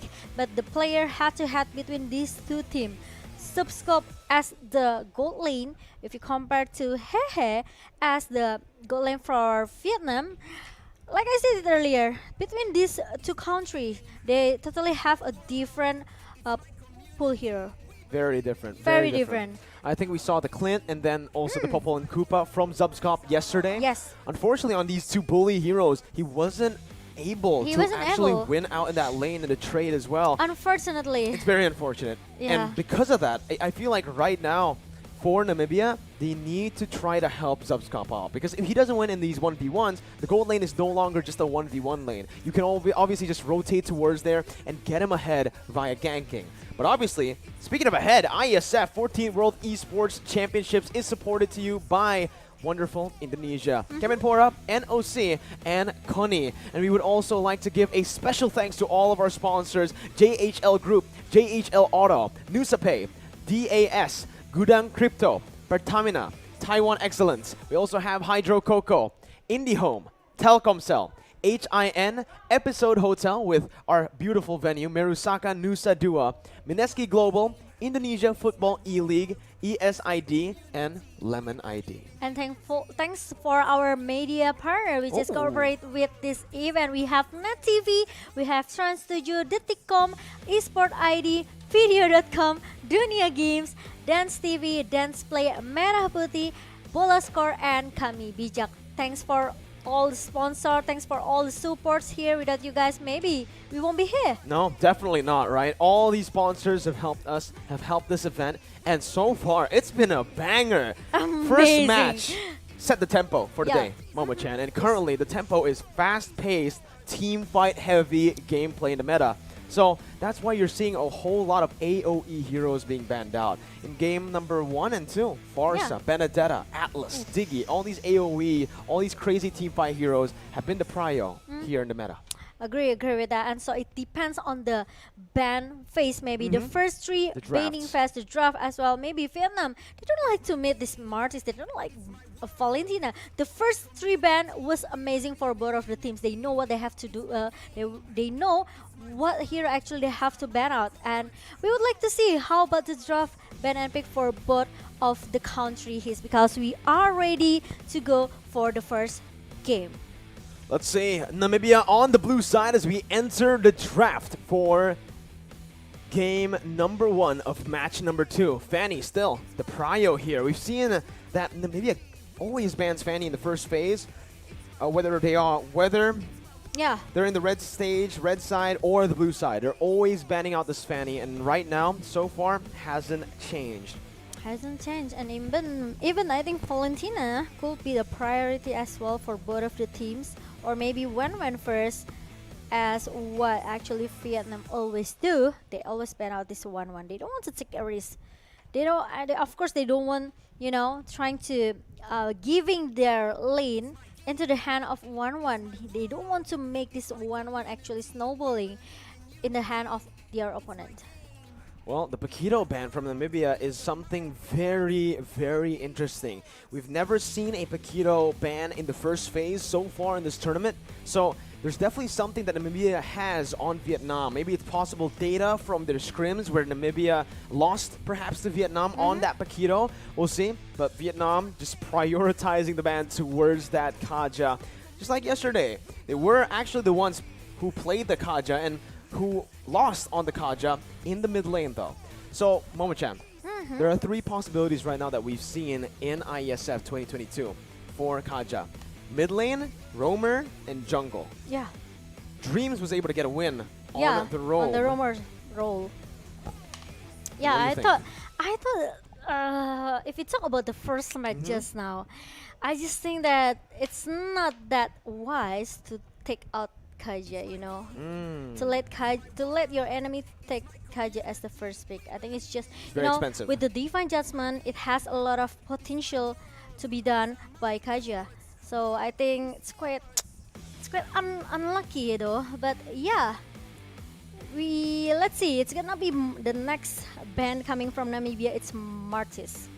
Ooh, Leomord is open. Momo-chan, the Leomord is wide open here. We'll see if they want to pick it up. They go for the Akai instead, Momo-chan. Okay, they could pick this Akai or maybe another hero for Namibia, but Akai as the first pick for Namibia. Meanwhile, Vietnam, they has a chance to get Leomord, or maybe if they want to, they can pick out this Diggy. Okay. I think this works. If they go for the Diggy and the Leomord, 2 So very it should prior be heroes. a babysit gold lane. Should be. but Possibility, they, right? Ooh, they go for the Benedetta. Wow. Though, with the Diggy. But yeah, maybe because they've already picked up that Diggy, they're not really going to go for anything they're not going to go for the goal laner first, right? They already know that with this Diggy, whatever they choose later on to put into the gold lane will always be winning because of this Diggy that's going to be constantly in the gold lane. But Momo-chan, yesterday we saw the Luoyi, we saw the Vixana as well. Yeah. And it did not work out. We saw 2 Vixanas yesterday from 2 different teams. Yeah. And both lost. 0% win rate on this Vixana. And currently they're hovering over. No, they just lock it in. The Hylos, that should be the roamer for Namibia. A very interesting pick, as again, that stun will be completely nullified by the Diggy. The eye for an eye as well from Benedetta. Yeah, but I think Mortizi, he's very confident with his pick, with the Luoyi, with the Vexana pick here. But the thing is, the engage it should be totally different, right? If you compare to the first day, it still has like 0% win rate for this draft from Namibia. So they have to bring something else to us with the same draft like yesterday. There's already a difference though from Team Vietnam. They really enjoyed playing the Carmilla. But Joga this time will just opt to go for the Barats. First picking it here, well, last picking it in the first phase. Okay, but going into the second banning phase here, there's not gonna be Leslie be picked by Namibia. They can just ban out all of the gold lane here. They but can. Like maybe Clint, Popo, and Koopa, even those though, are the 2 heroes. Yes, even though it hasn't worked yesterday, but it might be work for today. But there's no Cloud as well, since Vietnam, they also haven't choose their own gold lane here. We still have a lot of options such as Melissa, or maybe Popol Koopa, or even Beatrix. Yeah, the Beatrix has been a favorite here in this tournament. We've seen it many times. Yeah. The Ruby respect ban. Ooh. The pick that we spoke of earlier on. Because Vietnam almost, actually Namibia almost giving some pressure, you know. Oh yeah. They towards the Ruby Cambodia. definitely had an impact in the game, right? Yeah. Especially with the first pick. Wow. That's but right. now we're gonna see the final ban is gonna be the Yves respecting Vietnam, but like you mentioned, that's his name, right? Beatrix. Favorite picks up the Beatrix now. Oh, it's still another for the export. So actually, this draft is like, you know, the combination between the game number 1 and game number 2 yesterday. It's interesting because They're learning. Yes, we will see. Maybe there's something, you know, different approach that Namibia will bring to us for our first game. Exborg for Slicer for sure. And who is the I think it's gonna be gold Popol. lane? Yep. There you go. That was the response yesterday from Namibia when Team Cambodia picked up the Beatrix. They went for the Popol, trying to win out in that lane, but now with the Farsa, that's definitely going to be a bit of a hassle to deal with for this Popol and Koopa that's going to be outranged completely by, firstly, the Feather Airstrike, secondly, that Renner Snipe. Okay, maybe the ultimate snipe as well coming from Leslie. I think it's gonna be a little bit troublesome, but still with the comfort pick. Hold up. Still with the comfort pick from Namibia. So I would like to see something different from this team. Right? I'd like to see what they've learned, right? After yesterday's loss against Cambodia, a very aggressive Cambodia. Can they now actually play aggressive in the early stage and fix it? Because they have the Popol, they have the tools necessary to control this early game, and we'll see whether or not they're going to be able to do it here up against a team that are so good, actually. That is so good at holding on and weathering the storm. Vietnam almost brought to us to the third game yesterday. Third game. Yes, I know, right? Because, you know, Malaysia, they almost got shut down so many times by Vietnam in the second game, but after maybe some minor mistake from Malaysia, they finally beat it with 2-0. But here we go for the first game between Namibia versus Vietnam. Let's see. Both junglers opting to go for the opposite route here. Joga on the purple buff. Meanwhile, you can see Numeraholic on the orange buff. And as we mentioned, wait a minute, bottom side, the King caught here in the 1v1. Slasher VT almost solo killing the King, who's still able to get out with the dashes and with a successful cut. That isn't too bad, but still, that's a lot of HP lost. Actually, it's a high risk though, actually, for the King, because and suddenly Numeraholic got Spirit in the mid lane. And it's gonna be a little bit, you know, because it's the jungler. It's the jungler. Oh and no, the purple buff. Yeah, and the jungler from Vietnam will lead maybe like 1 or 2 level later on. Uh-oh, bottom side, the King who had 1 HP now is back and he's winning actually in the trade here. Bottom lane in the XP lane. The King going in for a kill right there on the bottom side, but look at this up top. It's going to be the Detonus welcome by Joga. Caught in, stunning 2 members down for another kill over towards MDH's, Vietnam's MDH Esports team. Yeah, meanwhile 2 members from Namibia need to go back a little bit. Here looking very, very low for Mortizi and also NT. So far the game is looking to be kind of a deja vu to what we saw yesterday in the Cambodia versus Namibia match. And I can see that Vietnam, they really done their homework, okay? They've done their homework here by trying to play aggressively in the early game. Very aggressive so far, and even in this goal lane, what we mentioned came true. Zubskop unable to hold his own up against 2 members here, which they're going for. Reverse time and Nibiru's passion. Zubskop taken low. They're looking for a dive here, and Zubskop will be taken down up in the gold lane. As that should be a turret as well taken by Vietnam. A turtle for free, no contest from Team Namibia. Ooh, that's going to be terrifying for the airstrike, finding its mark, finding the kill onto Mortzi. And still looking for more, but Numeraholic be able to run away. Meanwhile, it's gonna be the next target, which is Slasher. And Slasher, luckily, still find a way how to go back a little bit and don't want to force himself to join the skirmish in the bottom lane. 5-0 in 2 minutes. Slasher VT going to be taken down here as well. The King picking up another solo kill in the XP lane, and that is still Numeraholic, who's not getting any space to farm in his own jungle. Purple buff stolen away. That's going to be the follow-up as well. The heavy spin defensively and the glorious pathway used with no follow-up will mean that Entropy will have to recall with very low HP. God. It's looking very bad for Namibia because in the first 3 minutes, look at that, the Feather Astra kills that comes from Need My Help. It makes all of the player from Namibia couldn't do much. Cannot do much here, and you know, in the first 3 minutes, Namibia, they already lose their mid turret. Slasher VT about to lose his life as well with the turret. Not just the mid lane fallen, but every single member so far except for Entropy, who's still sitting at 0 death as a roamer. He's waiting for that moment right now to look for a big play, but it's going to be the terrifying over to Joga, who's just going to walk them down with a Death's Welcome. Able to munch on one of the members here, spitting him out. Mort's going to be taken low, taken down with the airstrike, as that's his 3rd death in the game. It looks like Hehe wants to go for more. Entropy, oh no, the first death of the game for him, as that's going to be a double kill for Need My Help. Oh my god, I think it's looking very bad for Namibia because they are, you know, they are being driven away by Vietnam here. And Vietnam, they are getting snowballing and snowballing right now. Well, snowball is a strong word here. For Vietnam, it's literally what they're doing, but I feel like snowballing is a bit of an understatement. They are absolutely just stomping Namibia currently. It's completely dominant right now as they are going to look to siege that mid lane turret. Lord hasn't even spawned in Momo-chan, and they're looking for that bottom side. For the airstrike to zone the other members away. Bennett's Rage as well, but the last Insanity to the back lines will deal a lot of damage. That's the first kill for Namibia as they are on the board. The King going to be pinned down, and that's another for Namibia. They're looking for more on the board. Joga still staying there. Needs to respect Namibia.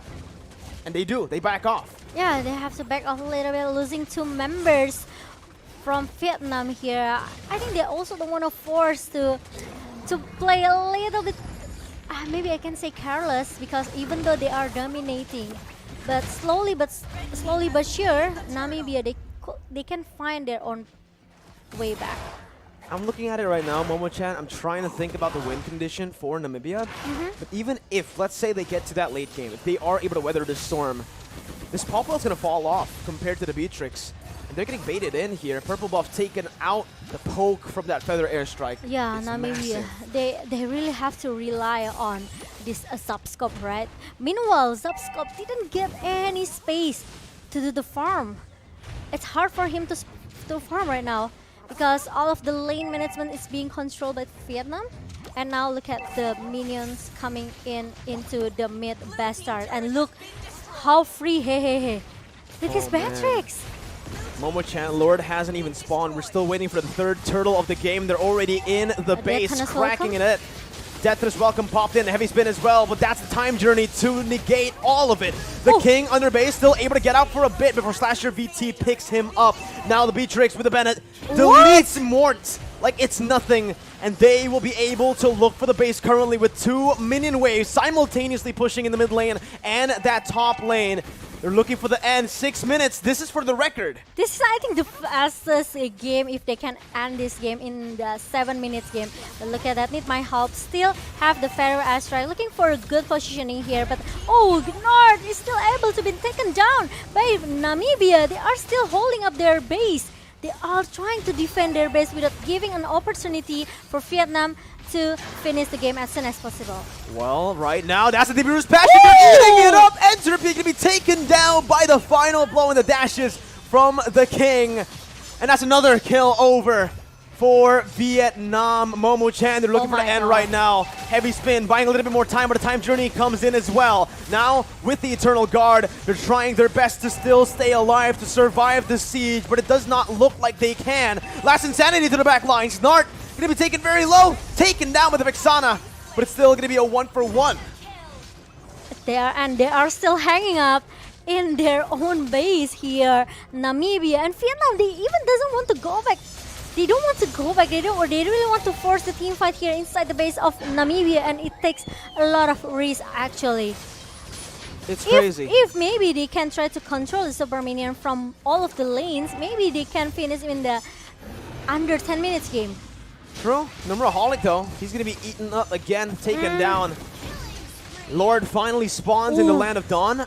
MDH, Vietnam, completely ignoring the Lord, ignoring the third turtle. They just want to get done with this game as fast as possible. That's Entropy, who tries to soak in damage. That's Mort gunned down. And it is going to be another game under 10 minutes in IESF as Slasher VT tries his best in desperation to look for the defense. With a heavy spin from Numeraholic, it will not be enough, and Vietnam will claim the first game in 8 minutes. I think this one is the fastest game, is it? Correct me if I'm wrong. 7 minutes was Cambodia. 7 minutes. Yeah, Cambodia had the record, 7 minutes. Yesterday, up against Namibia. Yeah, but unfortunately, Namibia, they seems still look very, very lost as well in the second day. Especially this is the lower bracket match between Namibia and also Vietnam, so they only have a small chance here, Mirko. One more game, they will be eliminated. Namibia, they're gonna have to find a new strategy. They're gonna need to pull out everything. They cannot hide any more strategies here. Yeah, they have to pull out their, their A game. Their A game, yeah. Because I just feel that this comfort pick that coming from Namibia still doesn't work at all. The Popo and Koopa. That's right. The Vexana as well. Both of these picks we've seen twice now. The Vexana 3 times actually in this tournament, and so far they're all sitting at a 0% win rate. Unlucky, but let's take a look to our highlight, which is the MVP goes into the hand of Joga. And unfortunately as well, that actually Vietnam, they done their homework yesterday. They play a little bit passive yesterday, but today they show to us their power in the early game. They play really aggressive. They try to, cut the minion in the second turret, which is it makes the actually Namibia need to go back a little bit, trying to distract it, giving a pressure as well to the player that try to cut the lane and clear the minion as soon as possible. And unfortunately, Numeraholic also got shut down so many times. Look at the damage from the Beatrix at this point of the game. 4 minutes in, and she's dealing that much. Hehe. Those items, for sure, Hunter Strike, for sure, I think the Melfic Roar, and this was the moment where Vietnam actually made a mistake, where Namibia were able to capitalize, getting 2 kills on the board, and it actually looked pretty promising for Namibia. Thing is, they weren't able to convert onto anything with the waves completely shoved in. And you could see, slowly but surely, Vietnam ignored the Lord, ignored the neutral objectives, just going straight for the base because of the lead that they already have. Yeah, and I don't think so. I don't think so. This is gonna work for Namibia if they are still picking the same, maybe draft like yesterday or even the first game just now. I think Namibia they have to say goodbye in this tournament. But yeah, the hero pool is still become the problem for Namibia. They don't have much time, you know, to learn prepare? all. Yeah, to not only to prepare, to maybe just to learn how to maximize their potential for the another hero here, such as, you know, they can use Lilia, or maybe they can use Benedetta actually, rather than Axborg, even though Benedetta became the first pick for Vietnam. Aka is a good option, but you really need to rely on the other damage dealer here. Popol Kupa is not enough for Namibia to just giving a contribution for the damage here. And our MVP match will goes into the hand of Joga. This guy. Solid player, man. Solid player. He didn't die at all. And of course, we will spotlight Jnard. Even though he died 3 times, but with this Digi, He's it a roamer. cancel. Yeah, it's cancel all of the CC that Namibia have with the heavy spin that Akai has. It is useless. Okay, he keep giving a poke damage as well with the alarm bomb, and he can't even pull out the enemy who wants to try to go back. The reverse time, everything honestly comes That's in right. handy, especially just babysitting that gold lane, because we know that if the Popol and Koopa doesn't get snowballed early on or doesn't get turrets, it's done. Popol does not scale well to the late stage, and the Beatrix was able to find such a massive lead early on up against this Popol, so Subscop just wasn't really able to find or to utilize anything from this pick. And you could see, one Windtalker, just the Windtalker built up for him here in the game. Meanwhile, for Hehe, man, BOD, Haas Claws, and the Melfic Roar. Yeah. Oh my God, just too dominating for Vietnam. They seems they know that what they have to do, which lane actually become their prio here. But without babysitting to Beatrix into the Hehe lands, I think Vietnam looks very, very okay with their own draft here, right? Because they got Benedetta who can go back and who can goes into the backline here. They have Digi to just, you know, keep giving a pressure with the poke damage, and also the Barras with the Donas welcome. Whoever player that come from Namibia trying to dive in, he'll just use the Donas welcome and trying to turn back the table. It's too tough, right? Because again, this is something that we've seen many times before. When you pick up an Akai, the opponents can just, they have an option to pick up the Benedetta. With the Eye for an Eye, you can actually just stop that heavy spin from doing anything by countering it. And to add on to that, they also picked another counter towards the Akai. It's the Barats that cannot be CC'd, unstoppable when he is using or channeling his Detona's welcome. That's right. Especially if he already got his passive right with the big guy. He's a big man. He's a big man. You know, you cannot stop the damage that's coming from that big guy. And we know how hurt and how painful is the damage is from Barrats. But yeah, and especially, no one can touch Parsha. No one. At the backline, that's the problem. Namibia, they don't have Fusong. Okay, maybe they don't have Paquito, because they ban out that Paquito means there's no one can cut into the backline here. Meanwhile, Vietnam, they have Benedetta at the hand of the king. So it looks very, very almost perfect for Vietnam. Except they maybe sometimes, you know, force themselves to just end the game as soon as possible since the minutes number 6. Well, Momo-chan? Yes. Since we've had a lot to say, you know, our telco operator partners, Telkomsel, has something to say as well. Wow. So guys, if you guys are looking for an amazing, fun game, let me tell you, the return of Condor Heroes, a very interesting game with amazing gameplay and thousands of characters that you will enjoy in the game. Let's make your favorite warriors be the strongest warrior in the world. And you guys can bring your clan to become the unbeatable clan. Download now on Google Play Store or App Store. For more information, you guys can obviously just visit the website condorheroes.duniagames.co.id. Yes, and other than that, if Okay. you are staying in Bali, for you guys and who also have the Telkomsel point and want to get some awesome merchandise, you just can get, just come here. Come to Merusakan Nusa Dua because we have the venue. We have Telkomsel venue here, so you can redeem your points here. You can get free drinks, or even you want to, playing some fun games with your friends, just to get more than million rupiah every day. Please visit the booth of Telkomsel. Man, Telkomsel on my smartphone. I've been using Telkomsel for years on my Samsung wow. Galaxy A33 Ooh. 5G. Wow. So yeah, there you go. Go ahead and check it out, ladies and gentlemen. Redeem right now and check out M Telkomsel points and the app to redeem those points. But again, getting back into the game, it's time for Namibia to finally collect some points. They have too. to fight. They have to fight really hard for the second game. If they're going to go down, if they're going to be eliminated, they need to go out fighting. They need to at least get one game, right? They one need to game. all out. At least make it 1-for-1.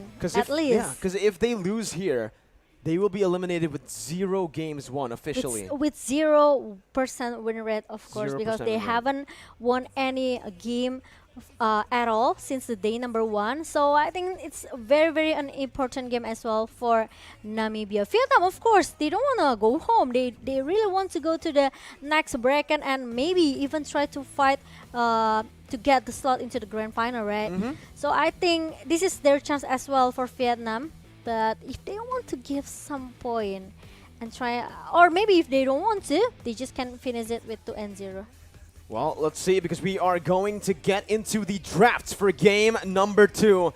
The decider on if Namibia goes home with 0 games, or will they be able to put up a fight, equalizing up against Vietnam.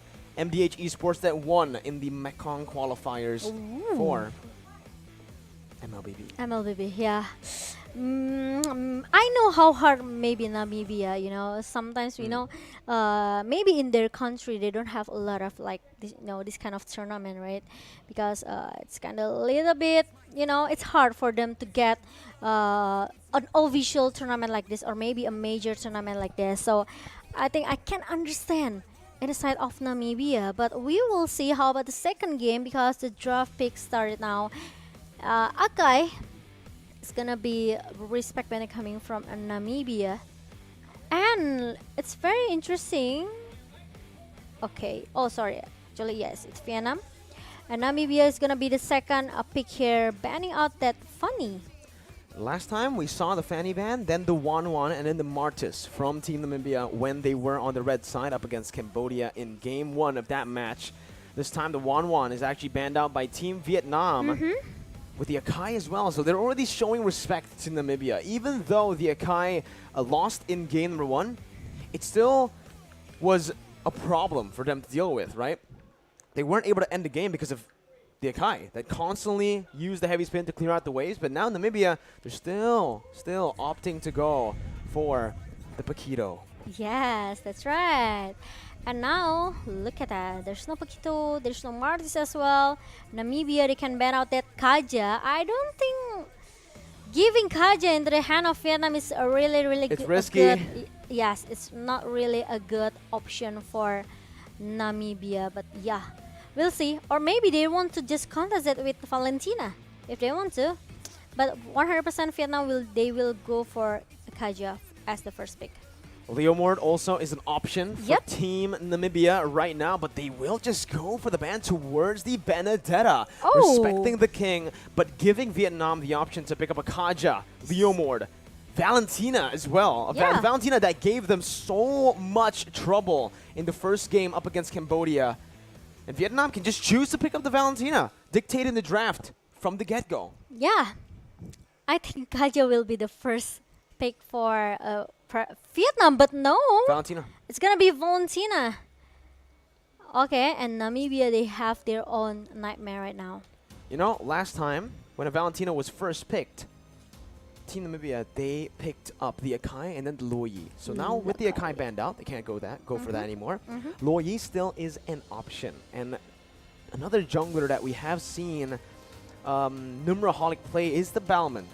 They go for the Valier instead, which is honestly a solid pickup here, but is it a bit too early to reveal the Valier? A hero that's, again, very vulnerable, very squishy, very easy to kill. Argus pick from Namibia. Okay. In the jungle, it does seem like, wow. Wow, Argus? Wow. It's very, very interesting because we know that how unique Namibia, right? We saw the Ruby first pick. We saw the Luoyi. We saw the Vixana. Yep. Now we're seeing an Argus. Oh, it's and an export. Interesting. Okay, export in the hand of Vietnam here. Meanwhile, Franco with the bloody hand and also the iron hook that coming from Vietnam, it's gonna be another nightmare for Namibia.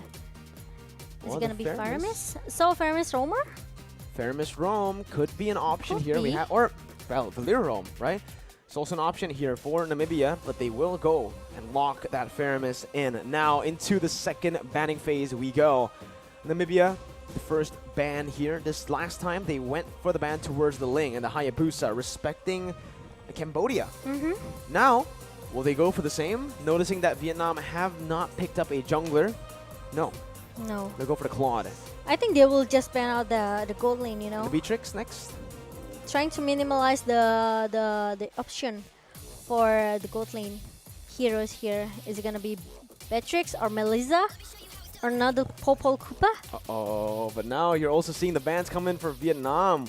Yes. That's the Clint ban.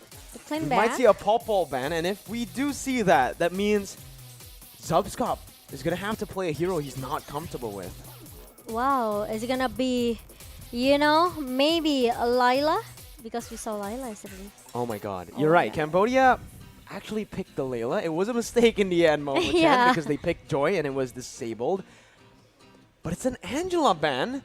Again, Namibia, they did lose. They lost to the Angela in the first game against Cambodia. Cambodia, with the Lapu-Angela combo, were able to just, they did nasty things, man. They just 1v4 wins, 1v5 wins for Boom.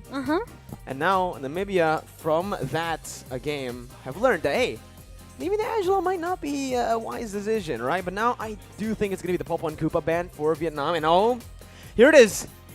What will Zubscop play? There's still Melissa left behind. Melissa, Brody, Bruno, Beatrix, Leslie, you're right. Leslie, right? Oh man, Leslie. There's still a lot of options. So far, Momo-chan, he's played the Clint and the Popol, both bullies in the lane, both really good in the early game. Maybe both of them are the most comfortable exactly. hero for And these two heroes are very good in the early stage, but he's lost in the early stage with the two best early game heroes. If he goes for something like Leslie, I don't think he's going to have a good time in that gold lane. Actually, he needs someone can give in the pressure in the early game, but this Terisla for the EXP lane, Namibia, they already have enough CC actually. And with this Terisla, we can see the team fight duration for Namibia is quite long because they have to call altar as well from Faramis. Wow. Meanwhile, the Bruno, like we talked about it earlier, is being picked by Vietnam. Meanwhile, Ling is gonna be the jungler for Vietnam. Well, with the Ling and now the Bruno, we're seeing the exact same as yesterday. We saw Civ from Argentina, from S11. Pick up the Bruno. He was absolutely amazing at that Bruno. Now, like you mentioned, the Leslie gets picked up. Namibia now up against Bruno, up against that Neymar skin. Look at that. I don't know. We'll see how this plays out. What do you think on the drafts? Actually, as I know, Namibia's draft here more into the mid until the late game. They have the early damage. It's only maybe from Valir, but not as much as Vietnam has. They have Ling here. They also have Valentina, which is with the Arcane Shot is very, very painful. And also they have Franco as a pick-off hero here. So pick-off strategy might be work for Vietnam. Meanwhile, Namibia, they have to drag this game into the mid and the late game composition. So it will work for them. But if Vietnam keep forcing themselves to have a skirmish and also team fight in the early game, it's gonna be a nightmare for Namibia. And if Bruno snowballs, man, that's a savage in the making. But ladies and gentlemen, are you guys ready to jump into game number 2 of this match? Once again, it's Vietnam up against Namibia. Game 2. Vietnam have the chance to send Namibia home 2-0, not giving them a single game victory. But Nimraholic on the Argus is looking to change that. Okay, meanwhile, there's no pressure coming from Namibia towards the purple buff. From Vietnam here, they just keep playing a little bit passive from both of the team, especially in Namibia. They play really carefully here, and Slasher giving a same pressure here. Meanwhile, the King is gonna be his 1 versus 1 situation, and look at the Petrify that come from Slasher, and he is able to back off. Well, Turpy is going to be caught here, and it should be a kill, but no, he actually gets out with the help of that sprint on that Faramis roam. So the Lethal Wanderer was actually secured, even though Joga was the one who used that retribution. But as I mentioned, this is it. This is what's going to happen onto the Leslie. Zubskop all alone in the gold lane. That's going to be Joga who jumps in, and that's going to be a kill for Joga onto Zubskop. Entropy rotated up top, but it's just for him to get slain by Hehe on that Bruno. Oh my god. The first 2 members that has been taken down from Namibia, and we know this is what we discussed it earlier, Mirko. Namibia draft is more into the mid and the late game composition. What? So, and what? In the 1 first minute. 1 minute, and maybe he can get the second one. The second turret in the top lane, it makes that Zubscops totally cannot do anything. What is he supposed to do against the Bruno? He picked the Leslie into a Bruno, this matchup that does not favor him. zone? Especially with the Ling as well. There's so much kill pressure on this Leslie. And you can see 0-0 with the first turret taken down in the first minute of the game. They're looking to find compensation. Nimraholic here going to be suppressed by the Bloody Hunt, taken down, but he has his ultimate, so he's still able to survive. But the last Insanity is going to be popped by the King under the tier 1. They don't even care about turrets anymore. They take it down like it's absolutely nothing, Momo-chan. Agree with that, and it's very hard. But look at that, the Iron Hook connects from the north here, trying to punish the anti with the Purify, and also the Terrified that comes from the Need My Help here. It will makes actually anti will able to survive. Meanwhile, it's gonna be Need My Help that will be shut down by the member of Namibia. Early, that's the first kill for Namibia right here in the game. But the turtle still falls to the hands of Vietnam. And now it does feel like, again, it feels like Nimraholic has lost complete control of the jungle now, with the purple buff already being invaded on. The King, though, in a 2v1, goes over the last Insanity, dealing a whole lot of damage, but it's only the Cult Altar that gets popped. Meanwhile, down below, Slasher VT gets taken out. The King survives, and that's another turret over to the Bruno. Step the Blades popped in. Mort gonna be taken down. Nimraholic as well, as that's Joga absolutely just styling, picking up all the blades. Oh my god, and in the first hour, 4 minutes here, we already have seen, we actually already see that the goal differences is just way too much from both of the teams. And there's another point kill coming from Vietnam in the mid lane here. Meanwhile, they just let the minion do the job. Yeah, and they're also helping the minions. That's the tier 2. Taken out in the 3rd minute of the game. Penalty zone by Slasher VT as he tries to deal damage, but up against a fed Bruno, you're not going to be able to out-damage him, man. That's the snipe coming in. He's 1 HP, blocked in by Need My Help, who's able to jump in clutch with the flicker to help his teammate. Oh, but meanwhile, the Iron Hook connects, and Zubskop needs to run away, but meanwhile, Need My Help will try to follow up as soon as possible, and maybe it's going to be, I can say, more faster game. It does feel like it is. Yeah, you know, it could be done in under, I don't know, 7 minutes, 6 minutes. They're going for the record. Minutes? Yeah, it does feel like they are going for the record. Nimraholic here used his ultimate earlier, so he won't be able to survive in the skirmish. Joga with the Tempest Blades. He didn't need to use the Tempest Blades, but hey, that's swag points. I just want to secure the point kill, Miracle. And now the left. They just got 4 turrets in the first 5 minutes. They did. 4 turrets. The dominance coming from Vietnam team, it's become a nightmare for Namibia. The mid-late game composition here, penalty zone comes in from Slazer, but look at that, the last Insanity connects to team member and 2 member downs in the mid lane. Need my help though, stole away the ultimate from the Argus, so is going to be able to survive that one. They're already looking to siege the base turret down in the 5th minute.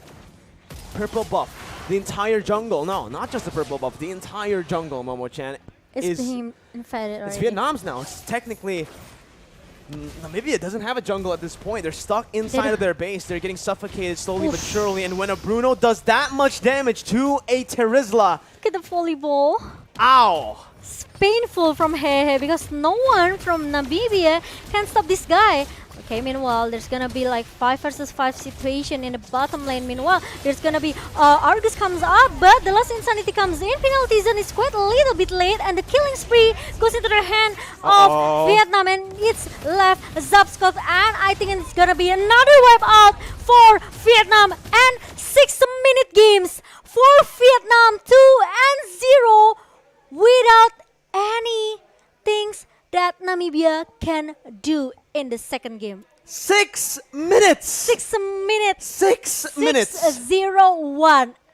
That's If all it I'm took. not mistaken. Is this the fastest game? This is the fastest game Oh my god. I've ever casted in my life. 6 minutes. think Yesterday was the me too. fastest, 7 minutes. In And this now year, Vietnam have just broken the record. 6 minutes and 10 Wow. seconds. Oh my god. Vietnam have knocked Namibia out in 6 minutes and a total game time of, I believe, 60 minutes from game 1 and 2. Complete shutout here in the lower brackets, the first match of the lower brackets. And I am Totally speechless. IESF continues to once again surprise me. That's right. And congratulations for Vietnam. Finally, they continue their journey in the lower bracket. But unfortunately, Namibia have to say goodbye. And good game well played. GG, well played indeed. The Bruno, that pick is so good when he gets snowballed. It's and not about the draft anymore. True, but, you know, I feel like, again, Zubskop, Popol Koopa, Clint, 2 heroes that are early game centric. He hasn't been able to win any duels on those early game heroes. If he plays Leslie, right? Yeah. Bullied by the Bruno, bullied by the Ling and the Franco. Like I did. What is he supposed to do? Like I said it earlier, they need the early damage here. They don't bring Lilia. They don't bring maybe Clint because Clint got banned as well by Vietnam. They should maybe prior the gold lane in the 3rd pick before the 2nd banning phase. But they didn't do it, so it makes that Vietnam, they can just ban out all of the gold lane for Zubskop. So there's no option for Zubskop to have the early damage in his lane. And look at the combo here.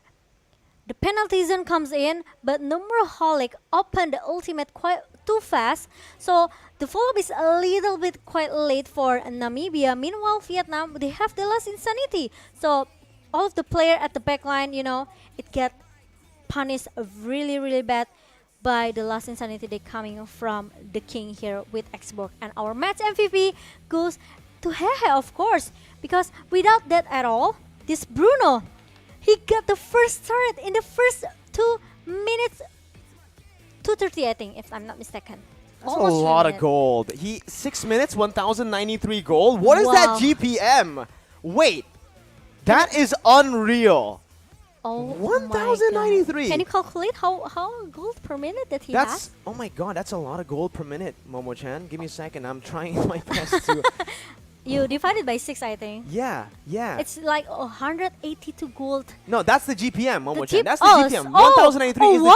GPM. So actually he has like Yeah. 6k. He has 6k gold. Oh my Yeah, so holy. that's the GPM already. 1,093. That's the highest GPM we've seen in this meta. Oh my Momo-chan, God. usually it doesn't get better than 750, 780, 800 max tops. That's 1,000? top. I ever seen. These are season 7 numbers, man. I ever seen 900 actually. Yeah. But 1k. Hyper carry meta, right? It feels like we're back to the hyper carry meta. Yeah, 1,000 still gold per remember that, minute was yeah. easily, And Gennard. easily achieved. And Gennard again with even not with his Digi, with his Franco, the bloody hand, the iron hook always connects to everyone from Namibia, and there's always a follow-up coming from Vietnam as well, right?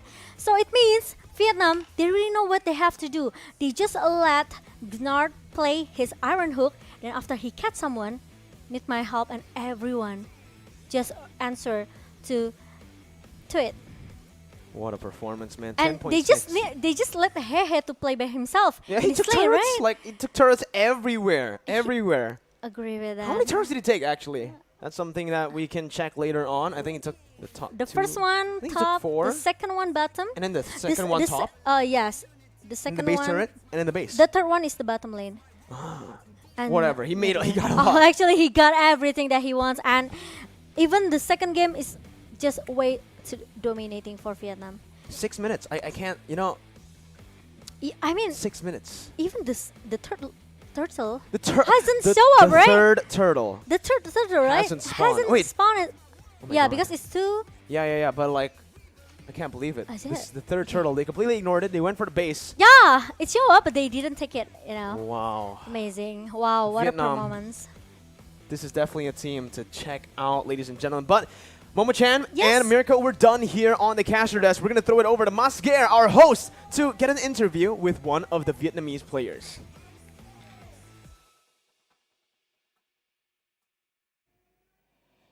All right, thank you, Mirko and Momo-chan. And once again, congratulations, Vietnam, for win the second game of the day and goes to next round for tomorrow or the day after tomorrow, or I don't know. You can check the schedule on ISF Instagram. But I would like to ask you, Joe, right? Yes, your name is Joe. So, what is your first impression about Bali? My first impression about Bali, I find it like very beautiful. It's very amazing. I haven't been out of my country for a long time. I haven't been traveling for a long time, so it's good to come here as my first vacation, kind of a vacation after a long time. So, this is your first time to Bali? This is my first time in Indonesia actually. In Indonesia, okay. This is the first time Joe come to Indonesia and he visit Bali on IESF 14th World Esports Championship. And then, how do you feel about your game, your team game for today? Is it every strategy is according to you guys' plan? No, I don't think we played really seriously because no offense to the Namibian team, but we knew that it was going to be an easy game after seeing their gameplay against Cambodia. I think. Okay, there's a good thing about Vietnam for, I don't know, maybe tomorrow or the day of tomorrow. So once again, congratulations, Joe. I will see you in another round in the Mobile Legends Bang Bang stage on the IESF 14th World Esports Championship. So guys, we will take a break for now, and the third game for today, there is a Filipina versus Slovenia. After this, still on IESF 14th World Esports Championship Bali 2022.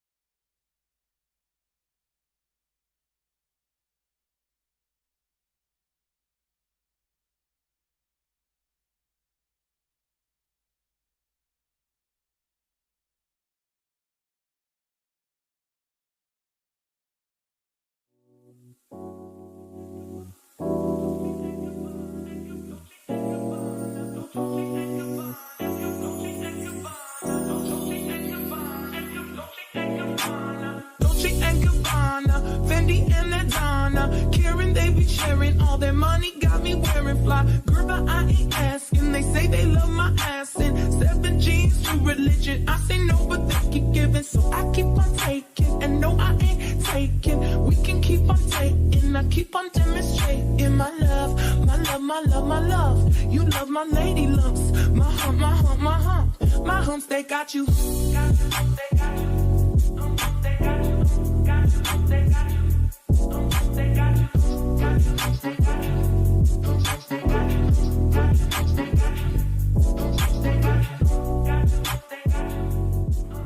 Dolce and Gabbana, Fendi and Adana, Karen, they be sharing all their money, got me wearing fly. Girl, but I ain't asking. They say they love my ass and 7 jeans to religion. I say no, but they keep giving, so I keep on taking. And no, I ain't taking. keep on demonstrating my love, my love, my love, my love. You love my lady lumps. Okay, so here we have Gabian for Onyx Esports, and I have a few questions to ask. So the first question, how confident are you for the Indonesian Mobile Legends national team to win in this competition? Yang pastinya yakin banget, soalnya kayak aku juga sering lihat kayak beberapa turnamen kayak mereka mainnya gimana, dan yang gak kalah jagonya sama tim-tim negara lain, jadi harus menang. So what do you expect for Esports Indonesia? Esports Indonesia sekarang kan udah dibilang lumayan maju juga ya di maksudnya dibanding negara-negara lain selain Filipina. Jadi ya semoga bisa lebih berkembang lagi, bisa lebih maju lagi, bisa banyak event gede di IESF. Amin. So okay, for the last question, what is your opinion for IESF? Opinion ya, udah oke banget sih. Apalagi tadi aku lihat kayak dari tahun-tahun ya, dari 2009 sampai sekarang itu kayak udah hebat banget, tetap pertahanin, dibikin jauh lebih baik lagi. Okay, that's all.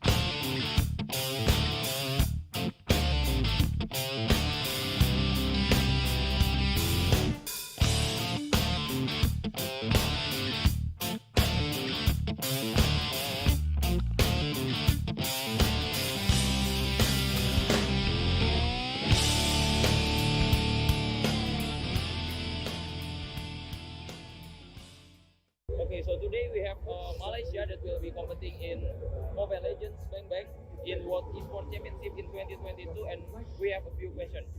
So the first question, are you satisfied with your performance in this match? Satisfied. I think the boys are quite happy, but they are not overconfident because our motive is to go straight into the finals. So for the next question, what is your key factor to help you to win in this match? Menangkan Momolin, menangkan Golin dan mid lane. Even you have won this match, do you think that you will improve for your next match? Dah menang match ni, perlu improve tak untuk next match? Kita nak akan buat lagi the best lah daripada sebelum ni. InsyaAllah kita akan buat lagi power. So you will face other country in your next match, right? Will you use the same strategy on the next game? Maybe tidak. Kita akan gunakan strategi lain. Sebab setiap team ada strategi orang, so kita orang ada strategi untuk counter mereka. So for the last question, what is your biggest challenge to beat your opponent? What is the biggest challenge to beat an opponent? Team mana yang bagi dia? What is big? The biggest opponent to beat the opponent is about we studied them. I mean, we need to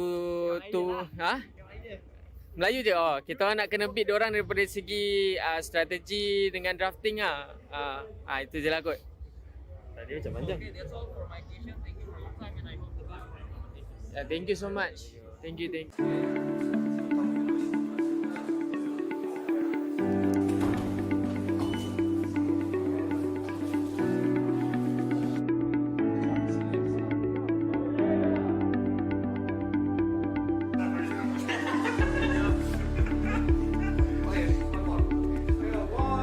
So today we have Lotus from Chile, and they will be competing in the World Esports Championship 2022. So Lotus, how was your trip from Chile to Bali, and what is your impression of the place? Was a very long trip.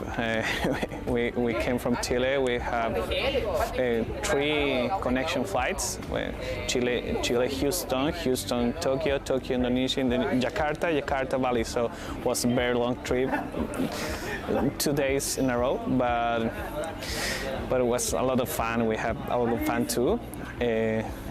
Totally worth it. Bali is a very beautiful place, so we are so happy to be here. We are delightful right away. So first, how was your trip from your country to Bali? What is your impression about the place? So about my trip, it was a little bit tiring, of course, from Saudi Arabia to Bali. Very long journey, but in the end, it worked out. Everything was fine. And my impressions was very great. The place here is wonderful, amazing, beautiful place. And yeah. So about the competition, how do you guys prepare for this championship? Well, we are a stack from Mexico, of course. Everyone has their own team, but we kind of practice with scrims a little bit 2 weeks ago. Okay. So for this tournament, which team or participant do you think will be your biggest rival? So I think our biggest rival will be from our same region, Philippines. We're in the same group. I think they're pretty strong, and I'm hoping we can have a good match. So you've traveled so far from Maldives to Bali, Indonesia. What is your target in this competition? Actually, we look forward to be in the top 1 or 2. As we know, this is the biggest esports tournament in the world. Do you have any pressure on your shoulder, and how do you deal with them? Actually, obviously it's a tournament, right? There'll be a lot of pressures, but then I think we'll be good in handling it. Okay. So you already been through several stages of IESF qualification. What is the key of success for you in order to qualify for this tournament? Well, the key is practice a lot, have fun again. Focus on the game, study the game. The game is your life in a competition. We also know that there have been a significant growth of the esports industry for the past few years, and there are many esports fans that want to represent their country, just like you. Yeah. Do you have any advice or tips for them so they can achieve that dream? So I think we should all remember, it's a team game, so we should solely not only focus on ourselves, but we should maybe focus on the team and how to grow as a team together, and sticking together through the thick and thin. I think that would be the greatest tip I can give. Okay, so that's all for my questions. Thank you. Thank you for your time, and I hope you the best. Thank you for this tournament. I hope the best for Mexico team. Thank you so much. We hope that too. Thanks to you, Pong. Thank you so much. Thank you.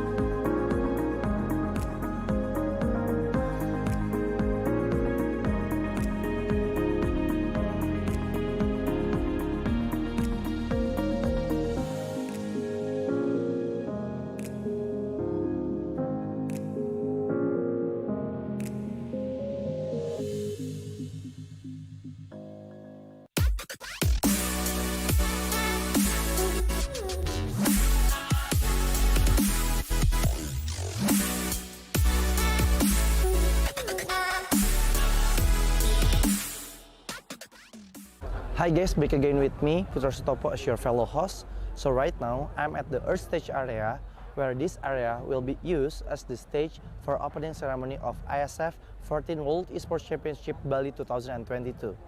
As you can see behind me, they are all practicing for the opening ceremony at 7 o'clock GMT plus 7.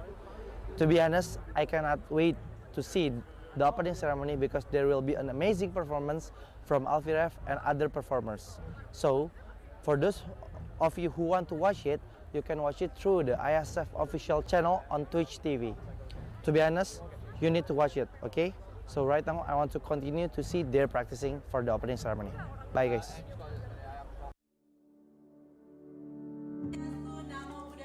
Salam kebajikan. Apa kabar teman-teman media semuanya? Luar biasa. Good afternoon ladies and gentlemen. Berdiri untuk menyanyikan lagu kebangsaan Indonesia Raya yang akan dilanjutkan dengan Mars PB Esports Indonesia. Indonesia tanah airku, tanah tumpah darahku.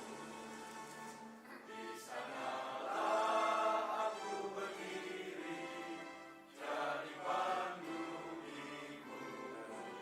Pertama kita juga sangat berterima kasih kepada beliaunya dari IESF yang begitu memilih negara kita sebagai penyelenggara.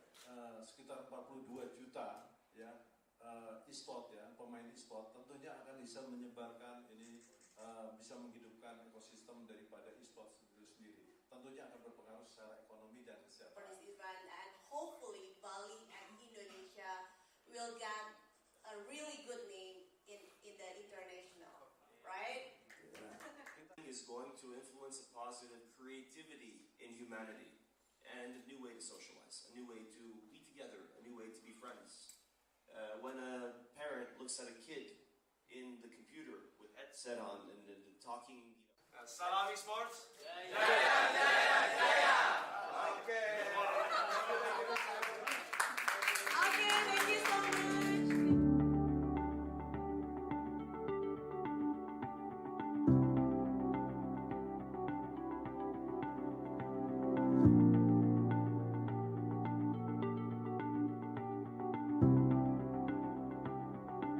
Okay. Let's go Bali. Let's go Bali. Let's go Bali.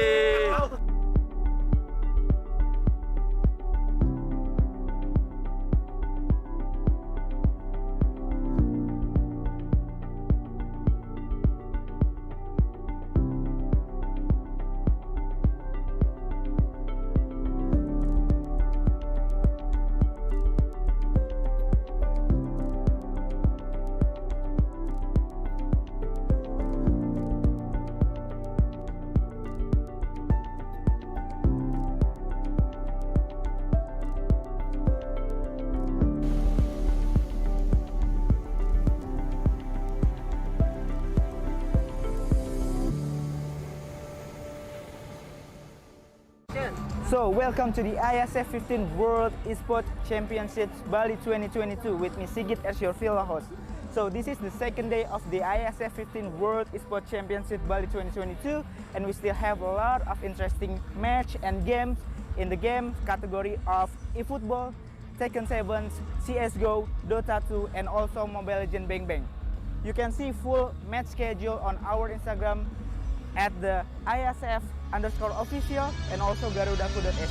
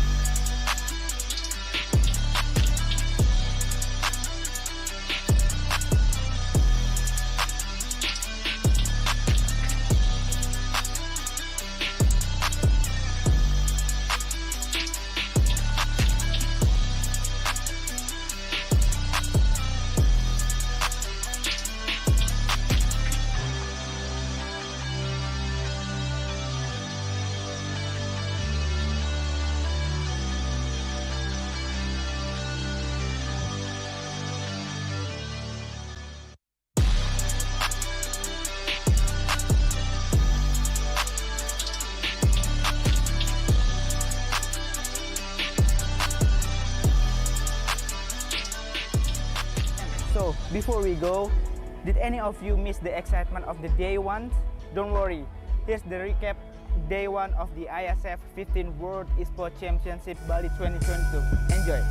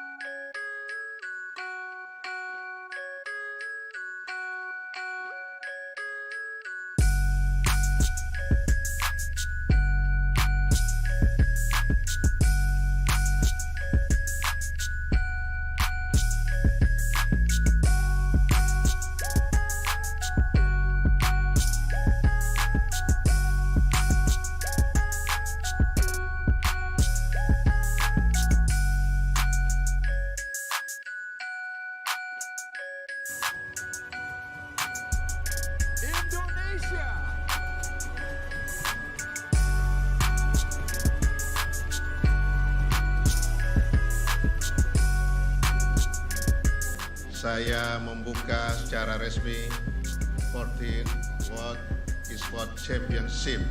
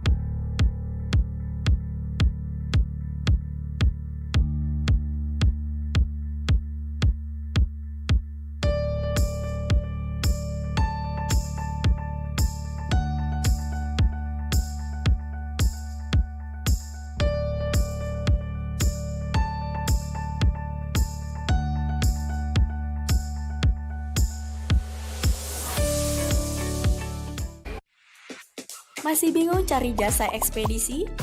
Central Cargo hadir sebagai solusi pengiriman barang Anda dengan terus meningkatkan kualitas pelayanan sebagai komitmen kami memberikan pelayanan terbaik untuk Anda. Kini kami telah dipercaya oleh ribuan customer. Di balik pertumbuhan Central Cargo yang pesat, kami memiliki ratusan drop point yang tersebar di seluruh Indonesia. Dalam membangun kepercayaan, kita tumbuh bersama.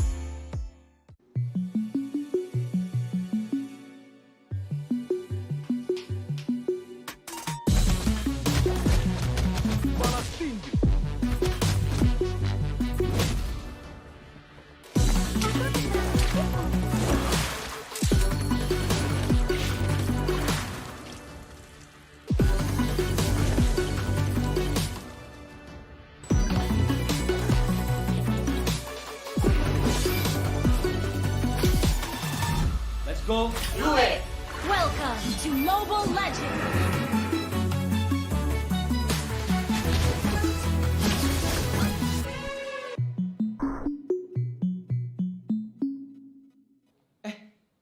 Kok jadi stuck gini sih? Padahal udah mau end loh.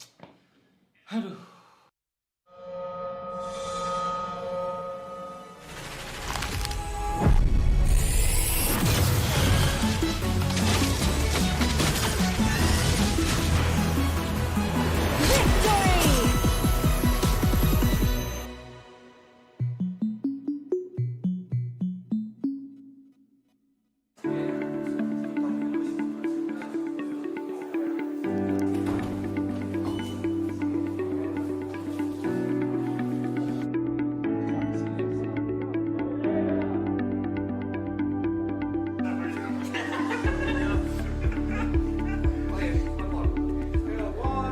So today we have Lotus from Chile, and they will be competing in the World Esports Championship 2022.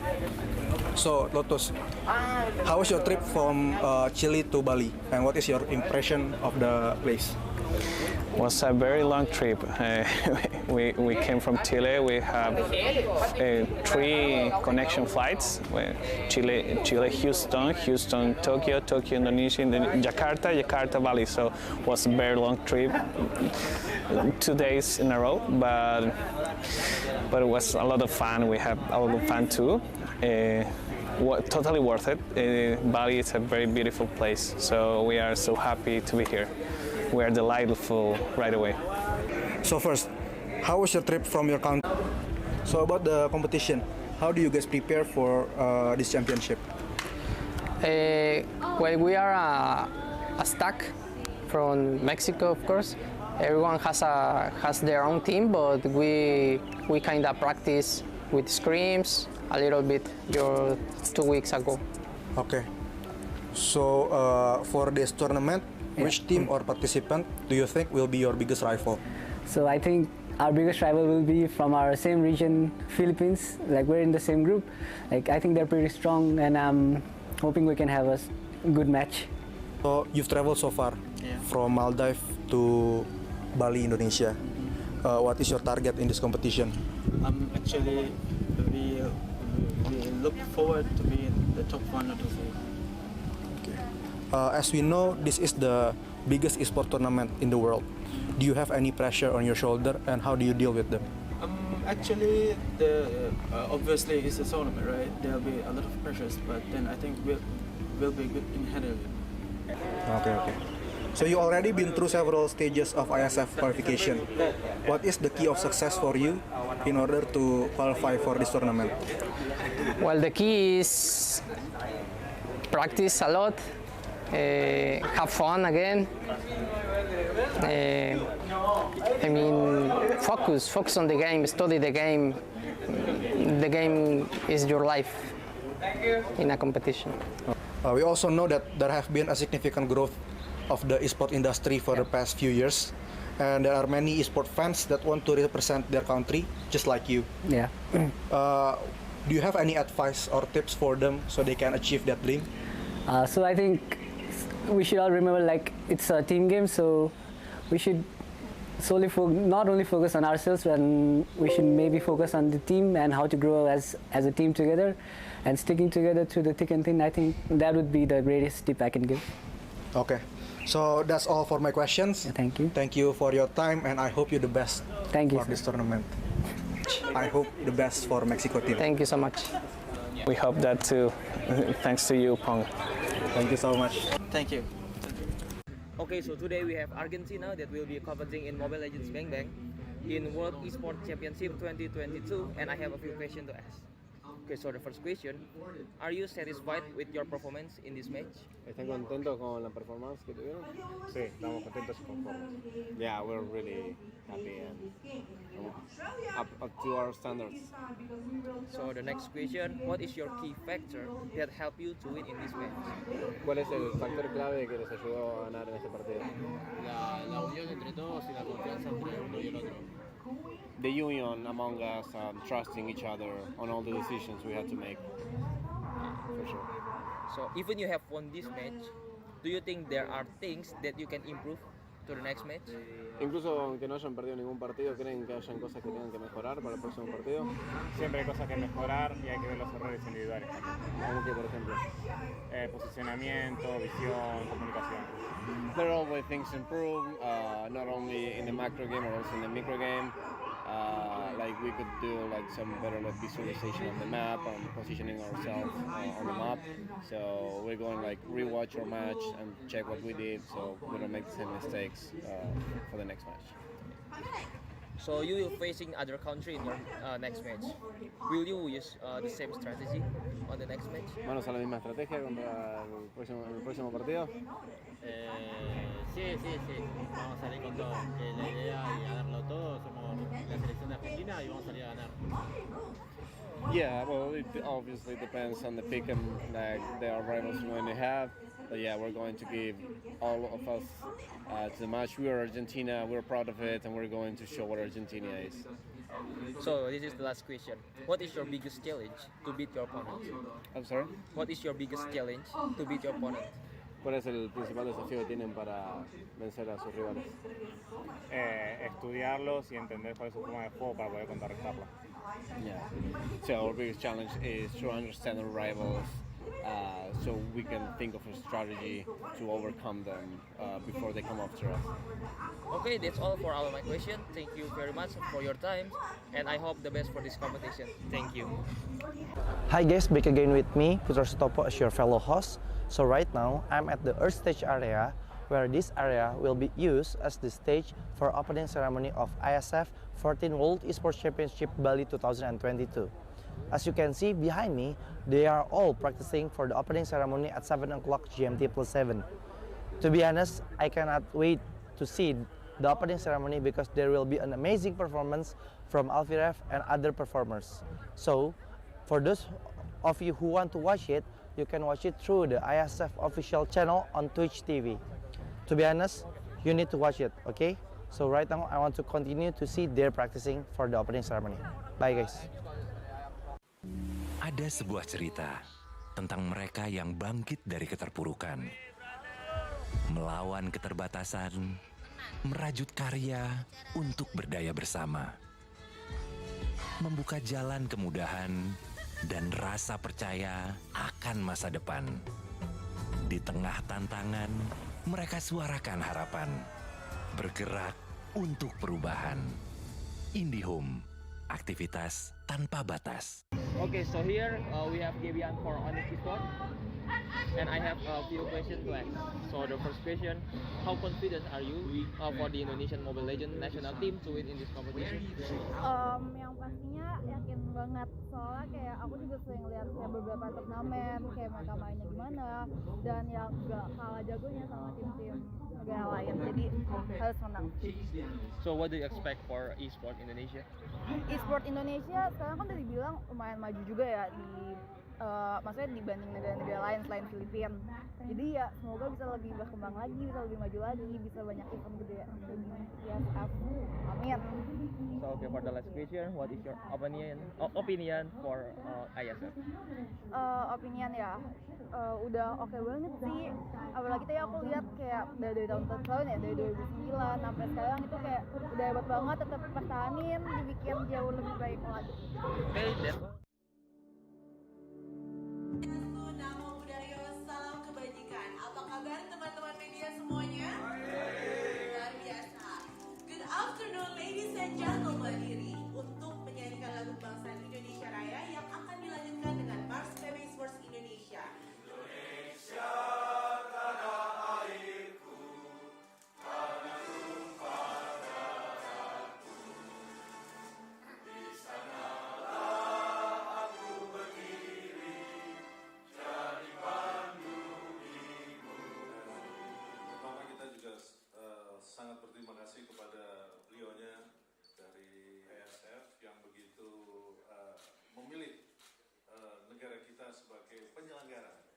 sekitar 42 juta ya e-sport ya, pemain e-sport, tentunya akan bisa menyebarkan ini, bisa menghidupkan ekosistem daripada e-sport itu sendiri. Tentunya akan berpengaruh secara ekonomi dan kesehatan. For this event, and hopefully Bali and Indonesia will get a really good name in the international, right? Is going to influence a positive creativity in humanity and a new way to socialize, a new way to be together, a new way to be friends. When a parent looks at a kid in the computer with headset on and talking. Salam Esports. Okay,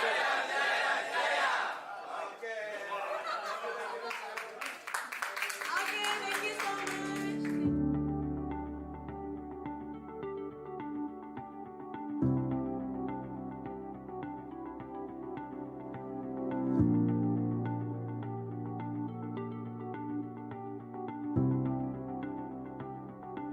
Okay. Let's go Bali. Let's go Bali.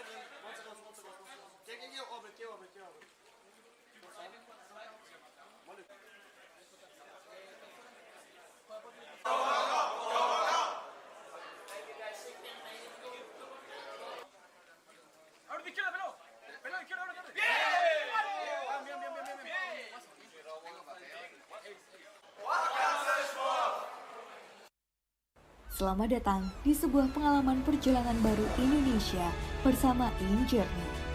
Terbang bersama kami untuk melihat pariwisata Indonesia, sirkuit internasional, bentang alam, ragam atraksi budaya, produk lokal asli Indonesia, warisan budaya, keamanan dan kenyamanan. InJourney membawa keramahan Indonesia ke dunia. So, welcome to the IESF 14th World Esports Championships Bali 2022 with me Sigit as your field host. So, this is the second day of the IESF 15th World Esports Championship Bali 2022 and we still have a lot of interesting match and games in the game category of eFootball, Tekken 7, CSGO, Dota 2 and also Mobile Legends Bang Bang. You can see full match schedule on our Instagram at the ISF_official and also garudaku.se.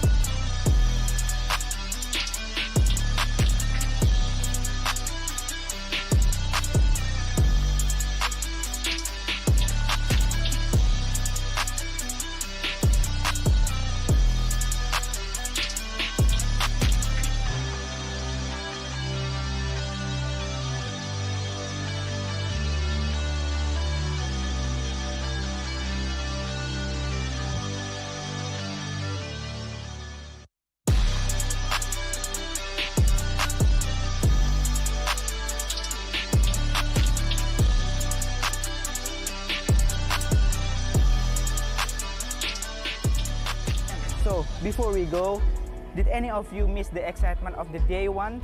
Don't worry, here's the recap day one of the IESF 15th World Esports Championship Bali 2022. Enjoy!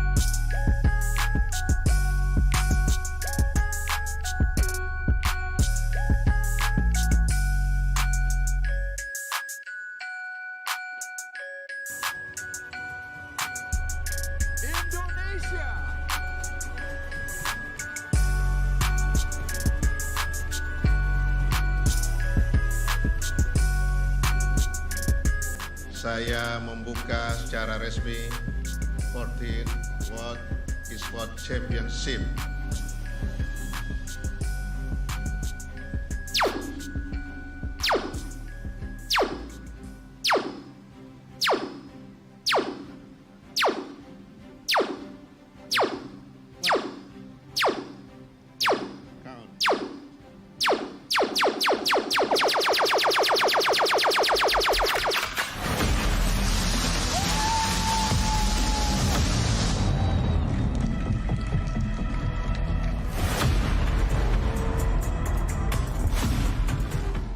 Okay, so today we have Malaysia that will be competing in Mobile Legends Bang in World Esports Championship in 2022, and we have a few questions.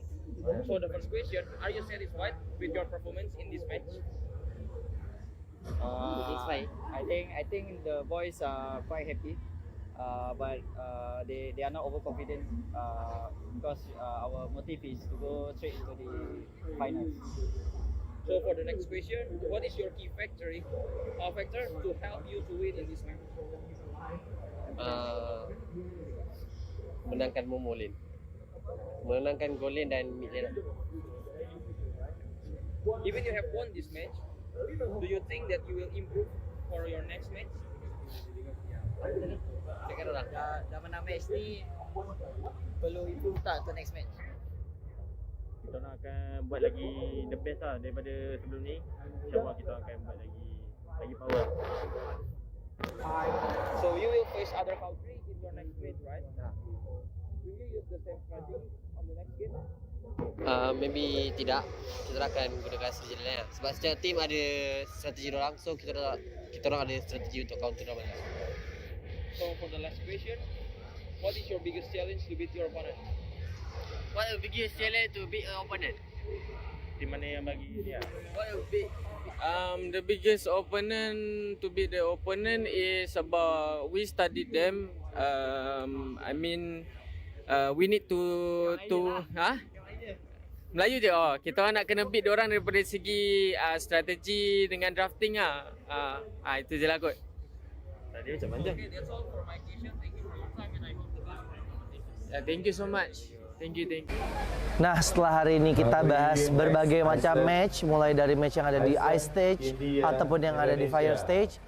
Sekarang saya mau ngajak kalian untuk relax terlebih dahulu, di mana saat ini saya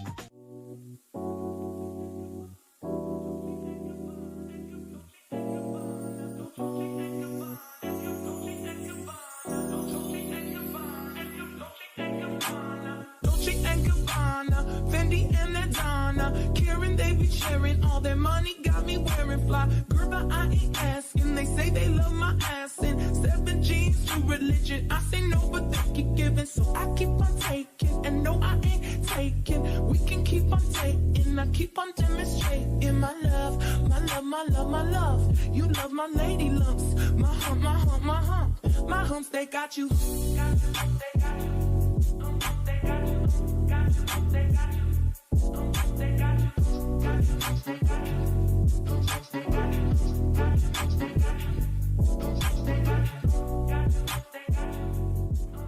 Dolce and Gabbana, Fendi and Adana, caring, they be sharing. All their money got me wearing fly. Girl, but I ain't asking. They say they love my ass and 7 G's to religion. I say no, but they keep giving, so I keep on taking. And no, I ain't taking. We can keep on taking. I keep on demonstrating my love, my love, my love, my love. You love my lady lumps.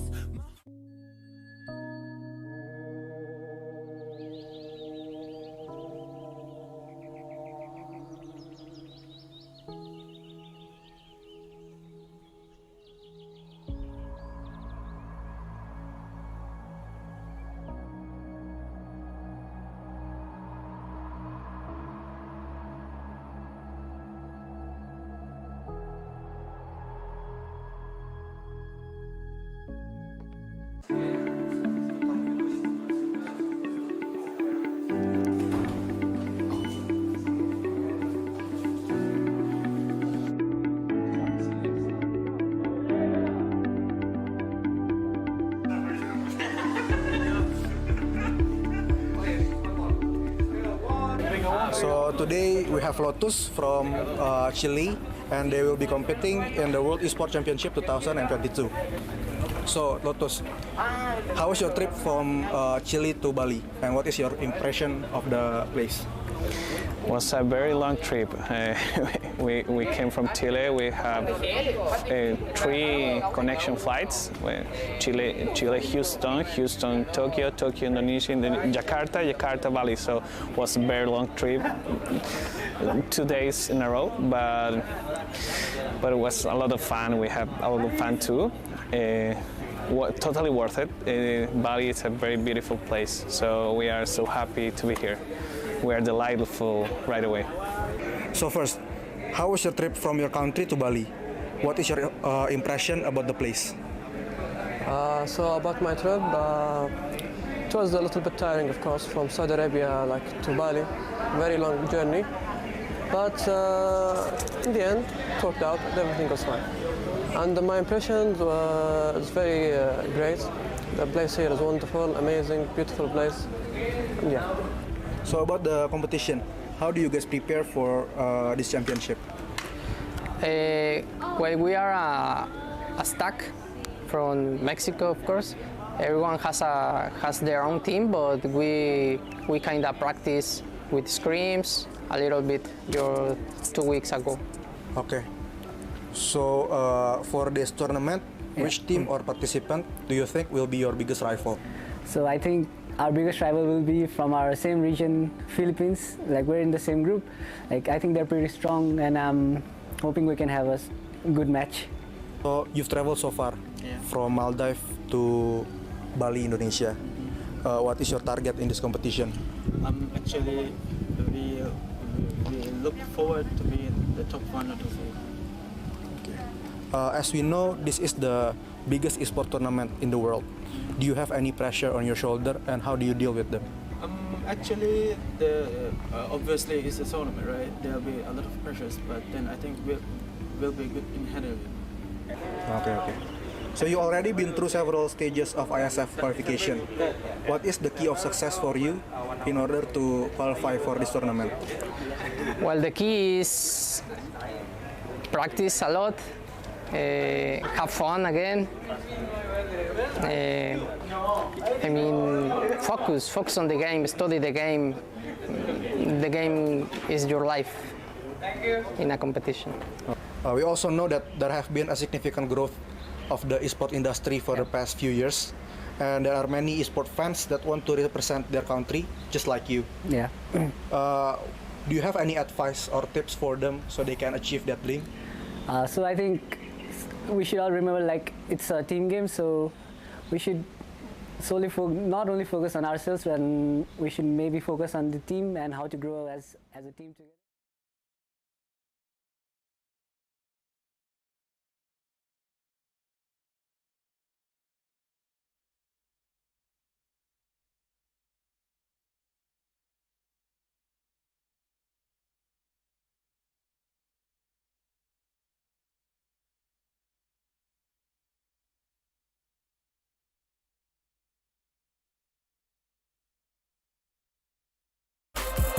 Championship Bali 2022, and of course we are still in Air States. Alright, so we have third match for Mobile Legends Bang Bang for today, but before we're going to the match, I would like to give you information once again about the IESF 14th World Esports Championship Bali 2022. We have like more than 600 international athletes here, 106 countries, and more than 596 offline matches. So it will make IESF as the esports event with the most nationality competing offline and the largest outdoor esports competition in Southeast Asia. And we have 4 marvelous thematic stages. We have Earth stage, Air stage, Ice stage, and Fire stage. With 6 games include CSGO, Dota 2, Mobile Legends, Bang Bang, PUBG Mobile, eFootball 2023, and Tekken 7. And especially for CSGO, there is not only CSGO male, but also we have the first CSGO female tournament of the year. Alright guys, what do we waiting for here? Let's go invite 2 teams that will compete for the lower bracket match, third match for today. As for the first team, please welcome Slovenia.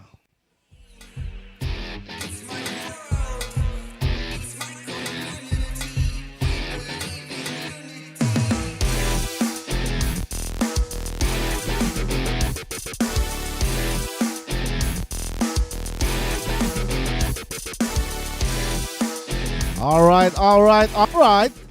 For the second team, please welcome the hometown of the mighty Jollibee Fried Chicken, Filipina!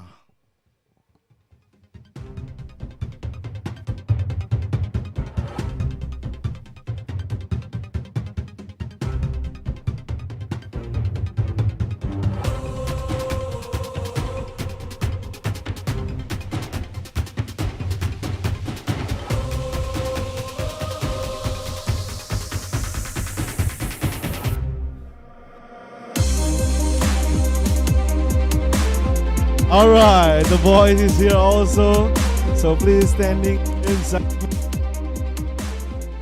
We have Slovenia and Filipina for the third match, Mobile Legends Bang Bang on IESF 14th World Esports Championship. So are you ready, boys? Yeah, we're ready, thank you. Alright, so how about you? Are you ready? Yes, I wanna eat Chicken Joy after the match because you said. So you want eat Chicken Joy? Okay, how about another brand maybe that here in Bali? Have you eat ayam betutu? Ayam betutu? Not yet? I will bring to you guys for tomorrow. Alright. So you guys please handshake each other. Thank you. Okay. It will be so awkward. Alright. Ladies and gentlemen of Mobile Legends Bang Bang IESF 14 World Esports Championship between Filipina and Slovenia. So we have to take to the casters that lead the game for today. Please welcome once again Momo-chan and Arashikes. Ladies and gentlemen, this is your caster speaking. It's me, Arashi, and Momo-chan, and welcome back to IESF in Bali 2022. You know, the lower bracket match between the Philippines and also Slovenia. This is our last match for today. Even though unfortunately Philippines, they have to go down to the lower bracket, but their journey isn't over yet. So they still have a chance actually, and Slovenia is gonna be their opponent here. It's a very tough situation for Slovenia for sure. They're up against a very, very reputable team, I know, essentially a right? roster in the Philippines. And as Miko was mentioning, the Philippines, they are no stranger to the lower bracket. This is an option that they like to explore a lot, so you cannot count them out at all. And fun fact, we did see that after the previous match, the previous match, they spent a lot of time just on reviews, on preparation, really showing again international class level. So we can expect a very solid performance from the Philippines for match number 3. Agree with that, especially they don't want to lose in this lower bracket match, right? Because this is their first day actually in Bali, because they just play for today, right?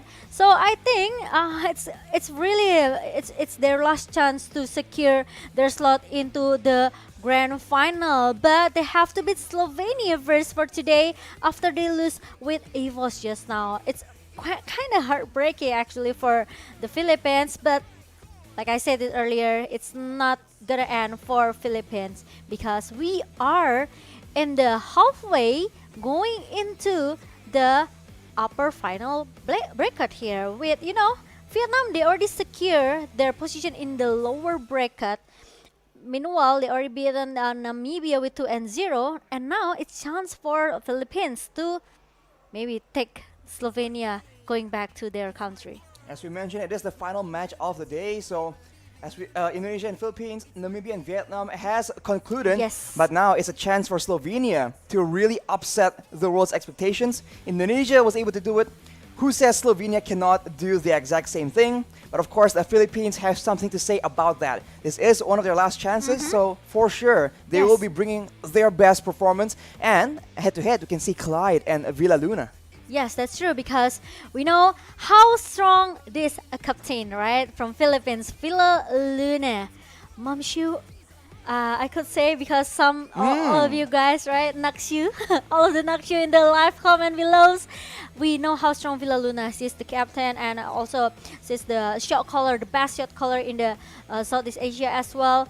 But meanwhile, we are going to take a look with the player head-to-head between Boni and also Soriano. Soriano here. A very reputable player, and a lot of people have their eyes on him, but Bonnie is able to actually match Soriano, at least when it comes to the statistics, right? For the most part, we'll have to see how well the data, the statistics translate back into the game. But you can see that Slovenia for sure is no pushover. They are here for a reason. Yep. So we'll have to see. Both teams have adaptations to be made, and Slovenia has the advantage of having just seen the Philippines play earlier. Maybe they found a bit of a secret, a bit of a winning strategy from the previous match. Yeah, maybe they already watched yesterday, right? Just watched the whole matches from yesterday. So actually, Philippines, they already prepared. They have prepared for today's lower bracket match. So we will see what will happen from the draft and pick. But if we talk about the pool hero here from Philippines, we know they have a lot of options. They have a lot of hero choices to be played in the lower bracket match. Meanwhile, Slovenia, who actually very unique because they bring one girl here, which is should be very strong as well, because we don't know how strong Buni as well, right? Even though we compare from the player head-to-head between her and also Soriano. Ohep for the last, the old name of this Philippine Goldling here. I think still so much upper hand for Soriano. Yep. I mean, again, Soriano has been very, very solid. Yes. It all came down to a select few moments against Indonesia. So right now, I think Bonnie has a lot to go up against. And as you mentioned, it's a welcome sight indeed, right? Oh my God. But just like that, we're going straight into it. Slovenia banning out the Fanny and the signature pick. Maybe we didn't have a chance to see Villa Luna play this Estes, right, in the first match of the day between Philippines and also Indonesia just now. But Slovenia even didn't give a chance at all. This Estes could be picked by Philippines. They just straight away ban it, respect ban towards Villa Luna, and Philippines with Franco and also Marty's band. It makes them secure that actually there's no, such as a pick-off strategy coming from the Iron Hook from Franco. And there's no Gushin at all because maybe he know how strong Gushin coming from Philippines, the of Del course. Rosario. Del Rosario in the jungle. He does have a lot of heroes in his arsenal, so he can go aggressive and defensive. So far, we have seen him on the fighters a bit more often. So we'll see if the Philippines want to revamp their strategy, going from a front to back to maybe something a bit more aggressive. But they've banned, as you mentioned, Momo-chan, the Franco, the Martis, and the 1-1. So it seems like late game or a slow-paced game is what they are going to aim for. Slovenia takes away the Fredrin that the Philippines picked twice actually in their match against Indonesia. So maybe they're onto something, but whoa, hang on. Speaking of signature picks right here, could this actually come through, Momo-chan? Like, the old wise with the Yesensen, but unfortunately you won't see it, Arashi, because there will be the first pick for Valentina and also Beatrix. They can't keep getting away with this, man. They keep baiting us casters into thinking something crazy is about to happen. I was waiting Villa Luna's Estes just now in the first match, but Same. But yeah, we don't have a chance until now to see that, the god of Estes, the god of support. Exactly. From Villa Luna. The top level Estes. For now, it will be Valentina and yet again that Beatrix. As we mentioned earlier, this is a hero that is very signature to Soriano. So we'll have to see if he can yet again have a great performance here. Because if everything goes according to plan, on that Beatrix, he is an absolute problem for any team going up against the Philippines right now. But for Slovenia, Cyclops could it be? It is going to be a Cyclops and a Diggy, which we have seen banned very, very often. So we'll see if Slovenia has a particular plan here, because usually, as we mentioned, it's used either as a very solid source of poke damage or to counter a lot of utility. Yeah, Cyclops has an ability to have, the lockdown power here, the star power lockdown coming from a Cyclops. So it could be anyone got caught by it. So I think Philippines, they have to really, really be careful, by the star power lockdown that can be used by Slovenia to just lock one member, maybe an important member that could change anything for Philippines. But Benedetta, we've seen it banned from a multitude of teams actually. Philippines, I think, banned it once, and I think the Indonesian team also banned it away. Yeah. It's a very, very troublesome hero, but we've seen that against a Fredrin, sometimes the Benedetta does struggle quite a bit, unless, of course, this Benedetta is going to be flexed away to a different role. Exactly, I'm thinking the same way just We now. have synergy here, Momo-chan. we have the same thoughts. We have the chemistry, Arashi. But yeah, it could be the XP lane, it could be the jungler as well for Del Rosario. So it depends on what Philippines want to bring us for this match. And going into the second baiting phase here, it's gonna be Leslie, because Slovenia, they haven't secured any good lane position for mid into the late game, or maybe for insurance for them to just win the game here. So Philippines, they could ban everything. They could ban Clean, they could ban Leslie, they could ban Claude. even Claude, yeah. Or the Irithel as well. That's right. A lot of options here, and Slovenia, There's they no ban away Carmilla. the Carmilla, despite the fact that one of the big pluses of a Carmilla is that crowd control potential, and they have a Diggy. So it's quite the interesting approach. But as you mentioned, Momo-chan, for the Philippines, they struggled really hard against the Leslie pick against the Indonesians. So maybe that is something that they realize they do not or can't deal with. Of course, in a front-to-back situation, true damage becomes a big factor in those long, drawn-out late-game fights. So I think it's a very smart option. And now only one more hero able to be banned away from both these teams, as so many things open up right here. Yeah, I think Melissa but it's gonna be Hayabusa for Philippines. They take out this Hayabusa, and Slovenia with this Digi. When you mentioned Digi earlier just now, I just feel that they can do, a babysit strategy here for Slovenia. Digi will stay in the gold lane for whoever Slovenia will pick. Is either is gonna be, Melissa, either is gonna be Clean maybe. We don't know. It could be, still using the same baby set strategy because they have Digi. with the poke damage from the alarm bomb, remember? Right. I mean, that babysitting strategy is very obnoxious to deal with. It almost allows your gold lane to have a guaranteed lane. And in the current meta, the gold lane is a reliable source of DPS. And so shutting down your opponent's DPS usually leads to very, very solid results in the mid to late game. But the final ban for Slovenia is the Martis, so they're not convinced that this Benedetta is going to the jungle. But Philippines is hovering over a Rafaela and they lock it in. Wow, I really love, how these Smart. two support meta from Philippines. But Freya, as a shadow pick for Slovenia, it's very interesting. Really?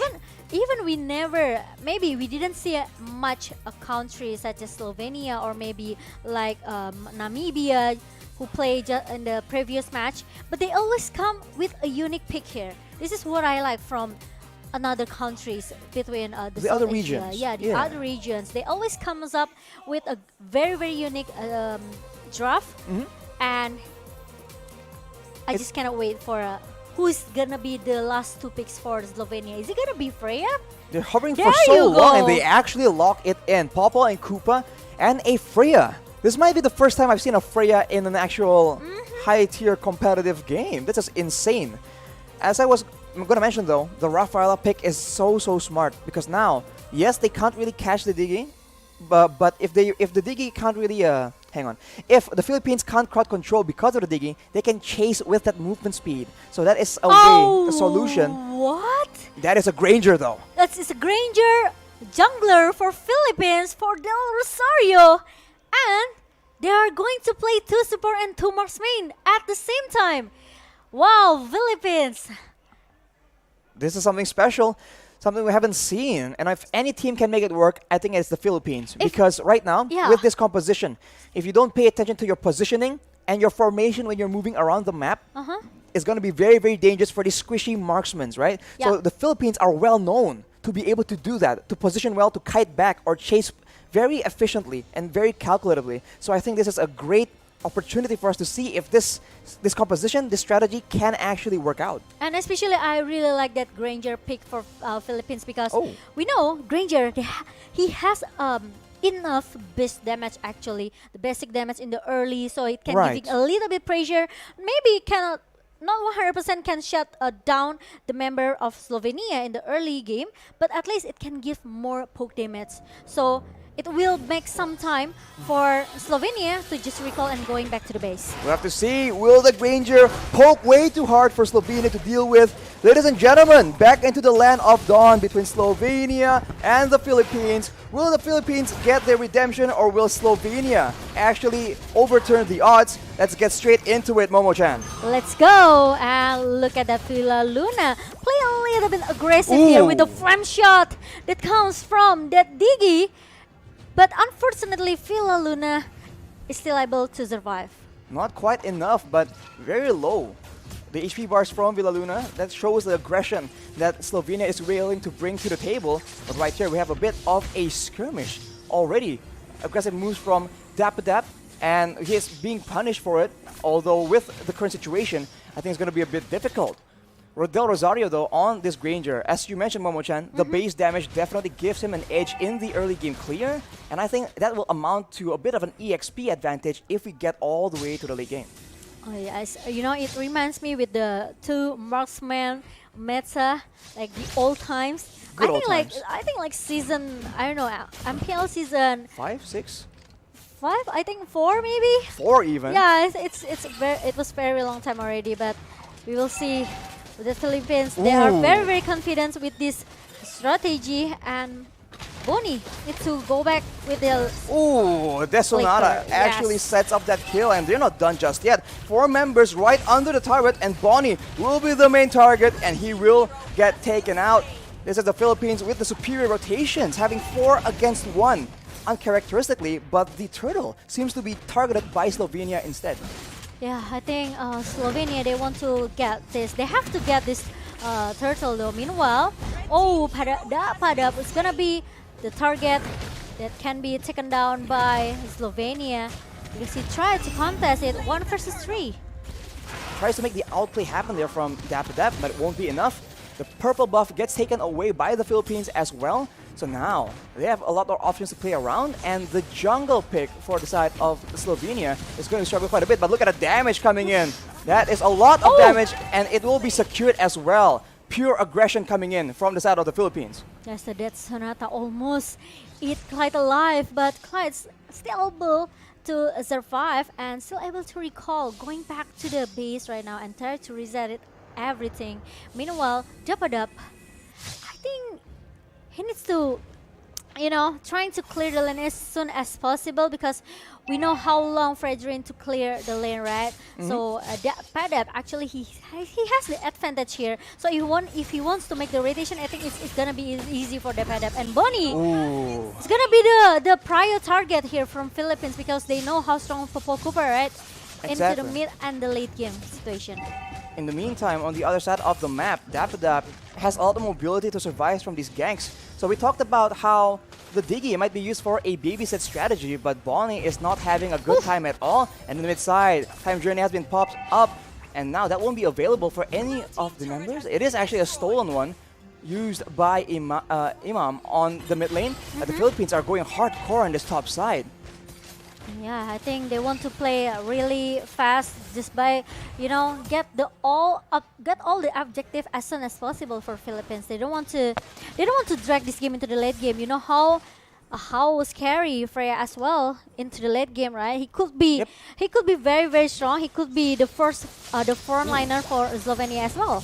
Sure, a fight starts to break out. The Philippines are going in, but you can see the first victim is going to be Clyde on the Diggy. It's a double kill for Sorano. That will be Nissan falling down in the same time, and the purple buff yet again is denied away from the hands of the Slovenians. Yeah. And just like that, Niburu's passion in the mid side, the pressure, the wave management from the Philippines is benefiting them so much. Yeah, we didn't see much maybe war between these two teams, because Philippines, they want to play really objectively right now, and Slovenia, most of the draft here are going into the mid until the late game, right? Like this Freya, but look at that. Del Rosario trying to a little bit forcing himself in the mid lane. Doing a lot of damage. Clyde nearly gets taken out, but look at the flank coming in from Arakiel. This will benefit them so much. That is Del Rosario taken out. Disaster, as the next target is going to be Villaluna. Makes it out alive from that situation though, but the Sorano, double kill. And actually continuing with that Nibiru. That's a lot of damage. You have to see the items right here, but they are still not done just yet. The snipe is used, but it will connect. That is a monster kill for Sorano. And the Philippines are able to take out 3 members for the price of none, I believe. It looks very, very comfortable for Philippines. Like, if they keep their tempo like this, not trying to forcing themselves too much, I think they still can get this game. But Rimuru having a 1 versus 2 situation here, but Dapadab, still able to survive or not, but no, he's going back with the Phantom Slash, and oh my god, hit for the Clyde, and he's able to get shut down by Dapadab. Imam with the stolen Time Journey saves the life of Dapadab, and that is a disaster. They spent so much time, and in exchange, they actually lost Bonnie. Yet again, Sorano is an absolute menace right now with the Malefic War. These snipes are going to do so much damage, and that will not, oh my god, that will not be a damage that Visao can actually take. And they're not done yet. Rimuru is the next target, and that's the Death Sonata being used. That's Imam securing the kill. And Philippines will continue their aggression. They're not backing away at all as Arakiel gets taken out, and the first base turret will be still standing for now. Yeah, it's like maybe, how much, 9k gold lead? Is it 9k? Yeah, 9k gold lead by Philippines team here. So I think it's kind of a little bit hard for Slovenia. They don't have much space here to get their farm. And look at the item. This Digi only have this Dominance Eyes. Meanwhile, from Zoriano, he already secured his Blade of Despair and Fury Hammer with the Malefic Roar for the attack penetration. That's a lot of damage comparatively. Popo and Koopa, not even the first BOD completed. Yep. Now, Death Sonata yet again used for that engage, and Clyde is taken out just like that. He won't be able to save any of his teammates as the Philippines move for the base turret, but they back away. This is that discipline as Imam makes bold moves around the map. Yeah, he needs to copy that time journey from Clyde, and now the minion comes in the bottom lane. Now all of the players from Slovenia need to maybe back off a little bit. They have to, try to defend their base before Philippines end this game.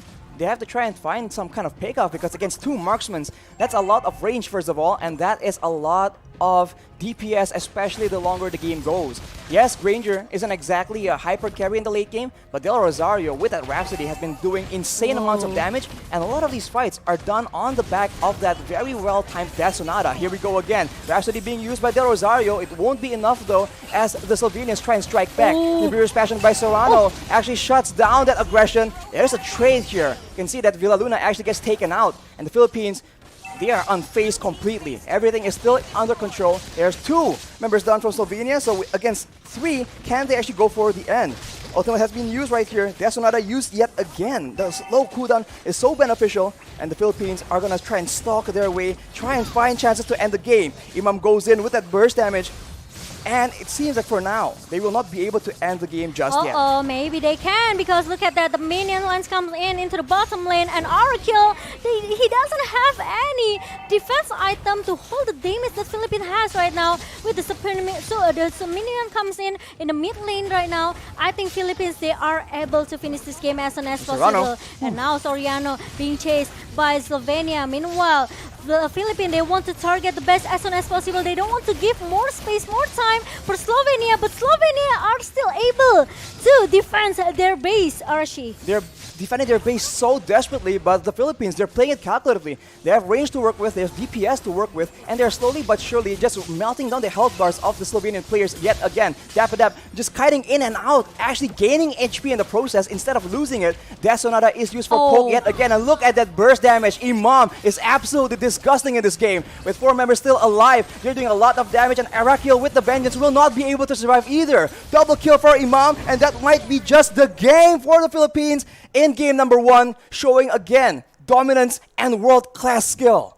Wow. Philippines secure the game number 1 with, I can say, maybe a solid draft that coming from Philippines, right? They have the early damage that coming from this Ranger and Valentina. So Batrix for Zoriano, he will have a lot of time to get his item, right? To get his money. As soon as he secure the first start in the gold lane, he can do the rotation as well, help his teammate to join the team fight here. So it's much advantage for Philippines. Meanwhile, Slovenia is kind of a little bit passive in the early because their draft is more into the mid and the late game composition.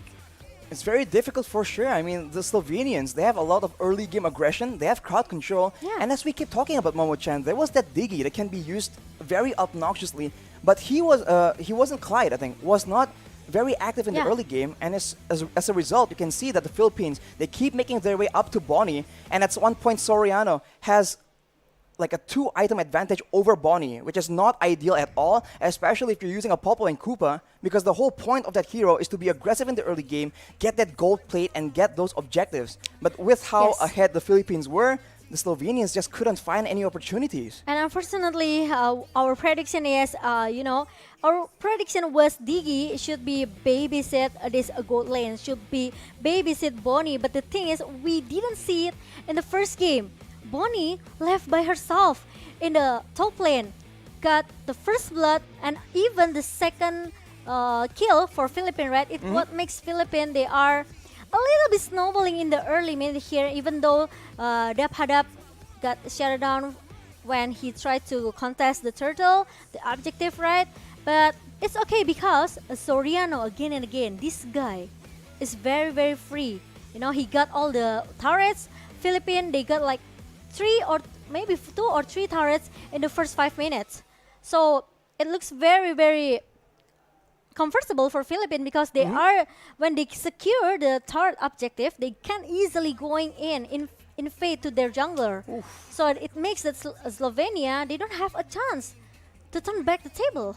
Exactly. They're just so disciplined right here. And maybe they learned something from that match against the Indonesians, because right here, they don't leave any opportunities. It does look like they were low on HP here when they stayed so long in the base of the Slovenians. But even then, no one was taken out. Eventually, Villaluna is the only casualty in this whole sequence of events. And they were just able to abuse the burst damage, the trading potential, and slowly but surely just almost rotate and roll around the death timers for the Slovenian members. And that is just disaster. After a very decisive ending fight, they just go for the end of the base. And that will be the story for game number 1. Yes, true. Definitely not the outcome that the Slovenians want. They want to get that early game aggression, and now seeing how the Philippines have dealt with it, macro play, wave management as well, they must have adjustments. More crowd control maybe, more solid planning on which lane they want to make plays with, right? Because if they want to go for the gold lane, then go to the gold lane. If they want to go for the EXP lane, go for the EXP lane. Because if you let both lanes essentially just play out, the Philippines have their own plan on which lane they want to actually give advantage to. Yeah, and you see it there. Both the EXP lane and the gold lane just so far ahead. Yeah, that's true. Agree with that. I think Slovenia, they have to come with a better strategy in the second game, because they have the Cyclones, they have the Digi, right? And also Fredrin. Even though we know that Freya needs some of the items, but the Popol Kupa has some opportunity to at least giving a poke damage toward this Beatrix with the DG maybe as a babysitter here, but the match MVP goes to Zoriano without any death at all, with 0 deaths. 0 deaths, 13 kills. The GPM, Momo-chan. Mirko was saying the highest you've seen is 700, 800. No. 1,100 yes. GPM for Soriano. And today we have like 2 guy giving 100k gold per minute. It was insane because they're just too, dominant in this game. And the player spotlight, of course, Imam, which is, we know that with this Valentina, he can copy everyone. He just, he's very, very confident to just IMU the time journey from Clyde, because Clyde will be the front laner for Slovenia, because he needs to pop up that alarm bomb to give a poke damage for Philippines. But the thing is, you know how strong as well Ravila, with the holy healing, with the holy baptism, Philippines, they have enough CC to just stop all the player from Slovenia if they want to play aggressively and try to dive into Philippines team. If you look at the item builds right here as well, Momo-chan. Wow, 2 Blade of Despairs, so definitely going for burst damage here, but they are so behind that they have no chance to actually get that burst damage in. Everyone from the side of the Philippines, even the screenshots of members, especially Soriano here with the Has Claws, has so much sustain. And to add to that, Villaluna on that Rafaela is there to provide extra bit of sustain as well. So definitely, again, a lack of a dynamic kind of engage, because they really struggle. The goal is just too far, like a 10k for Zoriano. Meanwhile, the riches from Slovenia is from that Boni with 4.8, almost 5k. But 2 times, double, 2 times gold if you compare to Soriano, right? So I think it's kind of a little bit one-sided game as well from Slovenia. Absolutely. So we will see how about the second game later. I think they have to try and, again, just narrow down their focus, right? If you just if you try and do so many things, it might be too difficult. But what is gonna be easy actually is deciding what device you want to use, actually. Oh, wow. So, do you have any recommendation, Arashi? Are you asking me that, Momo-chan? Of course. I think there are a lot of contenders, but the Samsung Galaxy A35 5G, wow, I think is just very, very good. It has 8 gigabytes of RAM. It has 256 storage space. Amazing. It has a super AMOLED display screen, especially on a beautiful day like this. Oh, wow. Right? You can make sure that the screen is completely visible. And it's not just visible, it's 120 refresh rate. Wow. Smooth. Wow. I like that. Smooth. Amazing. So, guys, I think you guys have to check their website. So you guys go to Samsung website and check every specification of Samsung Galaxy A series. They have A330. They also have like A53. So I think there's a lot of option for you guys. Or maybe you are looking for the smartphone for Mobile Legends Bang Bang. Well, for Mobile Legends, it performs like a charm. So awesome performance is made for you. Yes, for you, awesome generation. Awesome generation. Galaxy A series 5G, awesome is for everyone. How that smooth. It's for all the players in the stage right now as well. So That's they right. really, really need to focus here because the device is giving them an advantage, but it all comes from the players themselves. Yeah. Right now, especially for Slovenia, this is a very hard blow to to take in. It I is know, a very right? one-sided game, as you mentioned, Momo-chan. So adjustments must be there. And for Yeah. the Philippines, we said that it's a very unique strategy, and there's no better team to try and implement something new like this. Two marksmen, as we mentioned, marksmen, and yeah. essentially two supports. We'll see if they go for something similar, or Yeah. will they surprise us even more? Because you never know with the Philippines, man. Yeah, if we talk about Philippines, we know how strong this a team, right? Because actually, Blacklist International, they already secure a lot of champions title, right? Yes. From the M series Yeah, of and course. also the MPL in their own country, in their own region. We know how strong Blacklist is, but sometimes, yeah, we also know that Philippines, they come out with the surprise draft as well, right? With these two, I can say maybe two marksmen, and even we know that Blacklist is very, very famous with the two supports. So I would like to see what will they bring to us from the drop and epic. But I think we will take a short break, guys. What? So, yeah. Aw. So for our players, they can prepare better for the second game. So I please don't guess. go anywhere. Please stay tuned. We will be right back after a short break.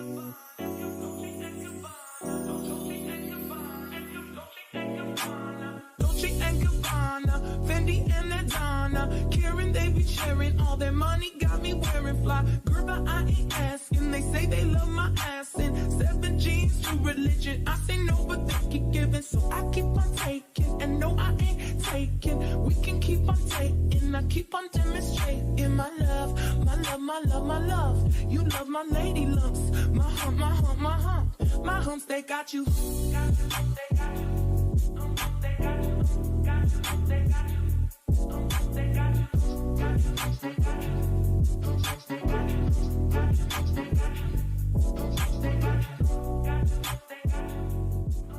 Dolce and Gabbana, Fendi and Adana, Karen, they be sharing all their money, got me wearing fly. Girl, but I ain't asking. They say they love my ass in 7 jeans to religion. I say no, but they keep giving, so I keep on taking. And no, I ain't taking. We can keep on taking. I keep on demonstrating my love, my love, my love, my love. You love my lady lumps.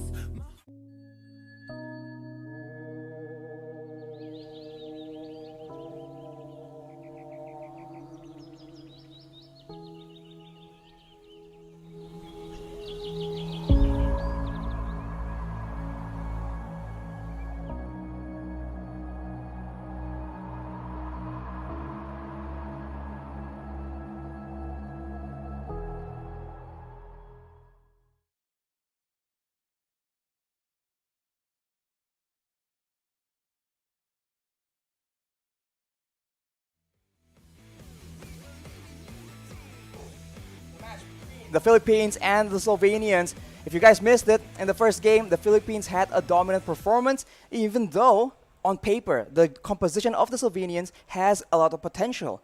Can the reverse happen in game number 2?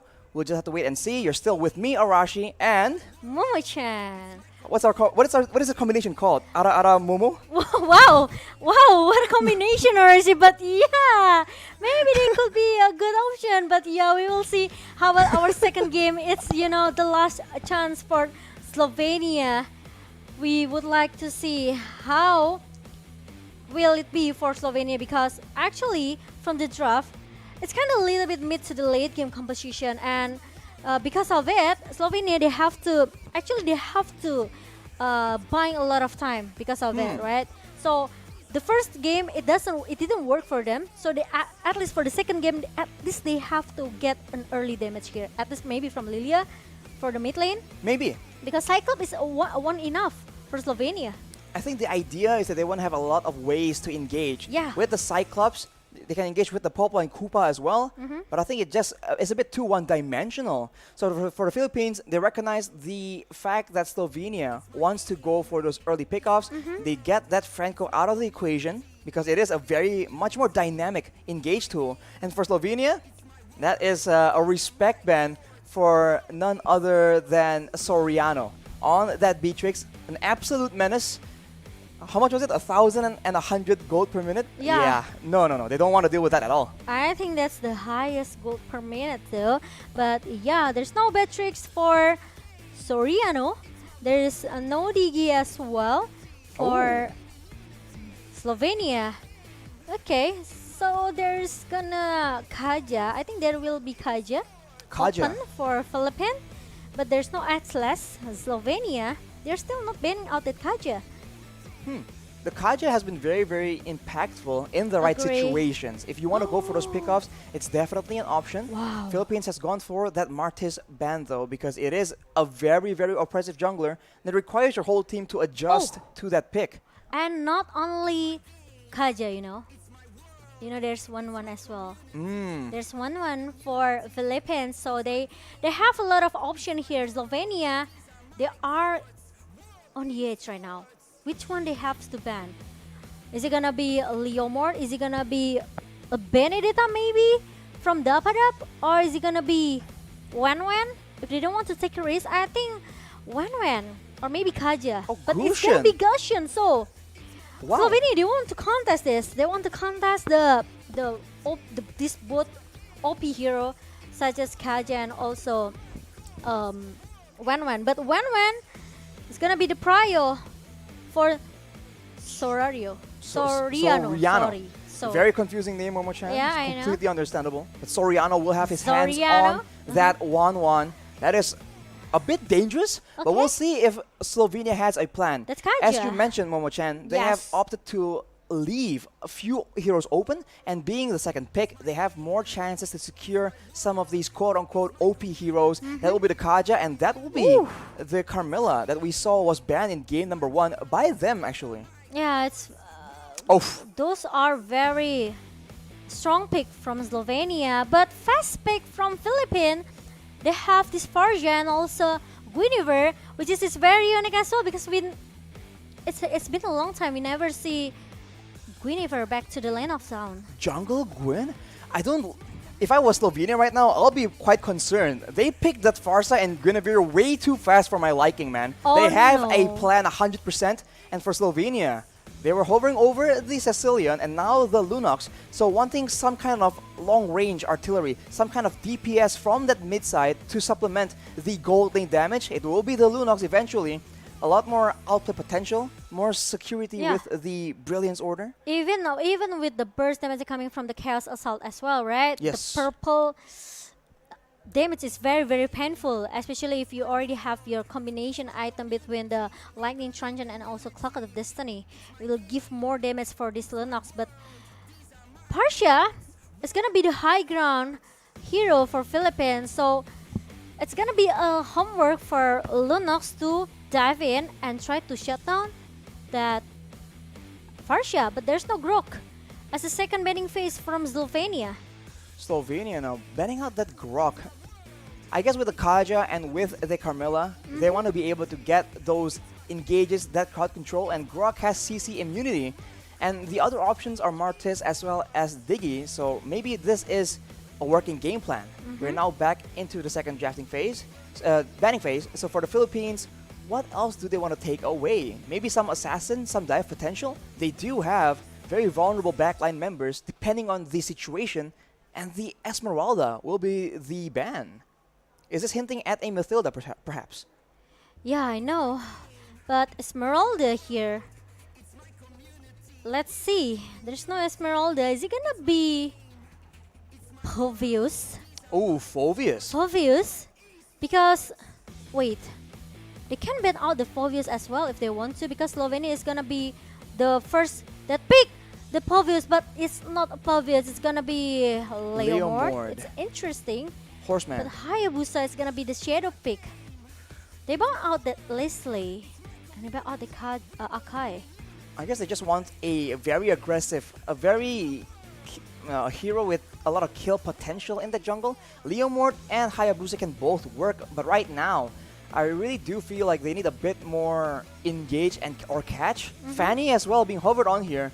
It is a hero with a very, very high skill ceiling though, so we'll have to see how well can Slovenia actually put it to use. It will be the Hayabusa though, bit more outplay potential, and now in a way, similar way, there's the crossbow of Tang and there's the shadow kill. They can be dodged away depending on the item builds as well.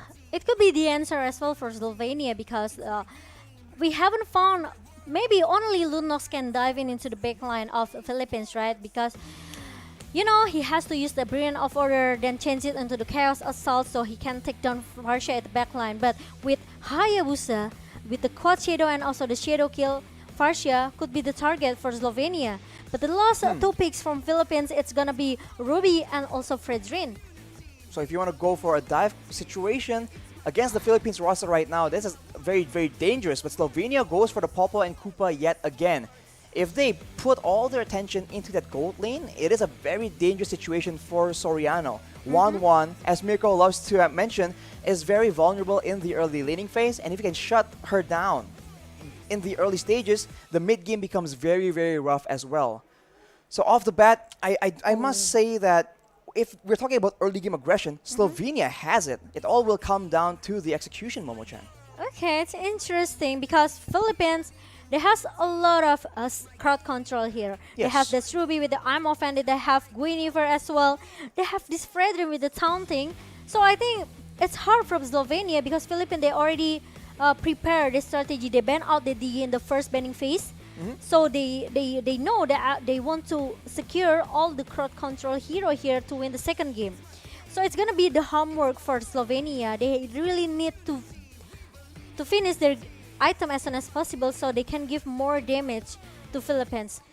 The Farsa pick as well is a lot of pressure in the mid side, wave clear, but also long range utility and burst damage, especially if your team has squishies, which there are on the Slovenian side. They'll be very dangerous. And now let's just get straight into the Land of Dawn for game number 2 between the Philippines and Slovenia. As we can see, both junglers just going for very, very fast clears, but the Philippines seem to have a plan up their sleeve. Okay, we will see what will Slovenia do with this draft in the early game, but Arakill is gonna be the first target that will be got Baron in the top lane. Meanwhile, there's some rotation coming from Slovenia going into the river area. So, hang on. Is XP lane Kaja?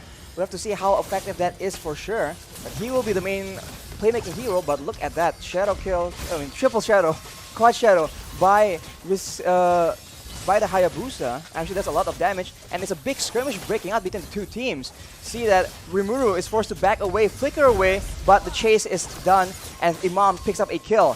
Philippines are not done yet though. They're kiting back and forth, but that is a kill picked up by Visao on the Hayabusa, and that will be an equal trade more or less. But the Filipinos are definitely the aggressors in this situation. Yeah, they are trying to giving up pressure, and Dapadap is looking for more. He tried to shut down that Aura kill. Oh, he canceled the recall and he tried to regen his HP. Meanwhile, maybe Dapadap still have a chance. No, I think Dapadap also doesn't want to take a risk. It's a very dangerous situation to overstay with low HP, especially against a team that is known to punish that, and especially against Farsa in the mid lane. The Wings by Wings will be dangerous, but now Slovenia strikes back. They do a lot of damage to Dapadap, but he's able to actually make it out of there alive, as the turtle seems to be the main priority for both these teams. And without Dapadap, can the Filipinos do something? The Federal Airstrike has been used already. No one has fallen victim just yet. And the Slovenians are wrapping around until the knockup comes in, and the Guinevere picks up a kill. Del Rosario coming out massive, getting the turtle as well, and the Filipinos are not done. Going again, taking out Visal, and now it will be Clyde just for good measure. Double kill for Del Rosario, disaster for the Slovenians. Oh my god, it's disaster for Slovenia because they failed to get the turtle, they failed to contest the turtle here. So they lose a lot of things just now in the top lane, and Philippines, they are still trying so hard to keep giving a pressure. Meanwhile, the top lane, it's gonna be a solo kill towards Dev Head Up, and will be get traded with Bonnie at the bottom lane. Plays all over the map here from both these teams. Arakil with a solo kill, but on the bot side, the Filipinos have taken out or zoned away members from Slovenia, and they're taking some gold. Although you can see that Clyde wants to try and stop this turret take, or at least deny the gold coming into the pockets of Soriano. Conversion coming in from Rimuru, coming in from that mid lane, but it will be a bit too late as we're back to the default. And you can see that Del Rosario actually has the Demon Slayer, and he has the tank build. But here we see that Bonnie is targeted, he gets taken out. That was a very, very good flicker I'm about to combo by Villaluna. Yeah, meanwhile, Villaluna trying to cover Soriano, who looks very, very low. And Slovenia also don't want to take a risk to just, keep giving a pressure, because we know how strong Soriano as well with this 1-1. Meanwhile, there's a stun coming from Imam with the energy impact, and the curse of blood comes from Clyde trying to shut down Imam at the backline, but I think it's kind of a little bit hard for him. It's very too difficult, but the Feather Airstrike is available again. Imam pops it up. Look at that. Visao is a bit too aggressive, gets knocked up, gets taken out into the hands of Soriano, and they're not done yet again. Bonnie is the next target, and the crossbow of Tang is popped up. That's a double for Soriano. And in the mid lane, yet again, action all over the place. The Philippines are out for blood. Yeah, I think they are still looking for more RSC, because, with the pressure they have right now with this Partia and also with this Guinevere, and they are keep snowballing since in the early game. Visao is able to take the purple buff back though, so that's fortunate for him, but they are not out of the fire just yet. The goal difference is building up, and the turtle is up as well. The Philippines are still trying to bait, trying to make a play happen at the bot side instead, knowing that the Slovenians have had a tendency to actually trade objectives instead. Yeah, meanwhile, the next objective will be this turtle in our first 4 minutes. Meanwhile, Rimuru is already being chased away by the member of Philippines. Look at the town and also the ammo fan that comes from Villaluna. It obviously will make Rimuru cannot run from it. Their Priest's Wrath being used as well. That is a large damage on Visao, and that's a double kill taken by Dapadap. And he is going in for Clyde just for good measure. That will be a killing spree picked up by Del Rosario on that tank Guinevere, as Arakil is forced to flicker yet again. A battle spell being used defensively instead of aggressively for this Kaja. Oh my god, now Philippines, they don't want to give a chance at all to make Slovenia can do free rotation here, right? Because they have to secure their jungle. But Feather Airstrike and the burst damage coming from this Farsia melted down Bonnie. Bonnie with 5 deaths right now, definitely a very tough situation. It's a repeat of game number 1, Soriano just getting out of control and Bonnie getting absolutely shut down. As Arakil here tries to make the winning play, goes with a Divine Judgment, but it won't be enough. Actually, he gets taken very, very low as Dapadap just moves back and starts going for a roam perhaps. Okay, and now their crossbow of tank pops up as well from Soriano. It makes Clyde with the Curse of Blood cannot do much here. Meanwhile, we know how strong Dapadap in the top lane. And Royal Rosario, I think, drove too much, but he's still able to survive. And even the cover that comes from Philippines, it makes that Rosario still able to join the team fight in the mid lane and secure the mid turret. 2 kills for the Philippines, but Visao was able to escape with his life. Very fortunate for him, but one more turret taken away from the hands of the Slovenians, and the jungle control now will be absolutely contested as the Filipino members are going for this orange buff. But wait a minute, Visao tries to make a play, it won't be enough. And now both teams are just waiting for an opportunity as the Feather Airstrike is being used by Imam. He won't be able to burst anyone low enough, but Arakil, one of the main engage tools, will no longer be able to actually mount a resistance in the front line. I'm offended though being used onto Bonnie, and that is her falling down yet again. Shadow Kill is being used by Visao, but unfortunately not enough damage, not enough resources, and Arakil just overstays in the top side, gets taken out off camera. Oh my god, now it's already like 5 turrets for Philippines, and now they're still looking for more. Rimuru tried to defend the top lane here. But it's not gonna be easy because 5 members from Philippines, they already keep giving a pressure again. They don't want to give any, I can say maybe. Hang what? on. There we go. Visao makes the he big saw play. it, Takes he out saw Villa it. Luna. Yeah. So not exactly the ideal target. He's alone though right now. Dap as well as Shadow Soriano kill? wants vengeance. They go in. Soriano aiming to go for a crossbow of tank perhaps. He needs to be very careful though as the Koopa gets sent out. Clyde is very, very low, but Dap alone will be able to zone the rest of the members from the side of Slovenia and force out the Brilliance Order as well. Both teams back away, but the Filipinos, they're just going for those turrets. Yeah, I know, right? And look at that. Now, we will see the same thing over and over again because now Slovenia, they have to defend their base. The Dapadab is gonna be the front laner and crossbow tank goes in. That's a godlike for Soriano. That's a double kill. That might be a triple kill, not just quite yet. And now, with 2 members down, can the Slovenians defend from this assault? The range game, the burst game, the crowd control is just so strong for the side of the Philippines. They're trying their best to try and get a pick off, but it won't be available just yet. The middle base turret is the main target for the Filipinos, and they will be able to secure it. But what next? They go with the I'm offended flicker combo that is Bali taken out of the equation again. The knockup coming in from Rodel Rosario. The legendary, the double kill coming in from Imam as well. All the burst damage poured into the members of Slovenia. The Filipinos trying to end this game strong. They go in again, trying to secure the final kill onto Clyde. He will be able to survive. Not quite though. Rimuru left alone, watching 5 members from the Filipino team going for the end. The Lord comes in just as a celebratory measure, and that will be the Filipinos coming out on top. Wow, Philippines secured 2-0 against Slovenia. And Slovenia is gonna be our second region that has to say goodbye. But good game will play for Slovenia, and Philippines, they still continue their journey. Whew. That was... I thought that Hayabusa could be the answer for Slovenia because it was a really, really good pick. Good start from Slovenia. They have this Hayabusa, like I mentioned it earlier.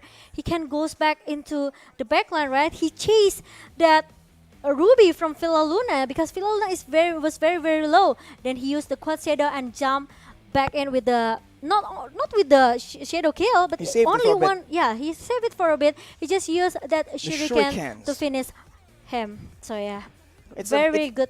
It's a respectable attempt, but unfortunately it wasn't quite enough.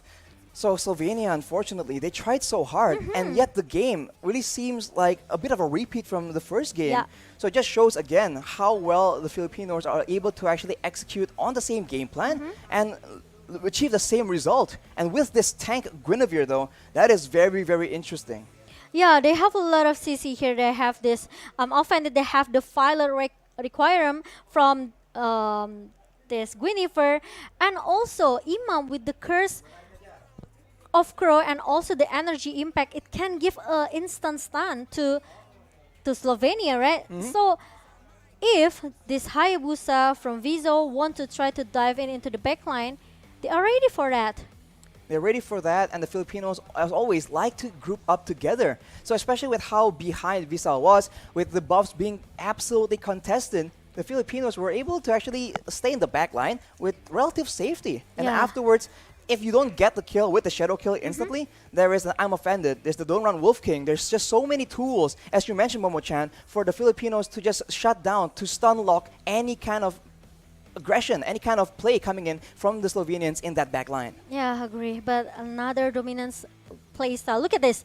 Right? He used the quad shadow and the shuriken. He finished Filaluna. But the problem is, Philippines, they just got the trade very, very fast. The almost triple kill for Zoriano. But Philippines, they keep giving up pressure and pressure. They don't want to back off. They know they can finish this game as soon as possible because the super minion keep coming into the mid lane and also the top lane.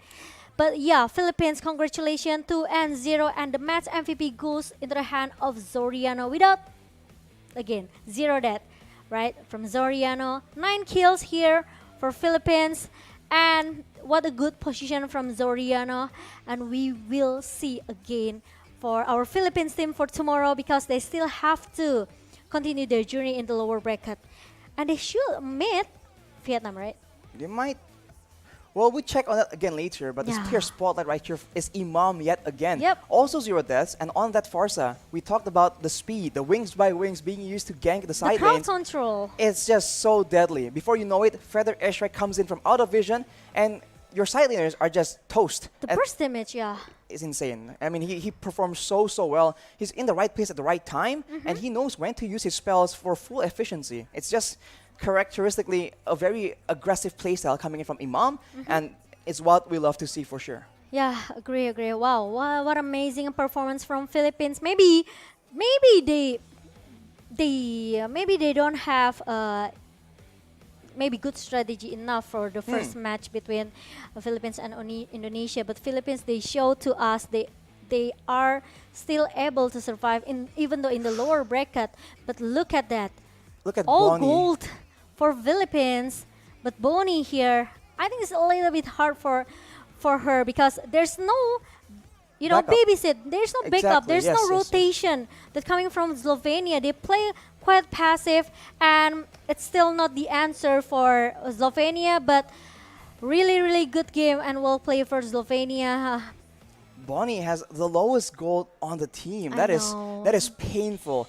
She was not If having I a was good time at all. Bonnie, I also will cry, because I need Definitely. somehow guys in my lane, but there's no one helping her in her lane. So It's I too think difficult.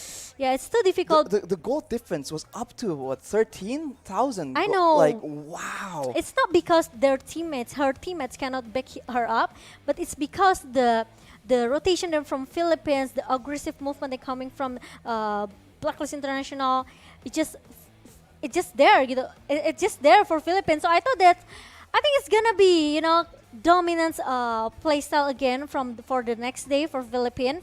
But the thing is, if they are going to meet Vietnam, they have to really be careful, I can say. Are you meaning Vietnam or Cambodia? Oh, is it Cambodia? Well, I think, yeah. Maybe later on we'll take a look at the brackets again. Oh, of yes, course. that's true. Oh, yeah, because we still have Cambodia as well, right? Yes, Cambodia is still a factor. So And Malaysia, oh my God, forgot we still have Malaysia in the upper bracket as well. there's a lot of A fun lot of matches. And, fun match.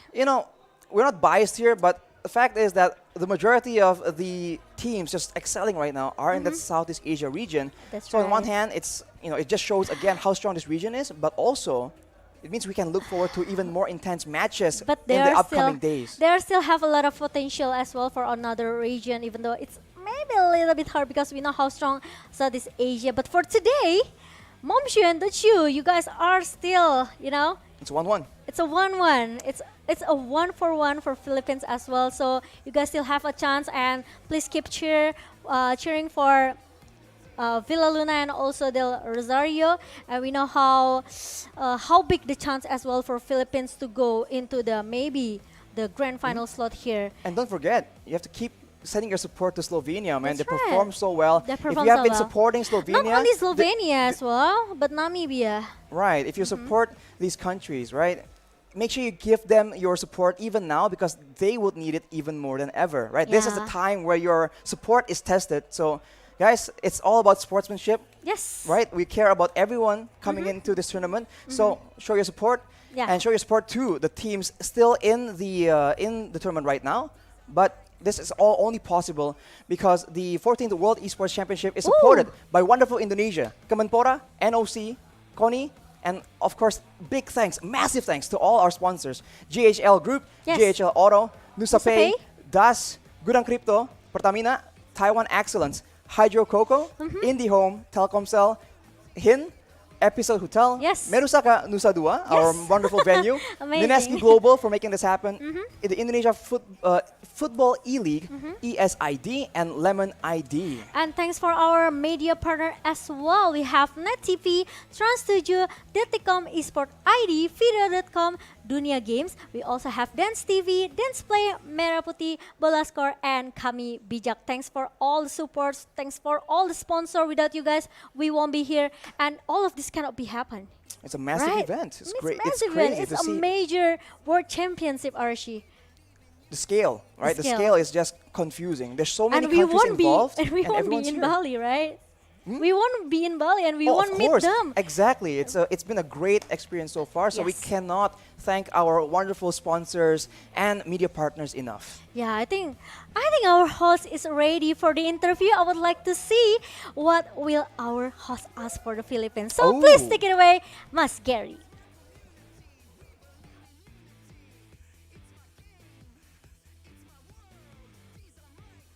Again, Filipina is going to our bracket once again, and I would like to ask you guys a few questions. So, what is your first impression about Bali? Imam. So hot like Philippines. So hot like Philippines. Oh, is the same? The same like Philippines? Hot also? All right. And Soriano, what do you think about this whole event, IESF 14th World Esports Championship? It's very good. I always wanted to go to Bali. And the scenery is good. Like, it's fun to go here. Yeah. And I think the ISF tournament is very good. Big opportunity for all the countries. Yeah. Okay. So, what kind of food that you want to taste in Bali? What kind of food? Ayam Baturu. Ayam betutu. All right, guys. So I will resume all of the match for today. So we have Indonesia versus Philippines, Namibia versus Vietnam, and Slovenia versus Philippines. And all go down by 2. And for tomorrow, we will have Cambodia versus Malaysia and Argentina versus Indonesia. Tomorrow, still on air stage, IESF 14 World Esports Championship, Bali. Thank you, and I'll see you around, guys. Bye-bye. Ayam betutu. Ayam betutu.